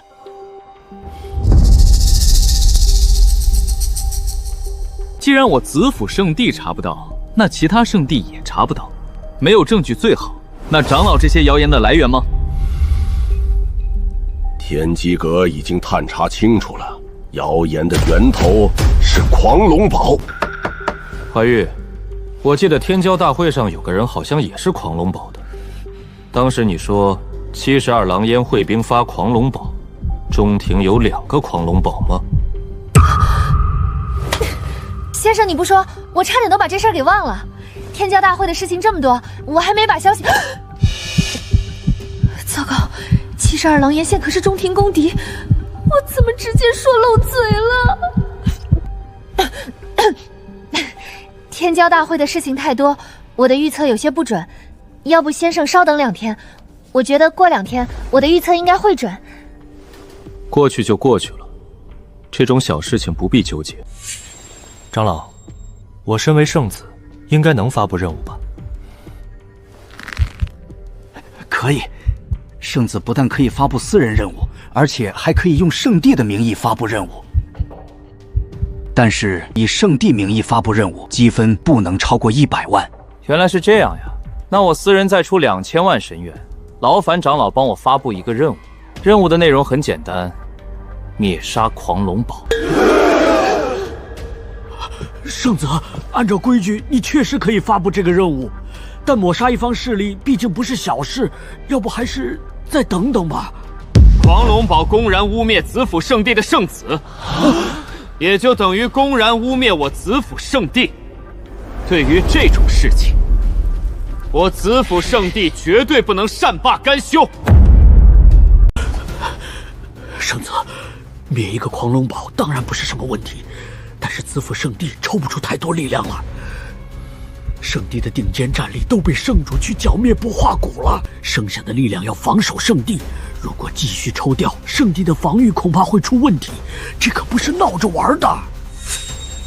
长老误会了，这次剿灭狂龙堡的任务不需要随行长老。圣子，这恐怕不行，如果没有高手坐镇，万一……没有万一。诸位，正所谓狼行千里吃肉，狗行千里吃屎。狂龙堡只是一个2流势力，说强不强，说弱不弱。如果我们子府圣地派出长老前去，定叫狂龙堡瞬间灰飞烟灭。但如果仅凭我们去抹杀狂龙堡，那么狂龙堡就会成为一个稍微有点难啃的硬骨头。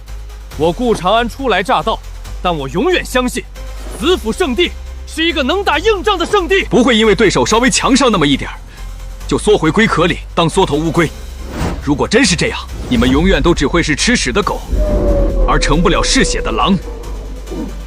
现在告诉我，你们的选择是什么？灭了狂龙堡！灭了狂龙堡！按照子府圣地的规矩，这种大型任务，70%战利品归圣地所有。执行任务的弟子只能拿到其中30%外加任务奖励。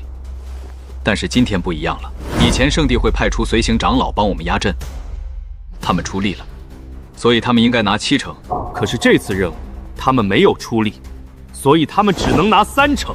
另外这30%也不是给长老们的，是回报培养了我们的子府圣地。这事太大，规矩全改了，万一出了纰漏，我可担待不起呀！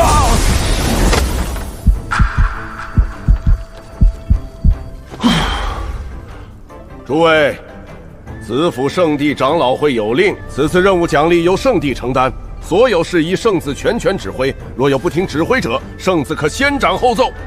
凡是参加此次任务的弟子，无论任务成功与否，全部视为任务考核达标。诸位，情况你们也看到了，吃肉还是喝汤，你们自行考虑。另外，既然是团队任务，那么自然需要几个领头的，他们4个就是你们此次任务的领队，你们可以自行选择领队。如果觉得他们不够资格，你们完全可以挑战他们，打败他们，你就是领队。所有的不服和怨气，你们都可以在这一刻报仇了。但我顾长安有言在先，现在给你们机会，你们不珍惜，一旦兵刷狂龙堡，途中若是有人违抗命令，那可就休怪我翻脸不认人了。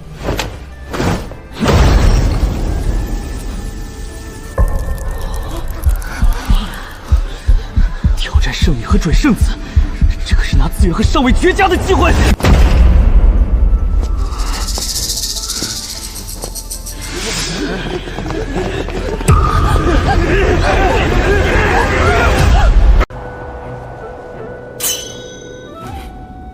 终于能独自面对一切了。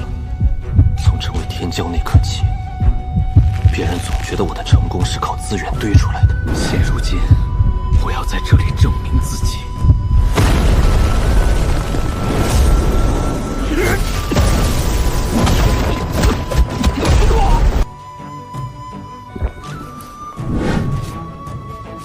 怀玉和子宁那边对付普通内门弟子没有悬念，但苏天和叶恨生打得有些焦灼。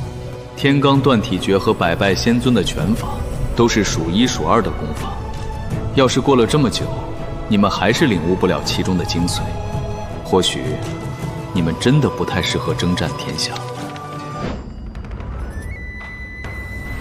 大才能创出如此旷世绝伦的功法，这天命之争定有他的一席之位。大长老，圣子创出的修行体系如此卓越，我们是不是可以帮助圣子完善一下这套修行体系？把你那点小心思给我收起来！若是让我知道有人因为这种鼠目寸光的想法，影响了顾长安对子府圣地的看法，老夫亲自把他的脑袋摘下来！诸位，我知道你们大多数人都即将面临寿元将近的问题，我狗六同样也是如此。但渴望延长寿命，不等于要做出蠢事。以顾长安的情况，他必定要参与争夺天命。一旦天命之争开始，他会需要很多的帮手。到时候，我们子府圣地将会当仁不让地承担这个任务。争夺天命开始，顾长安会眼睁睁地看着子府圣地因为修行功法差人一头吗？还有，一旦有天命之人承载天命，他所修炼的修行体系也会流传天下。顾长安会因为这种迟早都要公布的秘密，让自己的帮手落于下风吗？所以你们最好收起那些愚蠢的想法。诸位，或许你们有些人还把顾长安当成娃娃来看，但我劝你们最好不要有这样的想法。从这些天的接触来看，公孙怀玉等安可谓是马首是瞻。说得更直白一些，公孙怀玉等人的修行是顾长安在指点。平心而论，你们有10成把握去指点这3个年轻人吗？你们做不到的事情，顾长安做到了。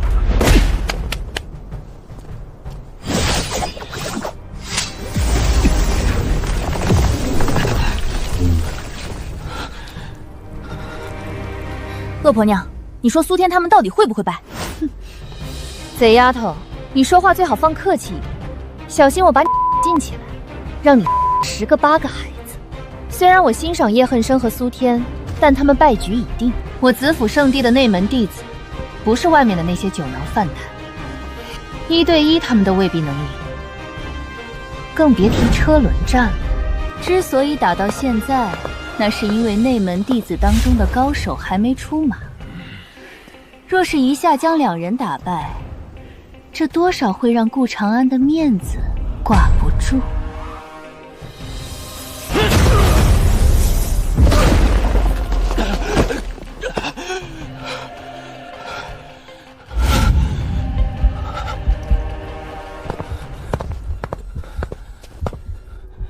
2位的实力，大家也是有目共睹的。如今你们消耗甚多，不如以平局收场，如何？没有平局，在我这儿只有输和赢。要是你们打成了平局，全都给我滚蛋！看样子圣子似乎不允许出现平局。听闻苏兄所修行的功法乃是天罡断体诀，可以借助星辰之力。在下所练的绝学正是摘星手，苏兄小心了。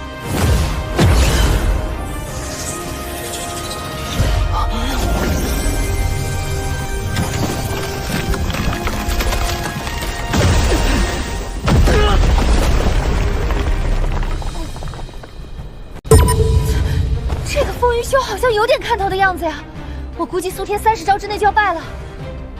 不是30招，15招之内苏天必败。在我晋升圣女之前，这个风云修便是我最强劲的对手之一。他的摘星手已经达到了出神入化的地步，当初我也只是险胜1招而已。若不是他的修行天赋低一些，子府圣地的圣子之位恐怕就是他的了。有没有这么夸张呀？就连你也只能险胜1招？哼，就是他。他叫杨峰，疯子的疯。他所练的功法是子府圣地另外一种绝学风魔拳法。另外，他还是4长老的关门弟子，实力绝不在我之下。之所以没能爬到圣子的位置，是因为风魔拳法有个弊端，那就是修炼这个拳法的人容易入魔。圣子圣女是一个圣地的准继承人，想要坐在这个位置上，不但需要实力，还需要脑子。你该不会是在骗人吧？就你这样的还有脑子？除了身形、体态匀衡之外，外加我没看出你有什么优点呀！我现在确实打不过你。但我不是输给了你，我是输给了顾长安。因为新的修行之法，绝对不会是你这么一个贼丫头能想出来的。顾长安闭关之前曾经给了我一个承诺，只要我完成任务的数量超过了你，他就会把新的修行之法传给我。迄今为止，我完成的任务比你多出30件，所以你嚣张的日子没有几天了。你耍赖！要是你不利用关系私自多接了任务，你的数量不可能超过我。随便你怎么说，反正失败者总会给自己找理由。子府圣地是我的主场，有这个优势，我为什么不利用？你别嚣张！我一定会说服先生，让他不要教你。想去就去吧，就算顾摊反悔，我也有办法让他教我。毕竟我也是有优点。你有什么优点？我怎么没发现？天罡断体诀如果只是一部炼体功法，那它就不会在玄武国长久流传。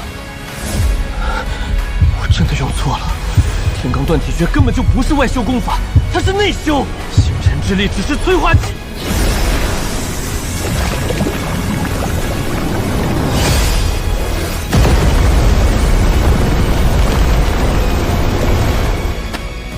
终于想明白了，还不算太笨。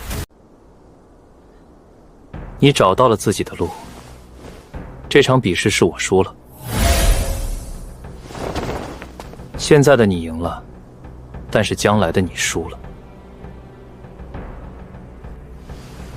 风玉修的实力远高于苏天，但他修行天赋限制了上限，最多只有下品灵根。他知道自己永远追不上苏天这种顶尖天骄。索性做了个顺水人情。生不逢时啊！如果他换个修行体系，未必不能一飞冲天。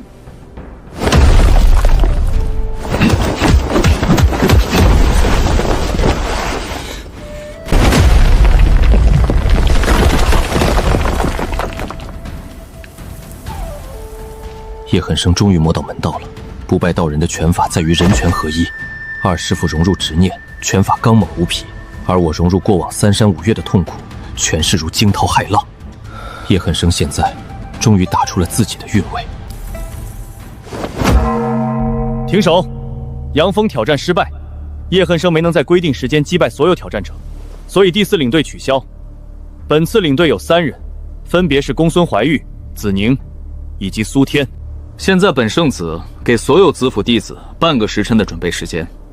在这半个时辰的时间里，你们要自己准备好武器和丹药，同时考虑好，到底该加入哪一个领队。若是害怕这次任务的危险，你们回去之后就不用来了，这样也能避免一些同门的眼光。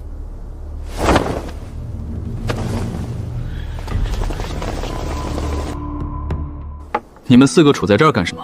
马上就要出征了，不去准备一下吗？先生，你不怪我们？我怪你们干什么？你们能把天机阁的任务接光，那是你们的本事。修士本就是逆天而行，因为我们要与天争，与地争，与人争。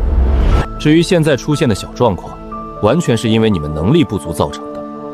而我作为子府圣地的圣子，有责任处理这些麻烦。不过有一件事情你们得学着习惯了，那就是像我一样给手下的人饭后。我现在统领整个子府圣地的年轻一代，所以我不能像以前那样，把所有的细节都替你们处理好。纳兰镜、完颜月离、左承耀，这些人作为一方势力的掌权人，也不可能照顾到所有细节。同理，战争开始时我也不能面面俱到，这些事情只有靠你们来完成。要是你们完成不了，死的只会是那些相信你们的人。所以你们担心的，不应该是我会不会怪你们，而是战斗结束之后，你们有没有脸去面对那些相信你的人。以前出了纰漏有长辈兜底，现在如果我们错了，无数信任我们的人会死，这压力简直比山还大。真正的成长，永远是鲜血与泪水磨练出来的。你所修炼的拳法有些特殊，它需要随着时间的磨练才能变强。你刚刚领悟其中的真谛，打不过一些人也情有可原。要不要我替你找个理由，重新让你当上领队啊？多谢先生抬爱，但输了就是输了，没什么好辩解的。只有失败者才会给自己找借口，成功者往往是找原因。此次任务，我愿意作为普通人员参与其中，我选择苏兄的队伍。这个想法还行，接下来的事情你们自己商量吧，我在山门外等着你们。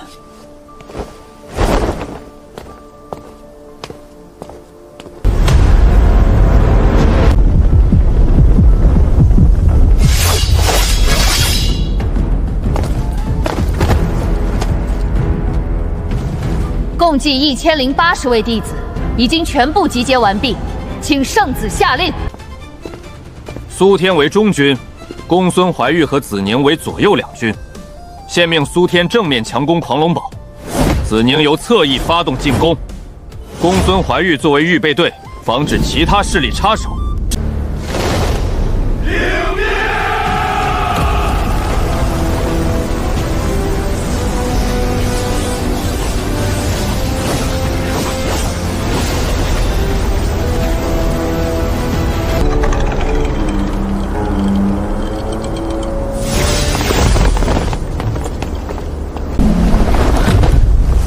自天骄大会结束之后，昆仑圣地与瑶光圣地都结束了与狂龙堡的合作。按理说，狂龙堡应该出现劣势，但最近他们的势力居然还在扩张。天机阁判断，背后应该有人在支持。能顶住子府圣地的压力，支持狂龙堡，背后的势力一定不简单。不过从中殿目前的局势来看，这些人也只敢暗地里搞小动作，所以我们不用太担心背后的势力跳出来捣乱。情况是这样没错，但狂龙堡位于三大圣地的交界处。这样的兵家必争之地，昆仑和瑶光不会眼睁睁地看着我们抢到手。一旦另外两个圣地出来和稀泥，我们这次征战恐怕要无功而返了。从人数上来说，我们这次的进攻是不占优势的，所以我们想要获胜，就必须速战速决。中军进攻狂龙堡只是佯攻，真正的绝杀则是子宁的那200人。子宁，你们需要绕过重重阻碍，直扑狂龙堡心脏的位置。务求在最短的时间内给予狂龙堡重创，这个任务是非常危险的，稍有不慎便会身死道消。你有没有把握？定不负先生所托。苏天，你虽然是佯攻，但任务同样艰巨。面对你们的攻击，狂龙堡一定会疯狂防御。你们不但要尽量将狂龙堡的高手吸引出来，而且还要在不被敌人察觉的情况下，快速向两侧移动，形成包夹之势。一旦子宁给狂龙堡造成重创，你们就要从佯攻变成主攻，由外而内一口吃掉狂龙堡。先生，从地势上来看，想要形成包夹之势，需要路过烈风客栈和金光洞。金光洞是昆仑圣地的势力，烈风客栈是瑶光圣地的势力。仓促之下，他们恐怕不会接到吧？哼，这是你们自己的问题。你们自己解决，不管你们是谈判也好，强攻也罢，3个时辰如果形不成包夹之势，提头来见。要是所有问题都解决了，我还要你们干什么？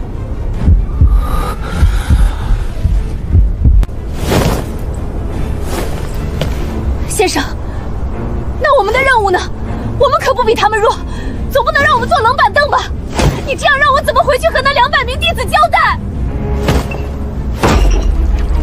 你的任务比他们2个还要重，你的队伍要驻扎在这个地方，此处进可攻退可守，也是大军撤退的必经之地。另外，一旦有狂龙堡之外的势力插手，不管来多少人，你要拦住他们3个时辰，拦不住，同样提头来见。这块区域目前能影响战局的，就只有金光洞和烈风客栈。可是苏天他们借道并不一定会起冲突啊。要是这2方势力都当起了缩头乌龟，那我岂不是没有用武之地了？刘长进居然知道提前考虑下一步的计划。如果金光洞和烈风客栈当缩头乌龟，等苏天和子宁灭了狂龙堡之后，你们就后队变前队，吃掉这2方势力。现在这个计划他从来都没说过呀！看我干什么？你们不会真以为我是因为谣言才针对狂龙堡吧？如果真的只是报复狂龙堡，我一个人就够了，了不起多花些时间罢了，至于这么大费周章吗？我真正的目的是这整块地盘。此处位于3大圣地的交界处，也是3方的缓冲区域。按理来说，此处的势力应该由3大圣地各自扶持一脉。可是近几百年来，昆仑圣地不断壮大，最终导致了子府圣地失去了这块地盘的掌控。现在我要做的事情就是把这块地盘拿回来，等日后争夺天命的时候，子府圣地可就掌握了一份主动权。对付狂龙堡，昆仑和瑶光或许会袖手旁观，可如果对金光洞和烈风梯战动手，昆仑和瑶光2大圣地应该不会坐视不理。我们现在没有力量抵御这2道防线了。不，我们还有其他力量抵抗这2大圣地。什么力量？我会替你们挡住瑶光和昆仑的干扰。你们要在这段时间里拿下这3方势力，剿灭狂龙堡3个时辰，金光洞和烈风旅店我给你们准备9个时辰。在这12个时辰之内，就算是天王老子也干扰不了你们的行动。至于12个时辰之后的结果如何，这就要看你们的努力了。圣子，虽然中田的顶尖势力都在对付不化谷，可是江平和扶摇依旧坐镇圣地，你真的有把握拦住他们吗？我顾长安说他们过不来，他们就一定过不来。我信任你们，希望你们也不要让我失望。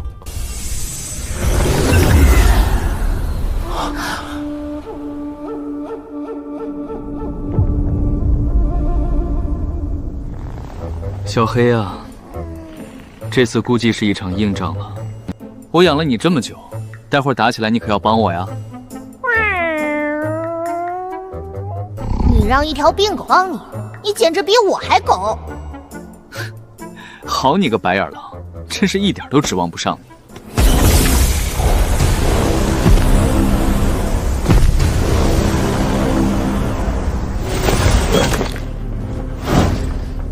小金交给你，饕餮根骨也给你，有这2件大杀器，你应该能拖住扶摇。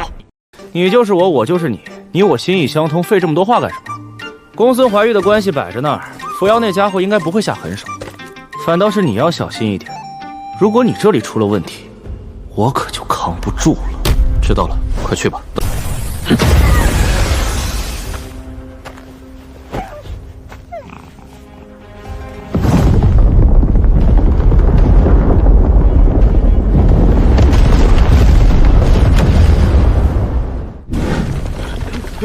诸位，我群龙堡并没有冒犯子府圣地，尔等为何？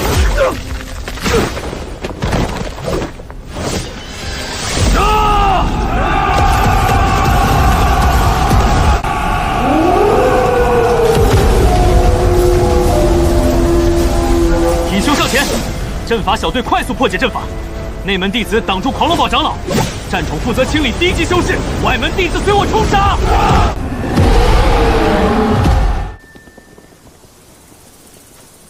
哈，我就知道你不会有事。几月不见，你已经当上了瑶光圣主了，真是可喜可贺。这就是你所创的修行体系吗？果然非凡。哎呀，不值一提，我就是苦力的命罢了。今日再遇扶摇兄，我们何不坐下来对饮一杯？你攻打狂龙堡，我不拦你，但为什么你的排兵布阵还针对起烈风客栈？烈风客栈乃是瑶光圣地扶持的势力，你不会不知道。污蔑！这是赤裸裸的污蔑！我顾长安对天发誓，我从来没有针对烈风客栈的意思。如果我说了假话，那就让狂龙堡少主万通不得好死。你还是老样子。烈风客栈你想要，那便拿去吧。这一次是你赢了，下次你就不会有这么好的运气了。你这话是什么意思？意思很简单，他这是在夸你呢。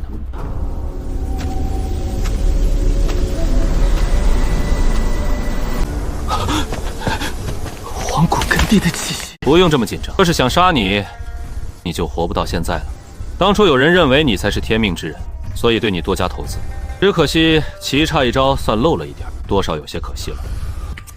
乱世就是乱世，什么牛鬼蛇神都跑出来了。既然你现身了，不自报一下家门，是不是有些不妥呢？我的身份你应该猜到了，鄙人张白忍，来自你们口中的荒古禁地，同时更是百拜仙尊的大弟子。算起关系来，你得叫我一声师兄。原来是大水冲了龙王庙，误会都是误会啊！对付一个伏妖已经够吃力了，现在又来个张白忍，还不跑就是等死了。别想着逃跑了，若是你本体亲至，我们未必拦得住你。单仅凭你一个分身，我们想要拦住还不是什么问题。逃不了就逃不了呗，想干什么直说，少拐弯抹角的。你们想要这地盘，我撤军就是了。这块地盘我不感兴趣，也没将它放在眼里。你想要拿去便是，别说是这块小的地盘，就算是天命，我们也可以让出来。虽然天命已经注定，但如果荒古地想要改变某些东西，还是做得到的。改变？你这话是什么意思？难道承载天命之后还能被更改？世上从来没有绝对的事，只看能不能付起代价。天命者虽然天下无敌，但也并非没有办法击杀。你已经威胁我好几次了，我承认吓到我了。所以现在能说出你的要求了吗？荒古禁地的要求很简单，天命者承载天命之后，需要去荒古禁地走一趟。怕不是走一趟这么简单吧？你们应该是想让天命者放弃针对荒古禁地。据我所知，天命者承载天命之前都会去禁地逛一圈。我相信这些天命者应该不是去和你们闲聊的吧？这种想法并没有什么问题，所以你愿意帮这个忙吗？那我和天命者能得到什么？荒古禁地的支持，天命破碎再次重聚。这次天命的强大堪称史无前例。想要真正的承载天命，并不是一件简单的事，会有很多存在出手干预的。荒古禁地可以帮你，作为回报，天命者需要承认这份香火情，在他承载天命期间，不得对荒古禁地出手。很有诱惑性的条件，我现在突然觉得我们可以坐下来好好聊聊了。哈哈哈，乐意之至。哈哈哈哈哈。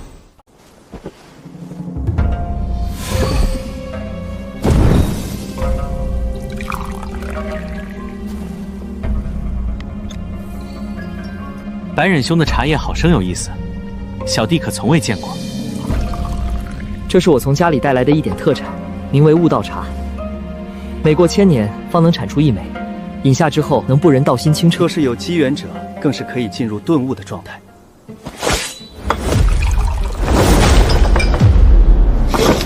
啊！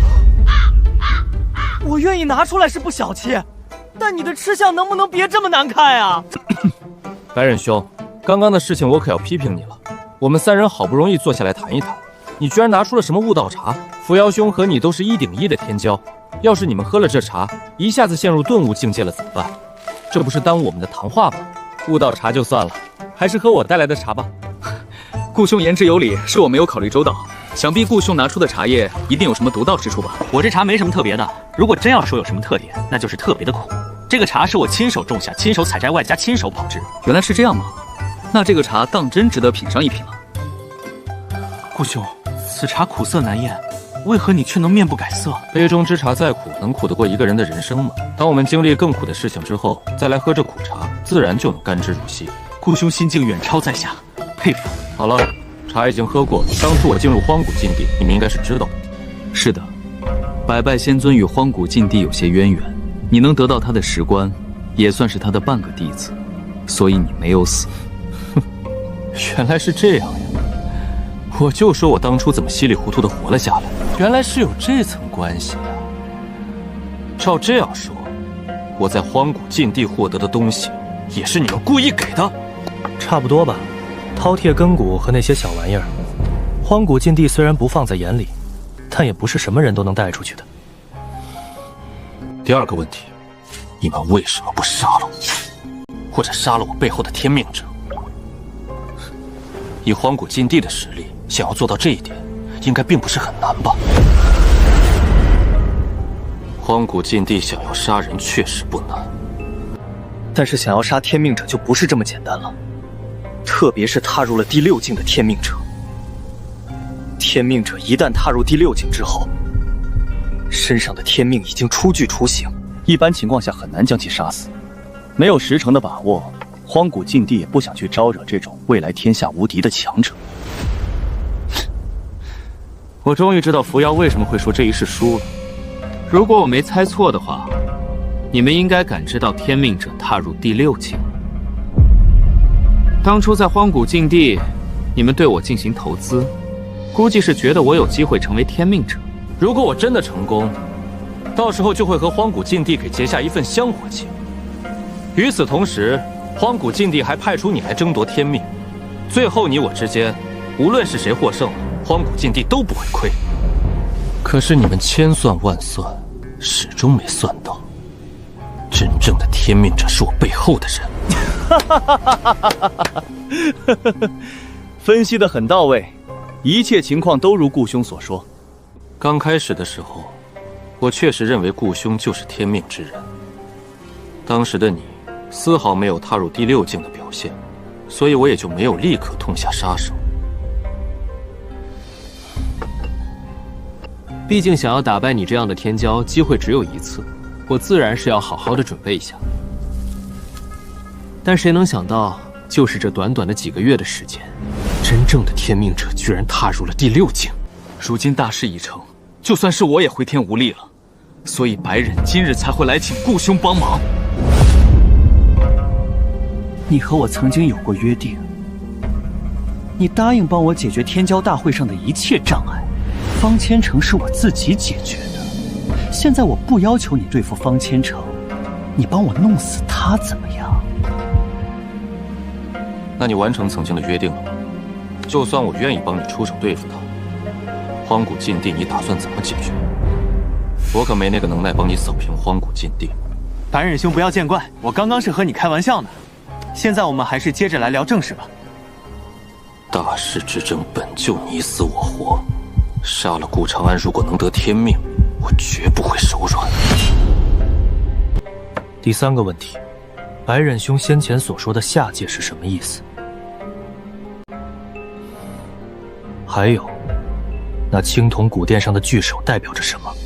他们会不会再次降临？这些问题，在下暂时不能告诉你。等顾兄什么时候达到这个高度，你自然就会明白了。没事，既然这些东西不能说，那再换个问题：天命者为什么会针对禁地？青铜古殿下的不祥与禁地有没有？顾兄，怎么这些问题也不能问吗？一杯茶的交情，只值3个问题。机会顾兄已经用完了，继续追问就有些贪得无厌了。不问就不问了嘛，拐弯抹角的骂我干什么？荒古禁地的条件我答应了，希望你们在关键的时候也不要食言。作为没有回答第3个问题的补偿，我可以另外告诉你一个消息：想救活你身边的那只神兽白泽，你需要去幽冥森林走一趟，那里或许有办法可以救他。这个幽冥森林在哪儿？东荒，想要找到幽冥森林，需要一些特殊的方法。你怎么突然这么好心了？该不会是故意坑我吧？放心，我说的话绝无半点虚言。如果幽冥森林都救不了白泽，天下就没有办法救他。看你这么信誓旦旦，我心里更慌了。要不你替我去幽冥森林走一趟吧？你提什么要求我都答应。我不会去幽冥森林的，那种地方就算是我去了也得死。这一世的天命已定，但下一世的天命我志在必得。所以像你这样的对手，我自然要坑死你。就算坑不死你，也要想办法拖住你的脚步。你说对不对？这种话你怎么能堂而皇之的说出来？你脸皮比我还厚。痛，果然不愧是禁地之子，脸皮比一般人厚多了。就冲你这份礼物，等我以后有时间了，我高低得把你从荒古禁地里刨出来揍一顿。如果有胆子，那你就来吧。当我承载天命之后，我一定要建立一个统一天下的势力。如果到时候你败给了我，我会给你在天庭当中，给你留一个看大门的位置的。哼！下一世的天命，你好像又要遇到强敌了。你不会又要暂避锋芒吧？这样左退右退的，你得退到什么时候？我有我自己的选择，不用你操心。救活我弟弟，我欠你一个人情，一个永远都不会失效的人情。不是，你不去幽冥森林走一趟？顾长安，我其实很羡慕你，因为你无拘无束，可以在这片天地间任意逍遥。但这世间的人，不是谁都能像你这样的。这是方千城的风雷双翼，当初被不化谷撕了下来，我替你保存了一段时间。有风雷双翼相助，你在幽冥森林的存活的几率会大上一些。你们这些家伙身上的秘密怎么这么多呀？你们干脆起个外号叫秘密人得了。本体好像和昆仑圣地打起来了，我得赶快回去帮忙了，不然他要出问题。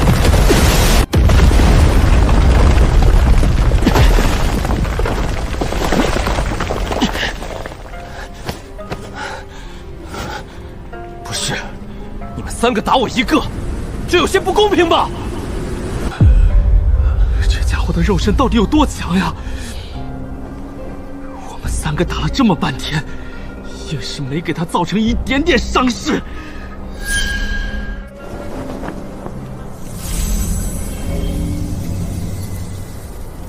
太欺负人了！今天这个事不算完，你们给我等着！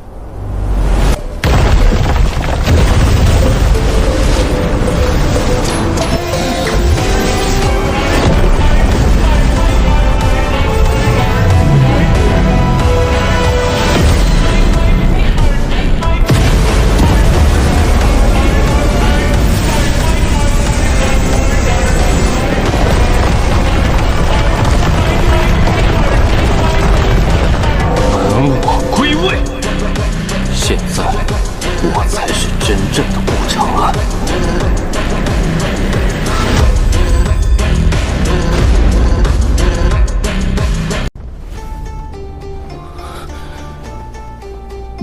原以为他的实力已经够强了，谁曾想，他居然还没发挥全部实力。同为天骄，我不可能比他差这么多。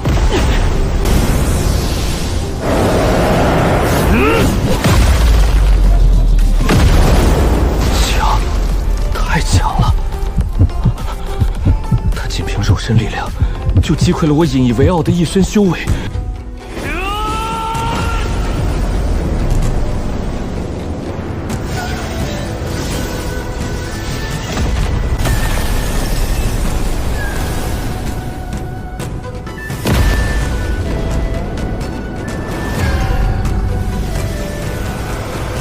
我葬了太多的人了，在葬下他们的同时，我也把一部分的我葬了下去。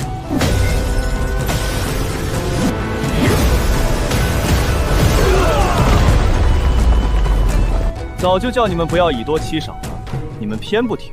这下挨打了吧？12个时辰之内，昆仑圣地不得跨过界碑，否则别怪我不留情面。放肆！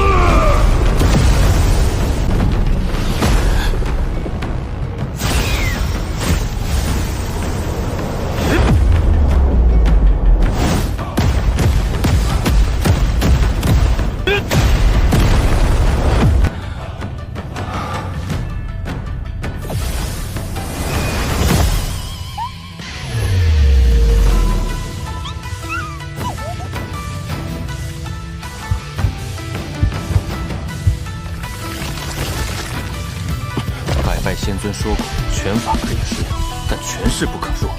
一拳打出，定要叫对手肝胆俱裂。对手再强，也休想让我出拳的速度变慢半点。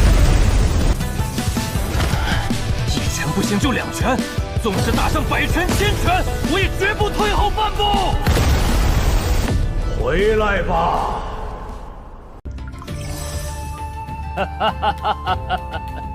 圣子就是圣子。居然能让昆仑圣地的那几个老不死的低头！从今以后，谁敢说圣子的不是，我第一个不答应。可拉倒吧，圣子的实力未必比你弱，就刚刚那种拳法，你能接住几拳？你可别忘了，我们这些老骨头气血已经开始干枯，而圣子却正值当打之年。交手时间一长，圣子能活活拖死你。会不会说话呀？搞得像你很年轻一样。圣子强大，这就说明我子府圣地才是天命所归。如今圣甲虫在圣主手里，等圣主回来之后，就让圣甲虫测一测圣子的气运。若圣子是天命之人，我们要不惜一切代价承载天命。那乌力怎么办？他同样也很强啊。若是乌力也加入了子府圣地，那我们就只能勒紧裤腰带一起培养了。想不到天骄太多也会成为一种烦恼，真是让人无奈啊！果然是家家都有本难念的经，我子府圣地难啊！话都让你说了，我们还怎么装？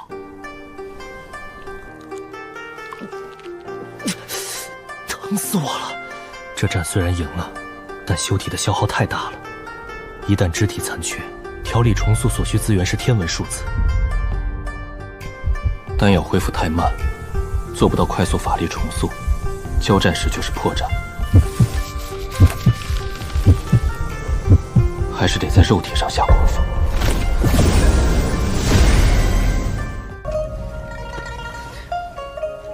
好你个小黑，想不到你居然是神兽白泽，相处这么多年了，你骗得我好苦。我现在又不会说话，再说了，我一身白毛，你叫我小黑，你的良心不会痛吗？真是傻狗有傻福，按道理来说你应该必死无疑，可是我居然找到了救你的方法。所以接下来的时间，我估计又要为你奔波了。我一把喂一口，一把喝一口的把你养大，你以后可不能当白眼狼。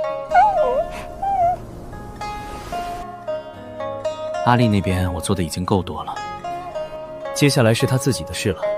听张百云的意思，天命者踏入第6境之后，基本上已经没有什么东西可以威胁到他了。鸟儿终要自己展翅飞翔。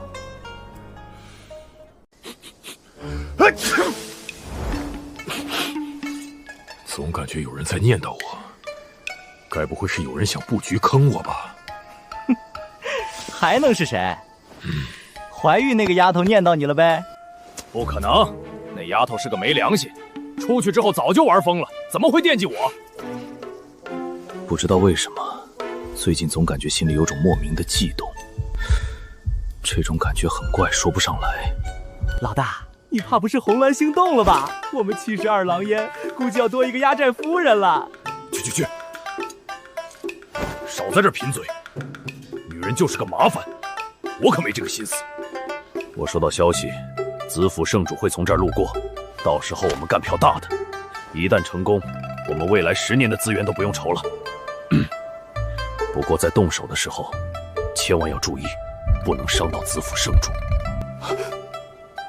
老大，这恐怕不行吧？子府圣主身边高手众多，我们不下狠手，怎么打得过他们？这是命令，少在这里讨价还价的。先生传信让我绑了子府圣主，还特意强调不能伤他。先生明明加入了子府圣地，双方是盟友，为什么要我绑架他？真是想不明白。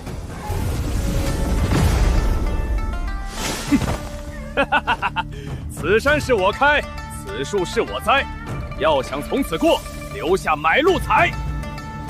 圣主大人，你好像不太走运呢。方圆千里之内，子府圣地的人只有我一个，想要抓住我，你得拿点真本事出来。另外，兵对兵，将对将，你乌力该不会靠人数来压制我吧？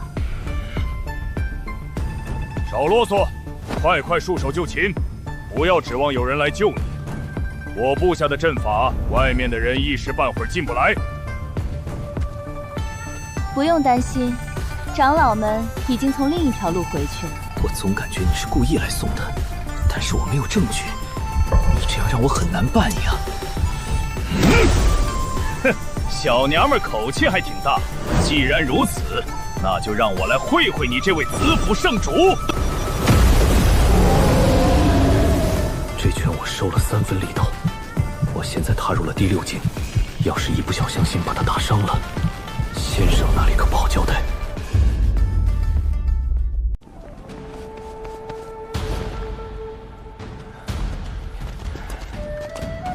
先生，任务完成了。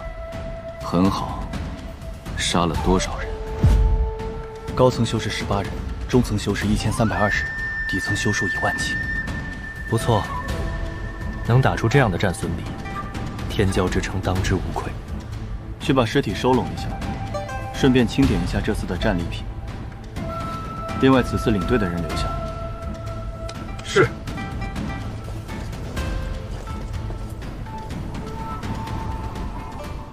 亲手杀人的感觉怎么样？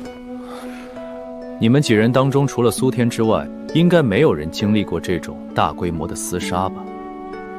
先生，这样的厮杀还会有吗？当然会有，而且还会比这个大，比这个频繁。所以你们要习惯这种双手沾满鲜血的感觉，也更要明白，一旦开战意味着什么。这是你们自己选择的路，其中的结果你们也要自己承受。将来你们会统领很多人，当你们要做一个决定的时候，希望你们好好想想今天的感觉，去做自己的事吧。做完之后我们回家了。先生，我们能陪你坐一会儿吗？当然可以。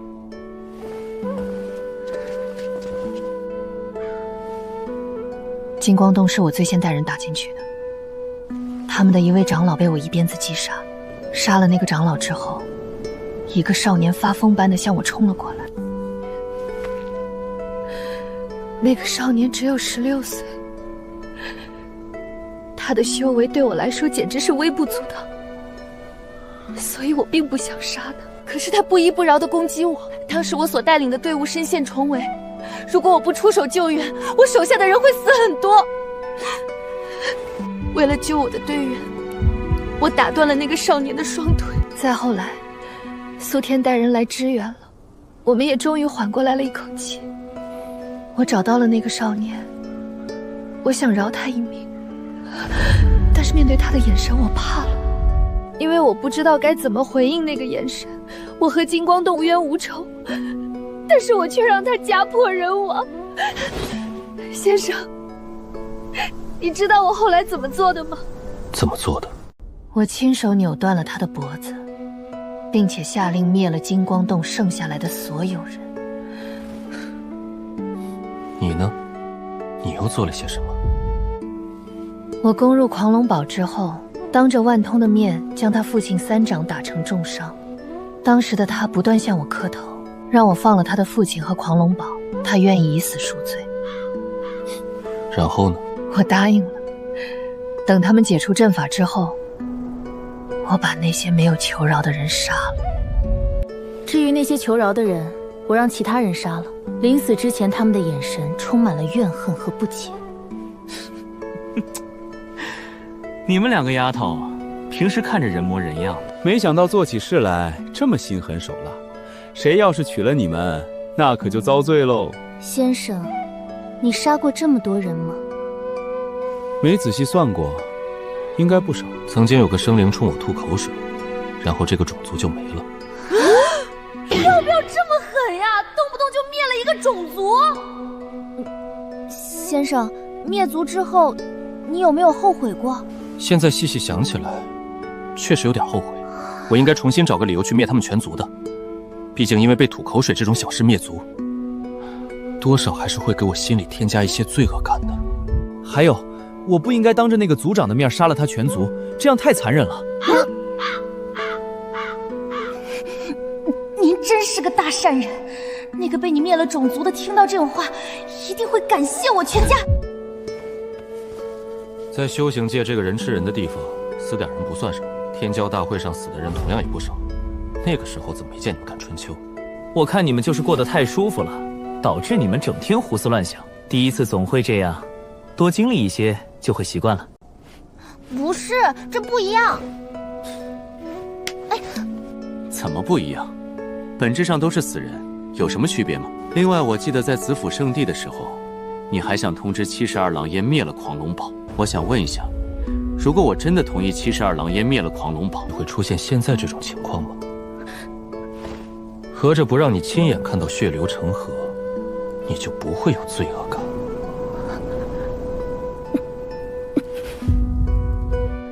本质好像真是这样，唯一的区别就是我自己这次亲自参与了灭杀任务。现在明白那些大势力为什么总喜欢通过谈判解决事情了？因为他们杀了太多的人，他们十分明白杀很多人是什么感觉。我知道你们两个不是很喜欢长辈们优柔寡断的性格，在你们的认知当中，面对敌人应该以雷霆之势将他们剿灭。可是世界上的事就是这么荒诞，以你们两个的性格，你们终究会活成你们讨厌的样子。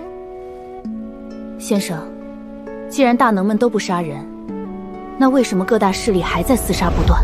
哎，我可没说他们不杀人，我说的是他们讨厌那种杀人的感觉，我可没说他们不杀人。正是因为这种讨厌的感觉，他们才会尽量的用计谋来解决一些问题。毕竟杀人的同时，自己这边的人也会死。但是如果计谋无法解决一些事情的时候，他们就会再次举起手中的刀。到了那个时候，他们会比你们更狠、更绝。长痛不如短痛，一次杀光省去很多麻烦吗？好一个长痛不如短痛，今天又长见识了。好了，话已经说到这儿了，能不能想明白是你们的事儿？赶快去做你们该做的事情。要是搜刮的战利品少了，你们对得起自己杀的这么多人吗？你们可以不在乎这点东西，但是你们手下的人也能行吗？自责杀孽太重这种事，感慨一下玩玩还行，瓜分战利品这种大事可绝对不能耽误。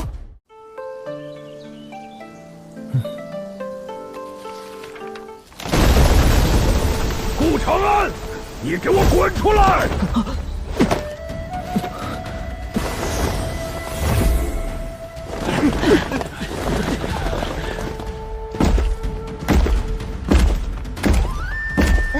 三长老，您这是怎么了？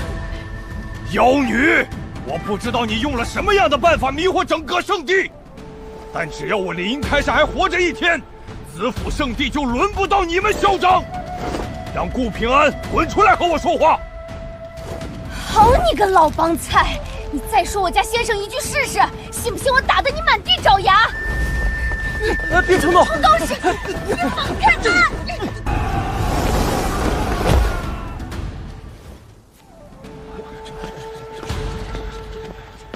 怀玉，这位是三长老，怎么能这么无礼呢？见过圣子。好一个顾长安，短短几个月就让我子府天骄对你俯首称臣，我真是小看你了。三长老说笑了，这只不过是诸位同门对在下的尊敬罢了。我把同门放在心中，同门自然也会把我高高举起。不过我看三长老怒火冲天，似乎是对在下颇为不满，不知晚辈到底哪里做错了。若是不给我一个解释，今天你恐怕出不了子府圣地了。死丫头，这是怎么回事？是不是有什么误会？绑了我们圣主，拿钱赎人，不然撕票。我也不知道呀，这件事情我没听师傅说过，这绝对不是72狼烟做的。我马上传信回去询问。不用问了，这件事就是72狼烟做的。信上面有72狼烟的独有标记，旁人做不得假。先生，子府圣地与72狼烟并没有什么深仇大恨，要不你去说一下情，让他们把我师父放回来吧。毕竟这事实在有些荒诞。什么话？这是什么话？我子府圣地怎么能向72狼烟那种贼寇之流低头？待我修书一封，让他无力看看我子府圣地的态度。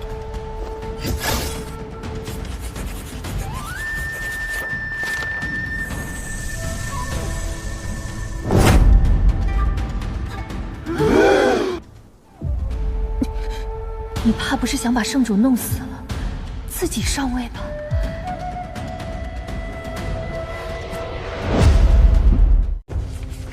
丫头，把这封信送回去。另外，记得告诉你师傅，虽然我们的关系不错，但我现在已经是子府圣地的圣子了。公是公，私是私，在这件事情上，子府圣地绝不妥协。您老人家这是在玩哪一出呀？就算想当圣主，也不能这么明目张胆吧？我严重怀疑这次绑票是您一手策划的。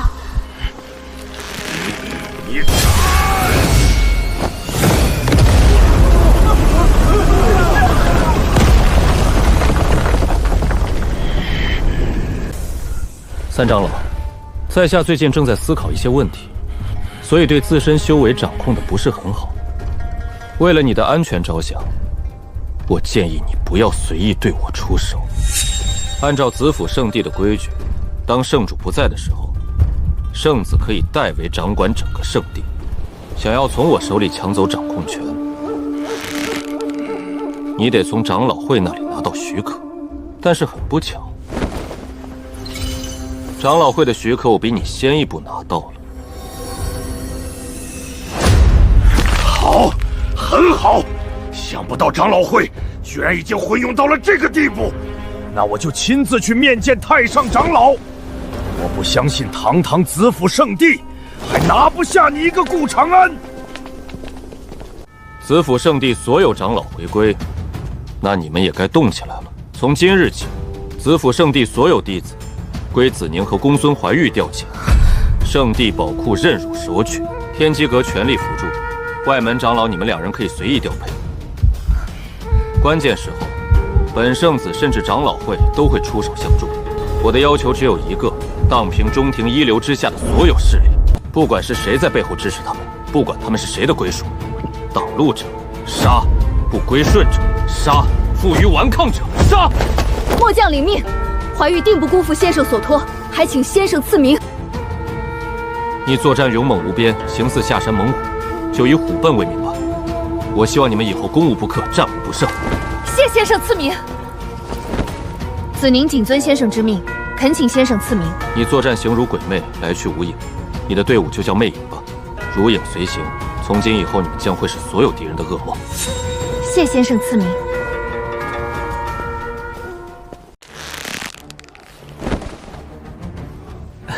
子府圣主，你们的圣子好像不太想交赎金。要不你还是传信回去劝劝吧，到时候撕票了，双方都不好过。你这枕头上的刺绣蛮好看的，我好像没见过这种风格。要不你这枕头借我睡几天？你给我准备的枕头太硬了，我睡不习惯。老子在和你说撕票的事，能不能严肃点儿？纳兰静，你真以为我不敢杀你了吗？恐吓这种招数太幼稚了，换一个。顾长安和72狼烟纠缠不清，整个中田谁不知道？他现在是子府圣地的圣子，你可能会杀我吗？这种事说出去都没人会相信。圣主就是圣主，果然观察入微。72狼烟与子府圣地其实都是一家人，这次真是大水冲了龙王庙，我在这儿给您赔罪了。改日我亲自送你回去，如何？不要。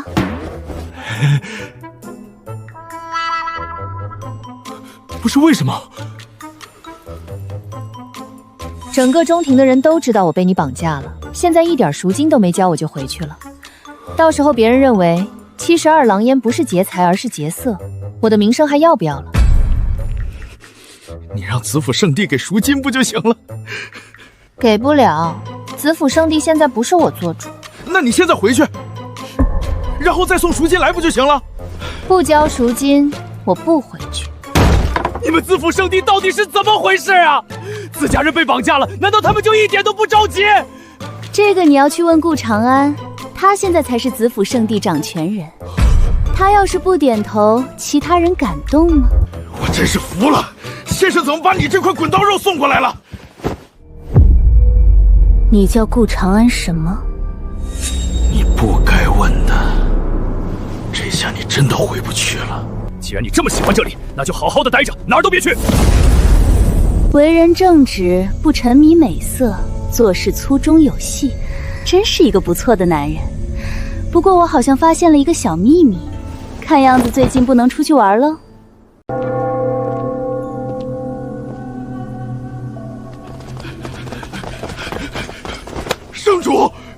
受苦了。三长老不用担忧，我好得很。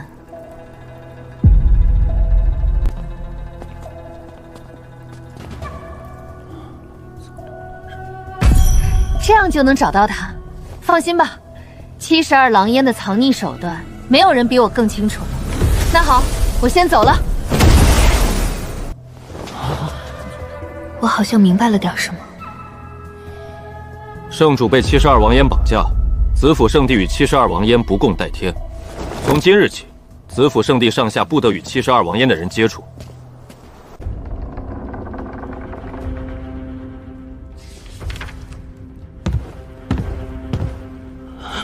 都成家立业了，就别玩小孩子那套了。这里我布了个阵法，没人能探查。老师，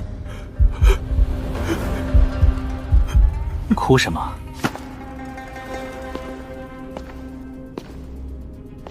你能有今天的成就，那是你的能耐，我只不过是推了你一把而已。舞台我已经给你搭好了，接下来就看你的表演了。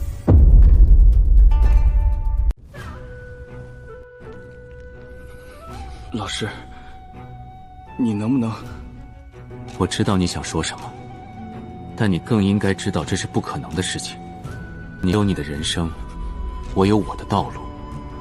这次离开，不知多少年月才能再见。如果不是老师将我从大山带出，替我谋划一切，我哪有今天的成就？好了，男子汉大丈夫，别动不动就抹眼泪。这里的藏书这么多，我一时半会儿看不完，也走不了。既然你已经悟出了修体的第6个境界，那就让我看看，你给我准备的惊喜够不够大。老师，我没有让你失望，我真的走出了第3条路。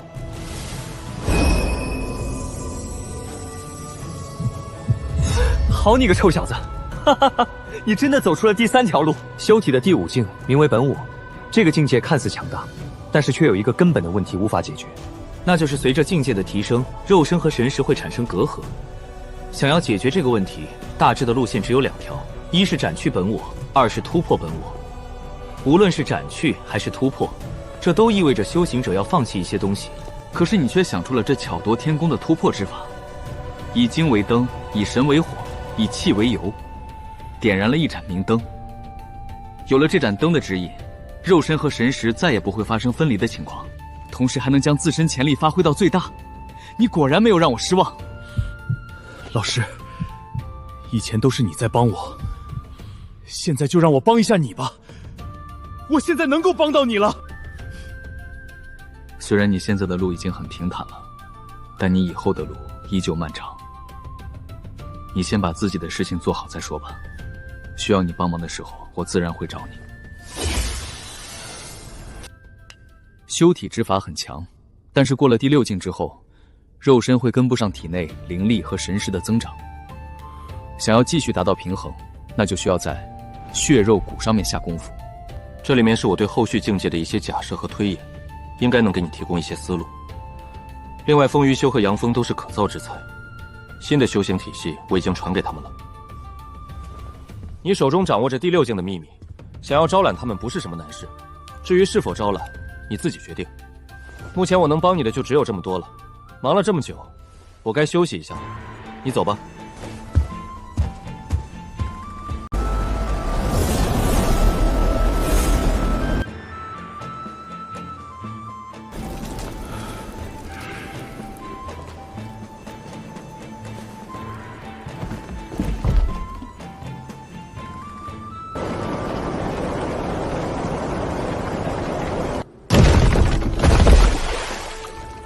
你能不能等一会儿再挖？作为故人，你不打算在临终前和我聊2句吗？有什么好说的？我问你的东西你又不肯告诉我，那我还不如早点把你埋了。讲道理，这次要不是你出了点问题，我还真弄不过你。能让你顾长安说出这样的话，我江不凡是不是也可以名留青史了？不会的，所有的记录都证明你在那场大战中死了。今天我们的谈话会被隐藏在时间长河里面，没有人会知道。就像没人知道你当初是怎么获得这些不祥的力量。你还是想知道这东西的来源，但是我偏不告诉你。我江不凡就是要生你顾长安半子。乌力虽然现在气势如虹，但是他惹恼了圣虚禁地。漫长的时间之后，圣虚禁地一定会来找他麻烦的。想来就来吧，圣地也好，禁地也罢，天下没有灭不了的东西。我是真的没想到，你居然能得到圣虚禁地的全部支持。如果不是你使用了不祥的力量，导致圣虚禁地内部发生了分歧，这场战斗或许真的会两败俱伤。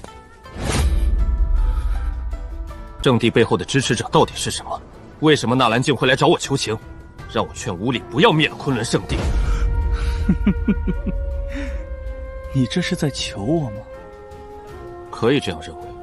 那我能得到什么？我可以给你准备一具上好的棺材，并且保证不会在你坟头上建茅厕。这个条件听起来真诱人，能让我看看我以后的容身之处吗？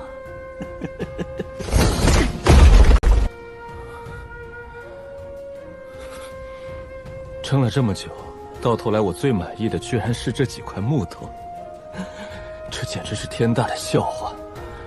看在这具棺材的份上，那我就告诉你一点东西：我们的头上还有存在，圣地只不过是那些存在的据点罢了。10万年前，我们这片天地诞生了天命者。我们这里虽然很难诞生天命者，可是一旦出现，那我们的天命者将会比一般的天命者强大。这就好比生长在野外的花草，总要比温室里的顽强一些。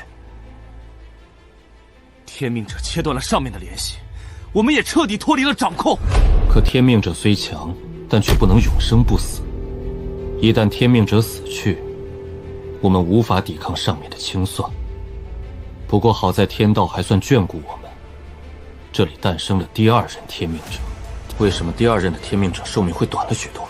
还能为什么？当然是被人打伤的喽。上面的强大，就算是天命者也不能横扫一切。那无极天尊呢？他为什么只存在了几千年就消失了？还有天命为什么会崩碎？不知道。无极天尊的消失一直是个谜，没有人说得清楚。是上面的问题？应该不是。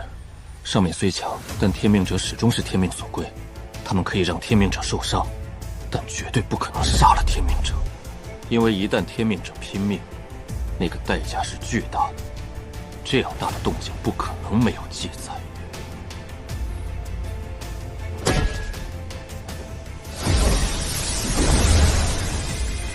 再聊聊嘛，这么急着烧死我干什么？你聊你的，我做我的，不影响。对了，上面大概什么时候能和我们这里恢复联系？乌力城在天命的时候，联系就会恢复。这也是纳兰靖要你阻止乌力灭昆仑圣地的原因。曾经的子府圣主，现在已经变成一个小女人了，真是让人失望。如果我是乌力，我一定会灭了昆仑圣地。纵使身为蝼蚁，也敢向天横刀，更何况我们也不是蝼蚁。既然如此，为何不敢向上面宣战？话都说的差不多了，你真的不打算告诉我不祥的来源吗？你既然这么聪明，那你可以猜呀，猜到了算你赢。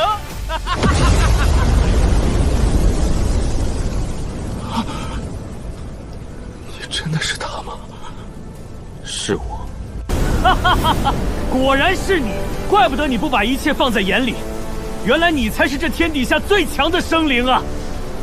顾长安，有朝一日，你一定要杀上苍穹，那里有更大的秘密等着你。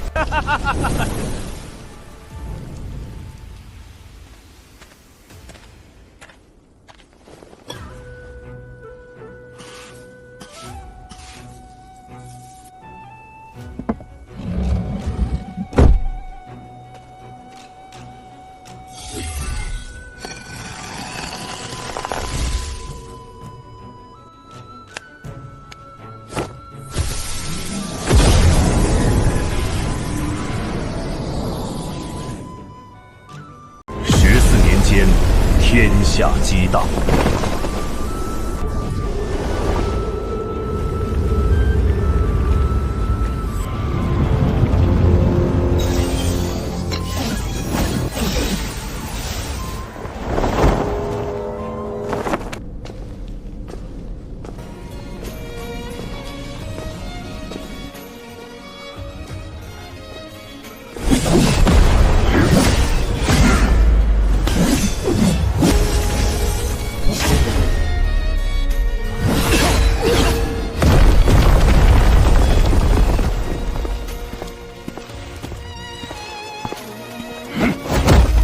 灭绝师太果然还是和方千城联手了。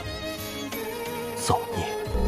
你帮我杀了方千城，我的命是你的了。我杀方千城不是为了你，而是为了无情仙子。虽然无情仙子败于我手，但她的才情世上少有女子可比。这样的女子，不应该有这样悲惨的下场。随便你怎么想，反正我的命是你的了。本来是想向你们借一些兽血石封存莹莹的尸体，既然你们插手了这件事，那么这个情我认了。只要我还活着，这个人情永生不忘，知会一声就行。你怎么样？没受伤吧？一些小伤不碍事。我知道你惜英雄重英雄，但你的对手是禁定，下次不要这么鲁莽了。老师，我就是看不惯那些人的做法。这种事情我如果都能忍，那我就不是无礼了。对了，这是我从禁地回来的东西，老师你应该用得上。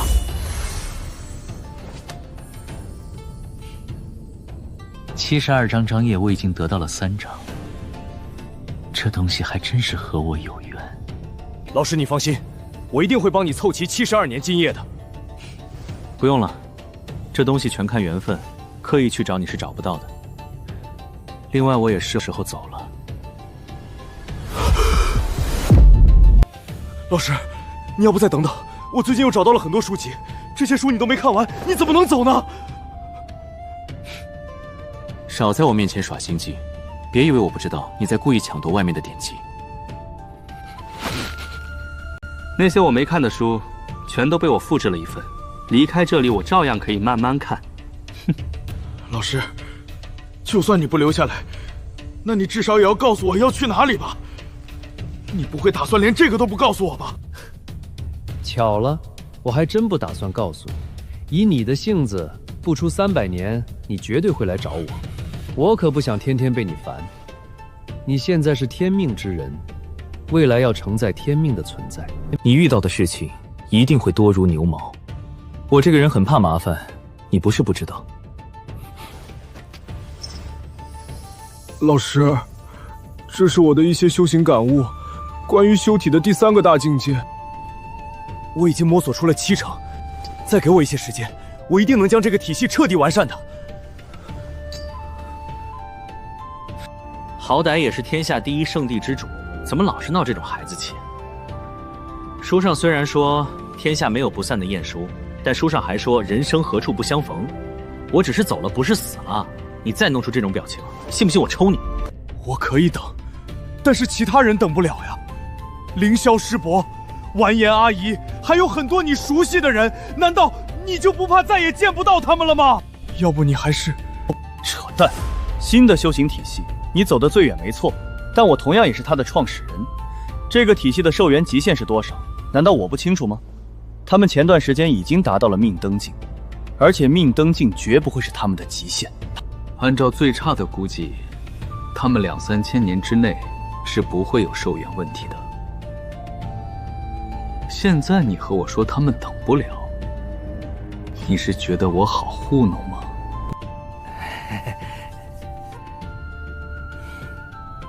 放心吧，我答应过给他们收尸，到时候我一定会回来的。我不但会给他们收尸，也会给你收尸的。天下修士，无人敢言长生。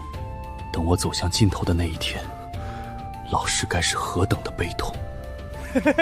老师的手艺我是绝对的相信的，到时候老师一定要帮我选一个最好的墓地。没问题，我一定帮你选一个最好的墓地。不过我的出场费可是很贵的，你到时候一定要准备好足够的报酬。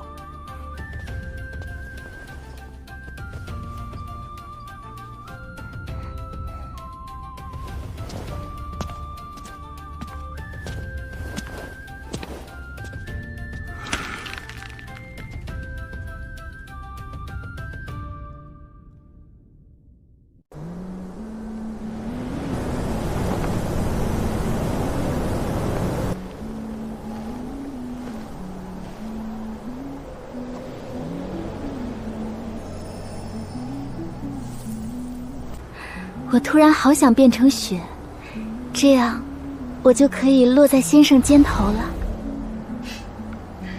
可是先生撑着伞，你只能落在先生的伞上。落在伞上也好呀，那样我就能陪先生再走上一程了。若是先生将雪雪扶，那就任他扶去，能在他手掌上停留片刻，足矣。圣地的史书是你负责记录，关于先生的部分你写好了吗？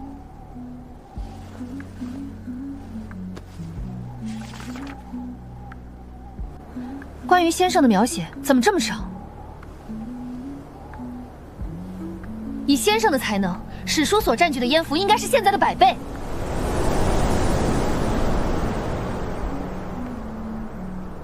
史书太小，无法装下他那荡气回肠的一生；史书太大，随便一翻，便是他那漫长且刻骨铭心的过往。先生的才能，倾尽我毕生所学，也无法描绘一二。如果写成文字，我的敬仰能填满整个雪海。可是那又能怎样？整个雪海的书籍加在一起，就能描绘先生的人生吗？看似拥有了一切，实则一无所有。先生又是怎么从这漫长的孤独中熬过来的呢？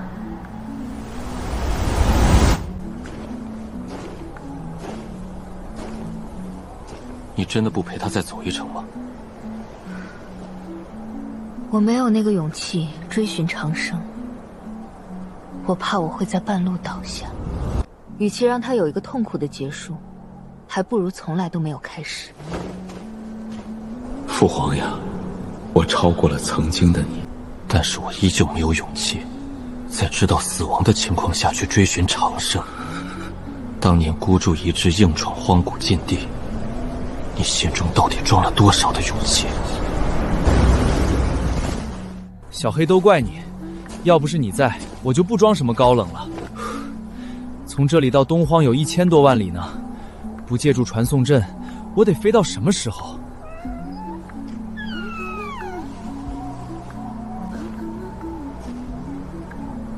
算了，飞回去就飞回去吧。现在回去用传送阵，逼格都掉光了。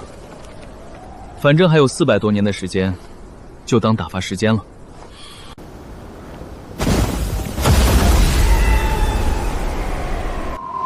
小黑的情况越来越差，怀玉的丈夫纳兰性德也已经封存起来了。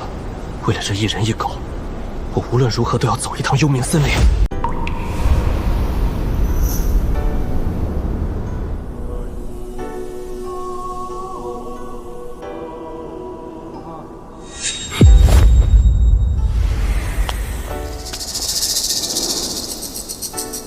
确实惊艳，怪不得是3万年来第一个开启天命的人。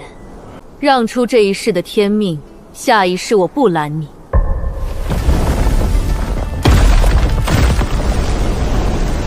天命之争，没有不战而退的说法。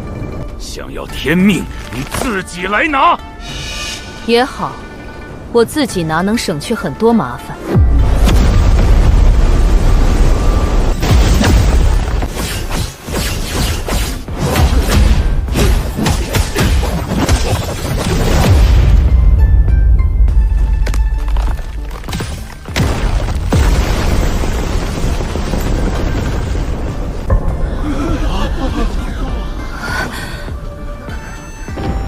怎么回事？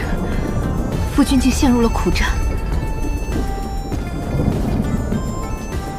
师父放心，圣主绝不会败。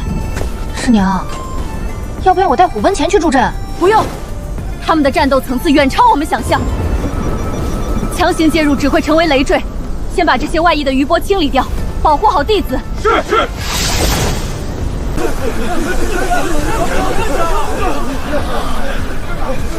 为什么会有这种熟悉的波动感？二师傅别想了，快来帮忙！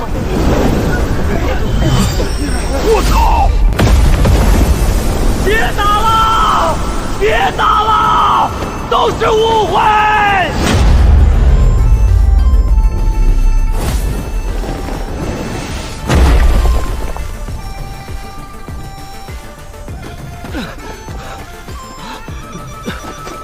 太虚殿送公羊，拜见宁安仙子。你怎么认出我的？以他的性格，你不可能知道我的相貌。晚辈确实不知前辈容貌，但苍兰宗虽没落，晚辈对一些功法仍有所耳闻。何况长安大哥走前特意留了东西。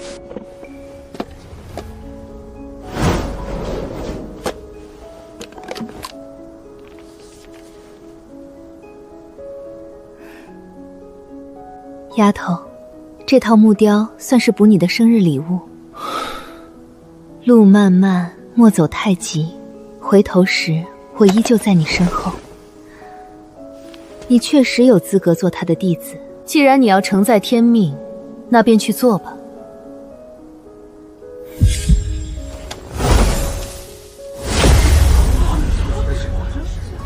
你就是完颜月离？是的。你应该是千年前大玄皇朝苍兰宗的天骄，李念生吧？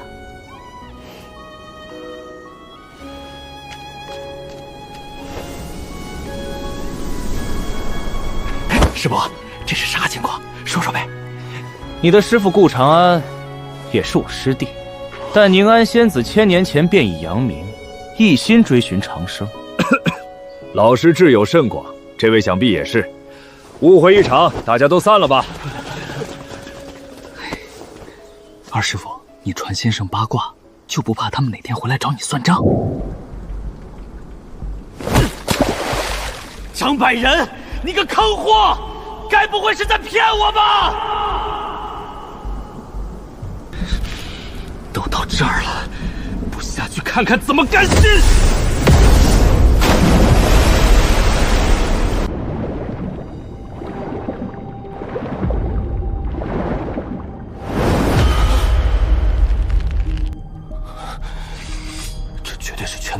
顾兄，死人坛许进不许出，你太过惊艳，我实在不想在争天命时碰到你。幽冥森林确实有救白泽之物，待我承载天命再来接你。利用张百人，我死吧！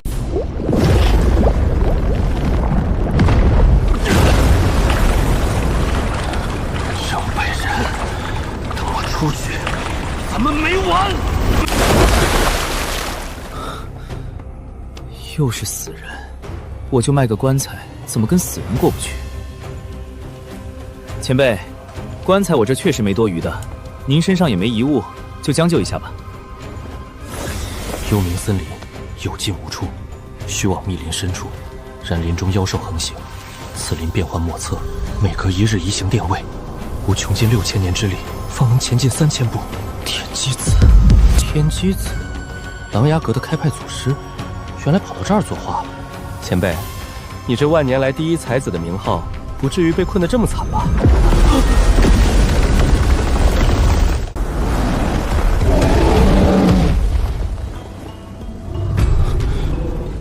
暴力金刚熊，上古遗种。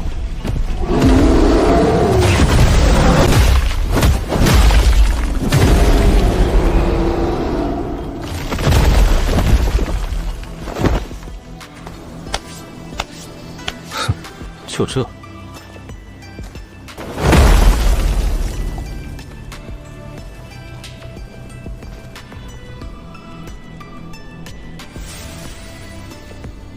好，我就看看这森林到底有多大。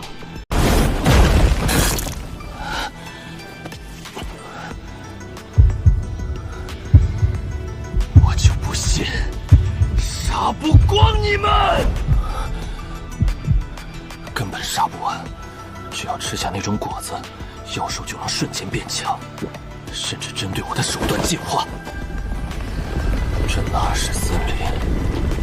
这压根就是个活着的牢笼。小黑，我不会让你死在这儿的。你困了我180年，界，我把这里的每一种草木变化都摸透了。识相的，赶快把我传送到中心区域，不然后果自负。行，那咱们就640年后再见。到时候我连你这片林子一起拆了。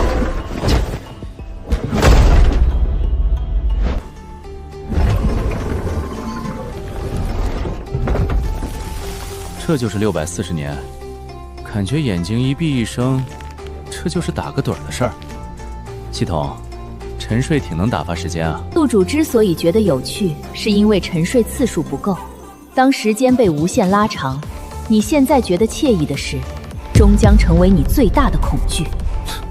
危言耸听，沉睡就是打盹，哪有那么可怕？就算世界变了，禁地里的那些存在总该记得我吧？那1000万年呢？在千万年岁月面前，禁地也脆弱如纸。算了，不扯这些。640年了，可以加点了。系统，你这标签怎么还是模糊的？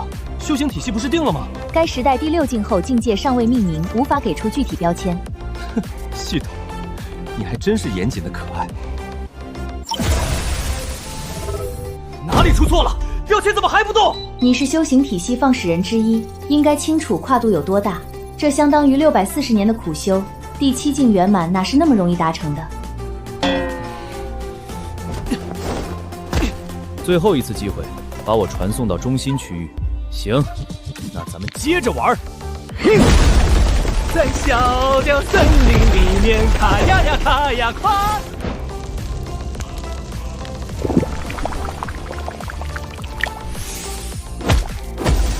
晚了，现在的我不需要你这所谓的补偿。既然能量守恒，那我就化身黑洞。天机子输在容量有限，可我有系统空间，我倒要看看你这森林的能量储备到底有多深不见底。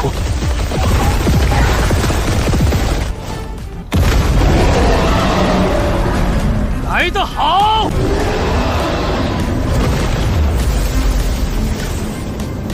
小黑！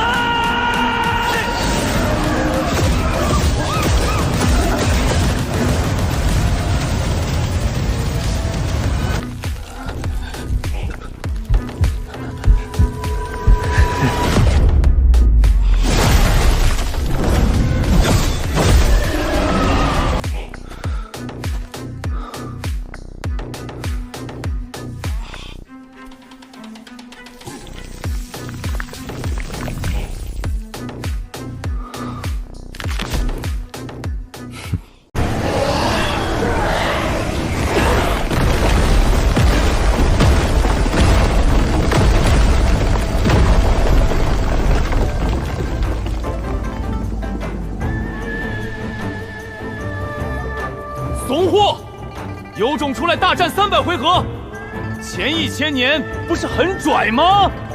了不起，我再花1000年砍倒他们！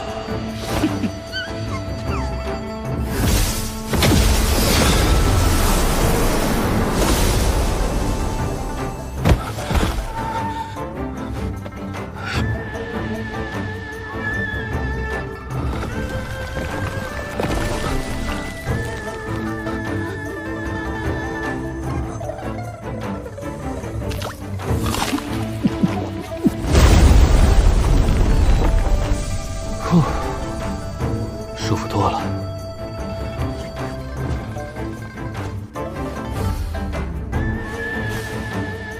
先别忙着拒绝，我知道救他消耗大，但我顾长安答应的承诺，纵使天地死亡，万物灵也永远不会失效。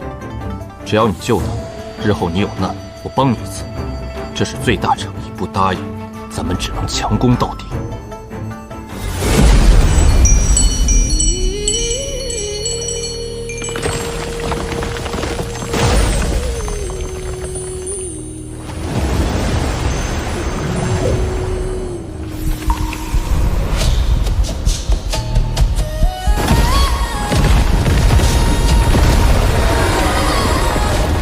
东西还你了，我的承诺也有效。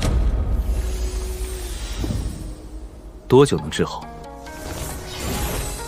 逆转生死需2000年，另需那只虫子的一滴血孕育新生命。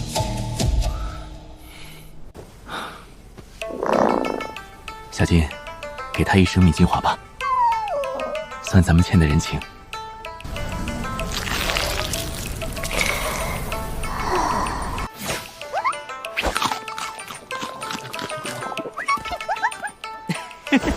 达成共识了，我在这儿开块地种点灵草，你应该不介意吧？可以。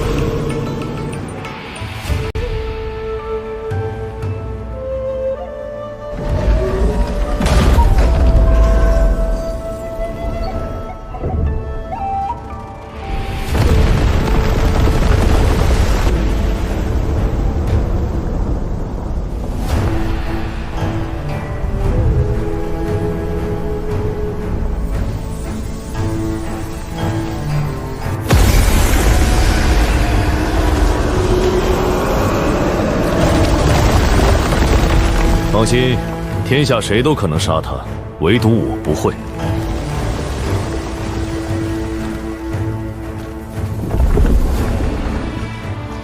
老师，你总是能适应环境，幽冥森林这种地方你都能如鱼得水。有人说过不准碰，不然打你屁股。老师啊，老师，你还是算无疑者，连我来这儿你都猜到了。只可惜我马上要走了，最后的道别可能要等很久很久。这次换你来找我们了。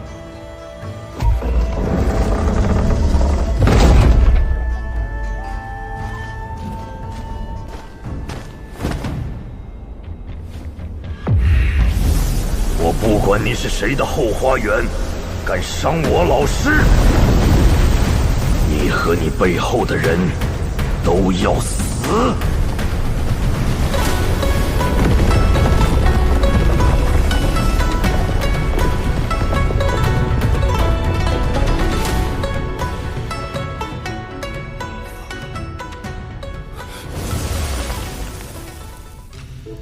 咦，衣服怎么直接碎了？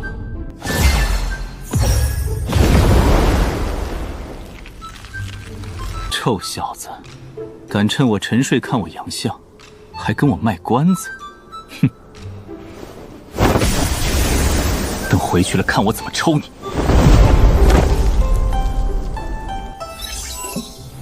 系统，全家防御吧。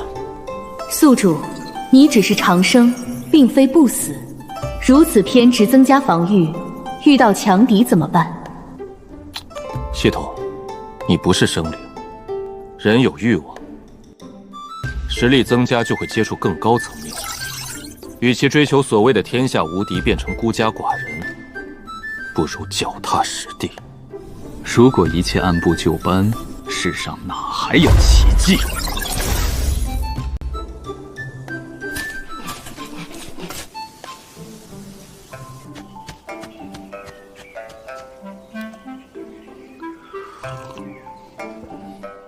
兔十八，你老婆今天该生了吧？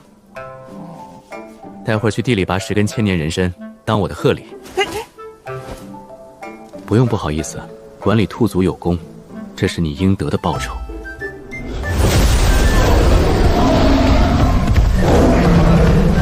小黑，你好歹是神兽，算狗类里的极品，注意点形象，别整天乱叫。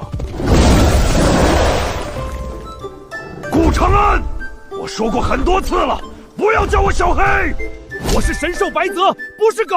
我就想叫你小黑，有问题吗？就你这体型，不是猫科就是犬类，到底是猫是狗，你总得选一样。你这种经历了外面那么多事的人，心境难道没受影响？只要不给自己添加枷锁，人间何处不是仙境？他们不像你，你自己算算，你来这儿多久了？老死是他们无法避免的事。战斗沉睡种树，4103年了。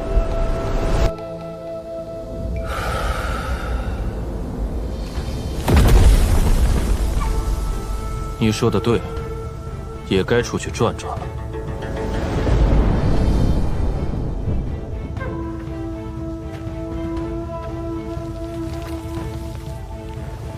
天下没有不散的宴席，我欠你一个承诺，我们终会再见。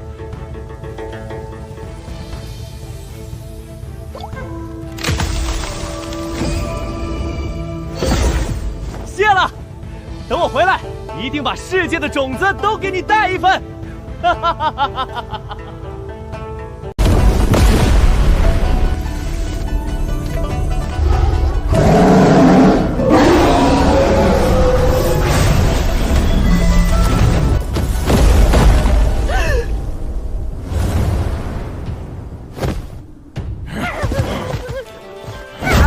我们出来了，这是哪里？这里是黑风山。黑风山在西周边境，距离子府圣地200多万里。哼，滚吧！今天的事敢乱说，要你的狗命！滚！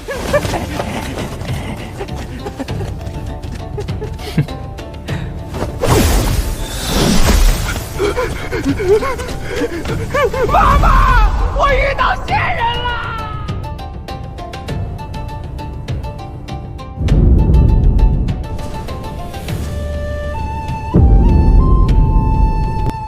荒殿帝，这名字霸气，你徒弟可比你厉害多了。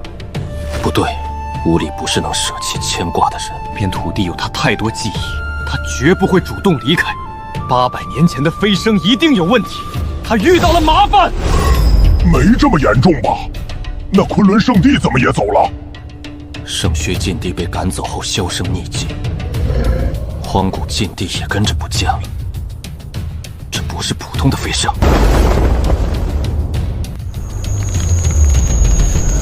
我要找到他们，是死是活，总得见个真章。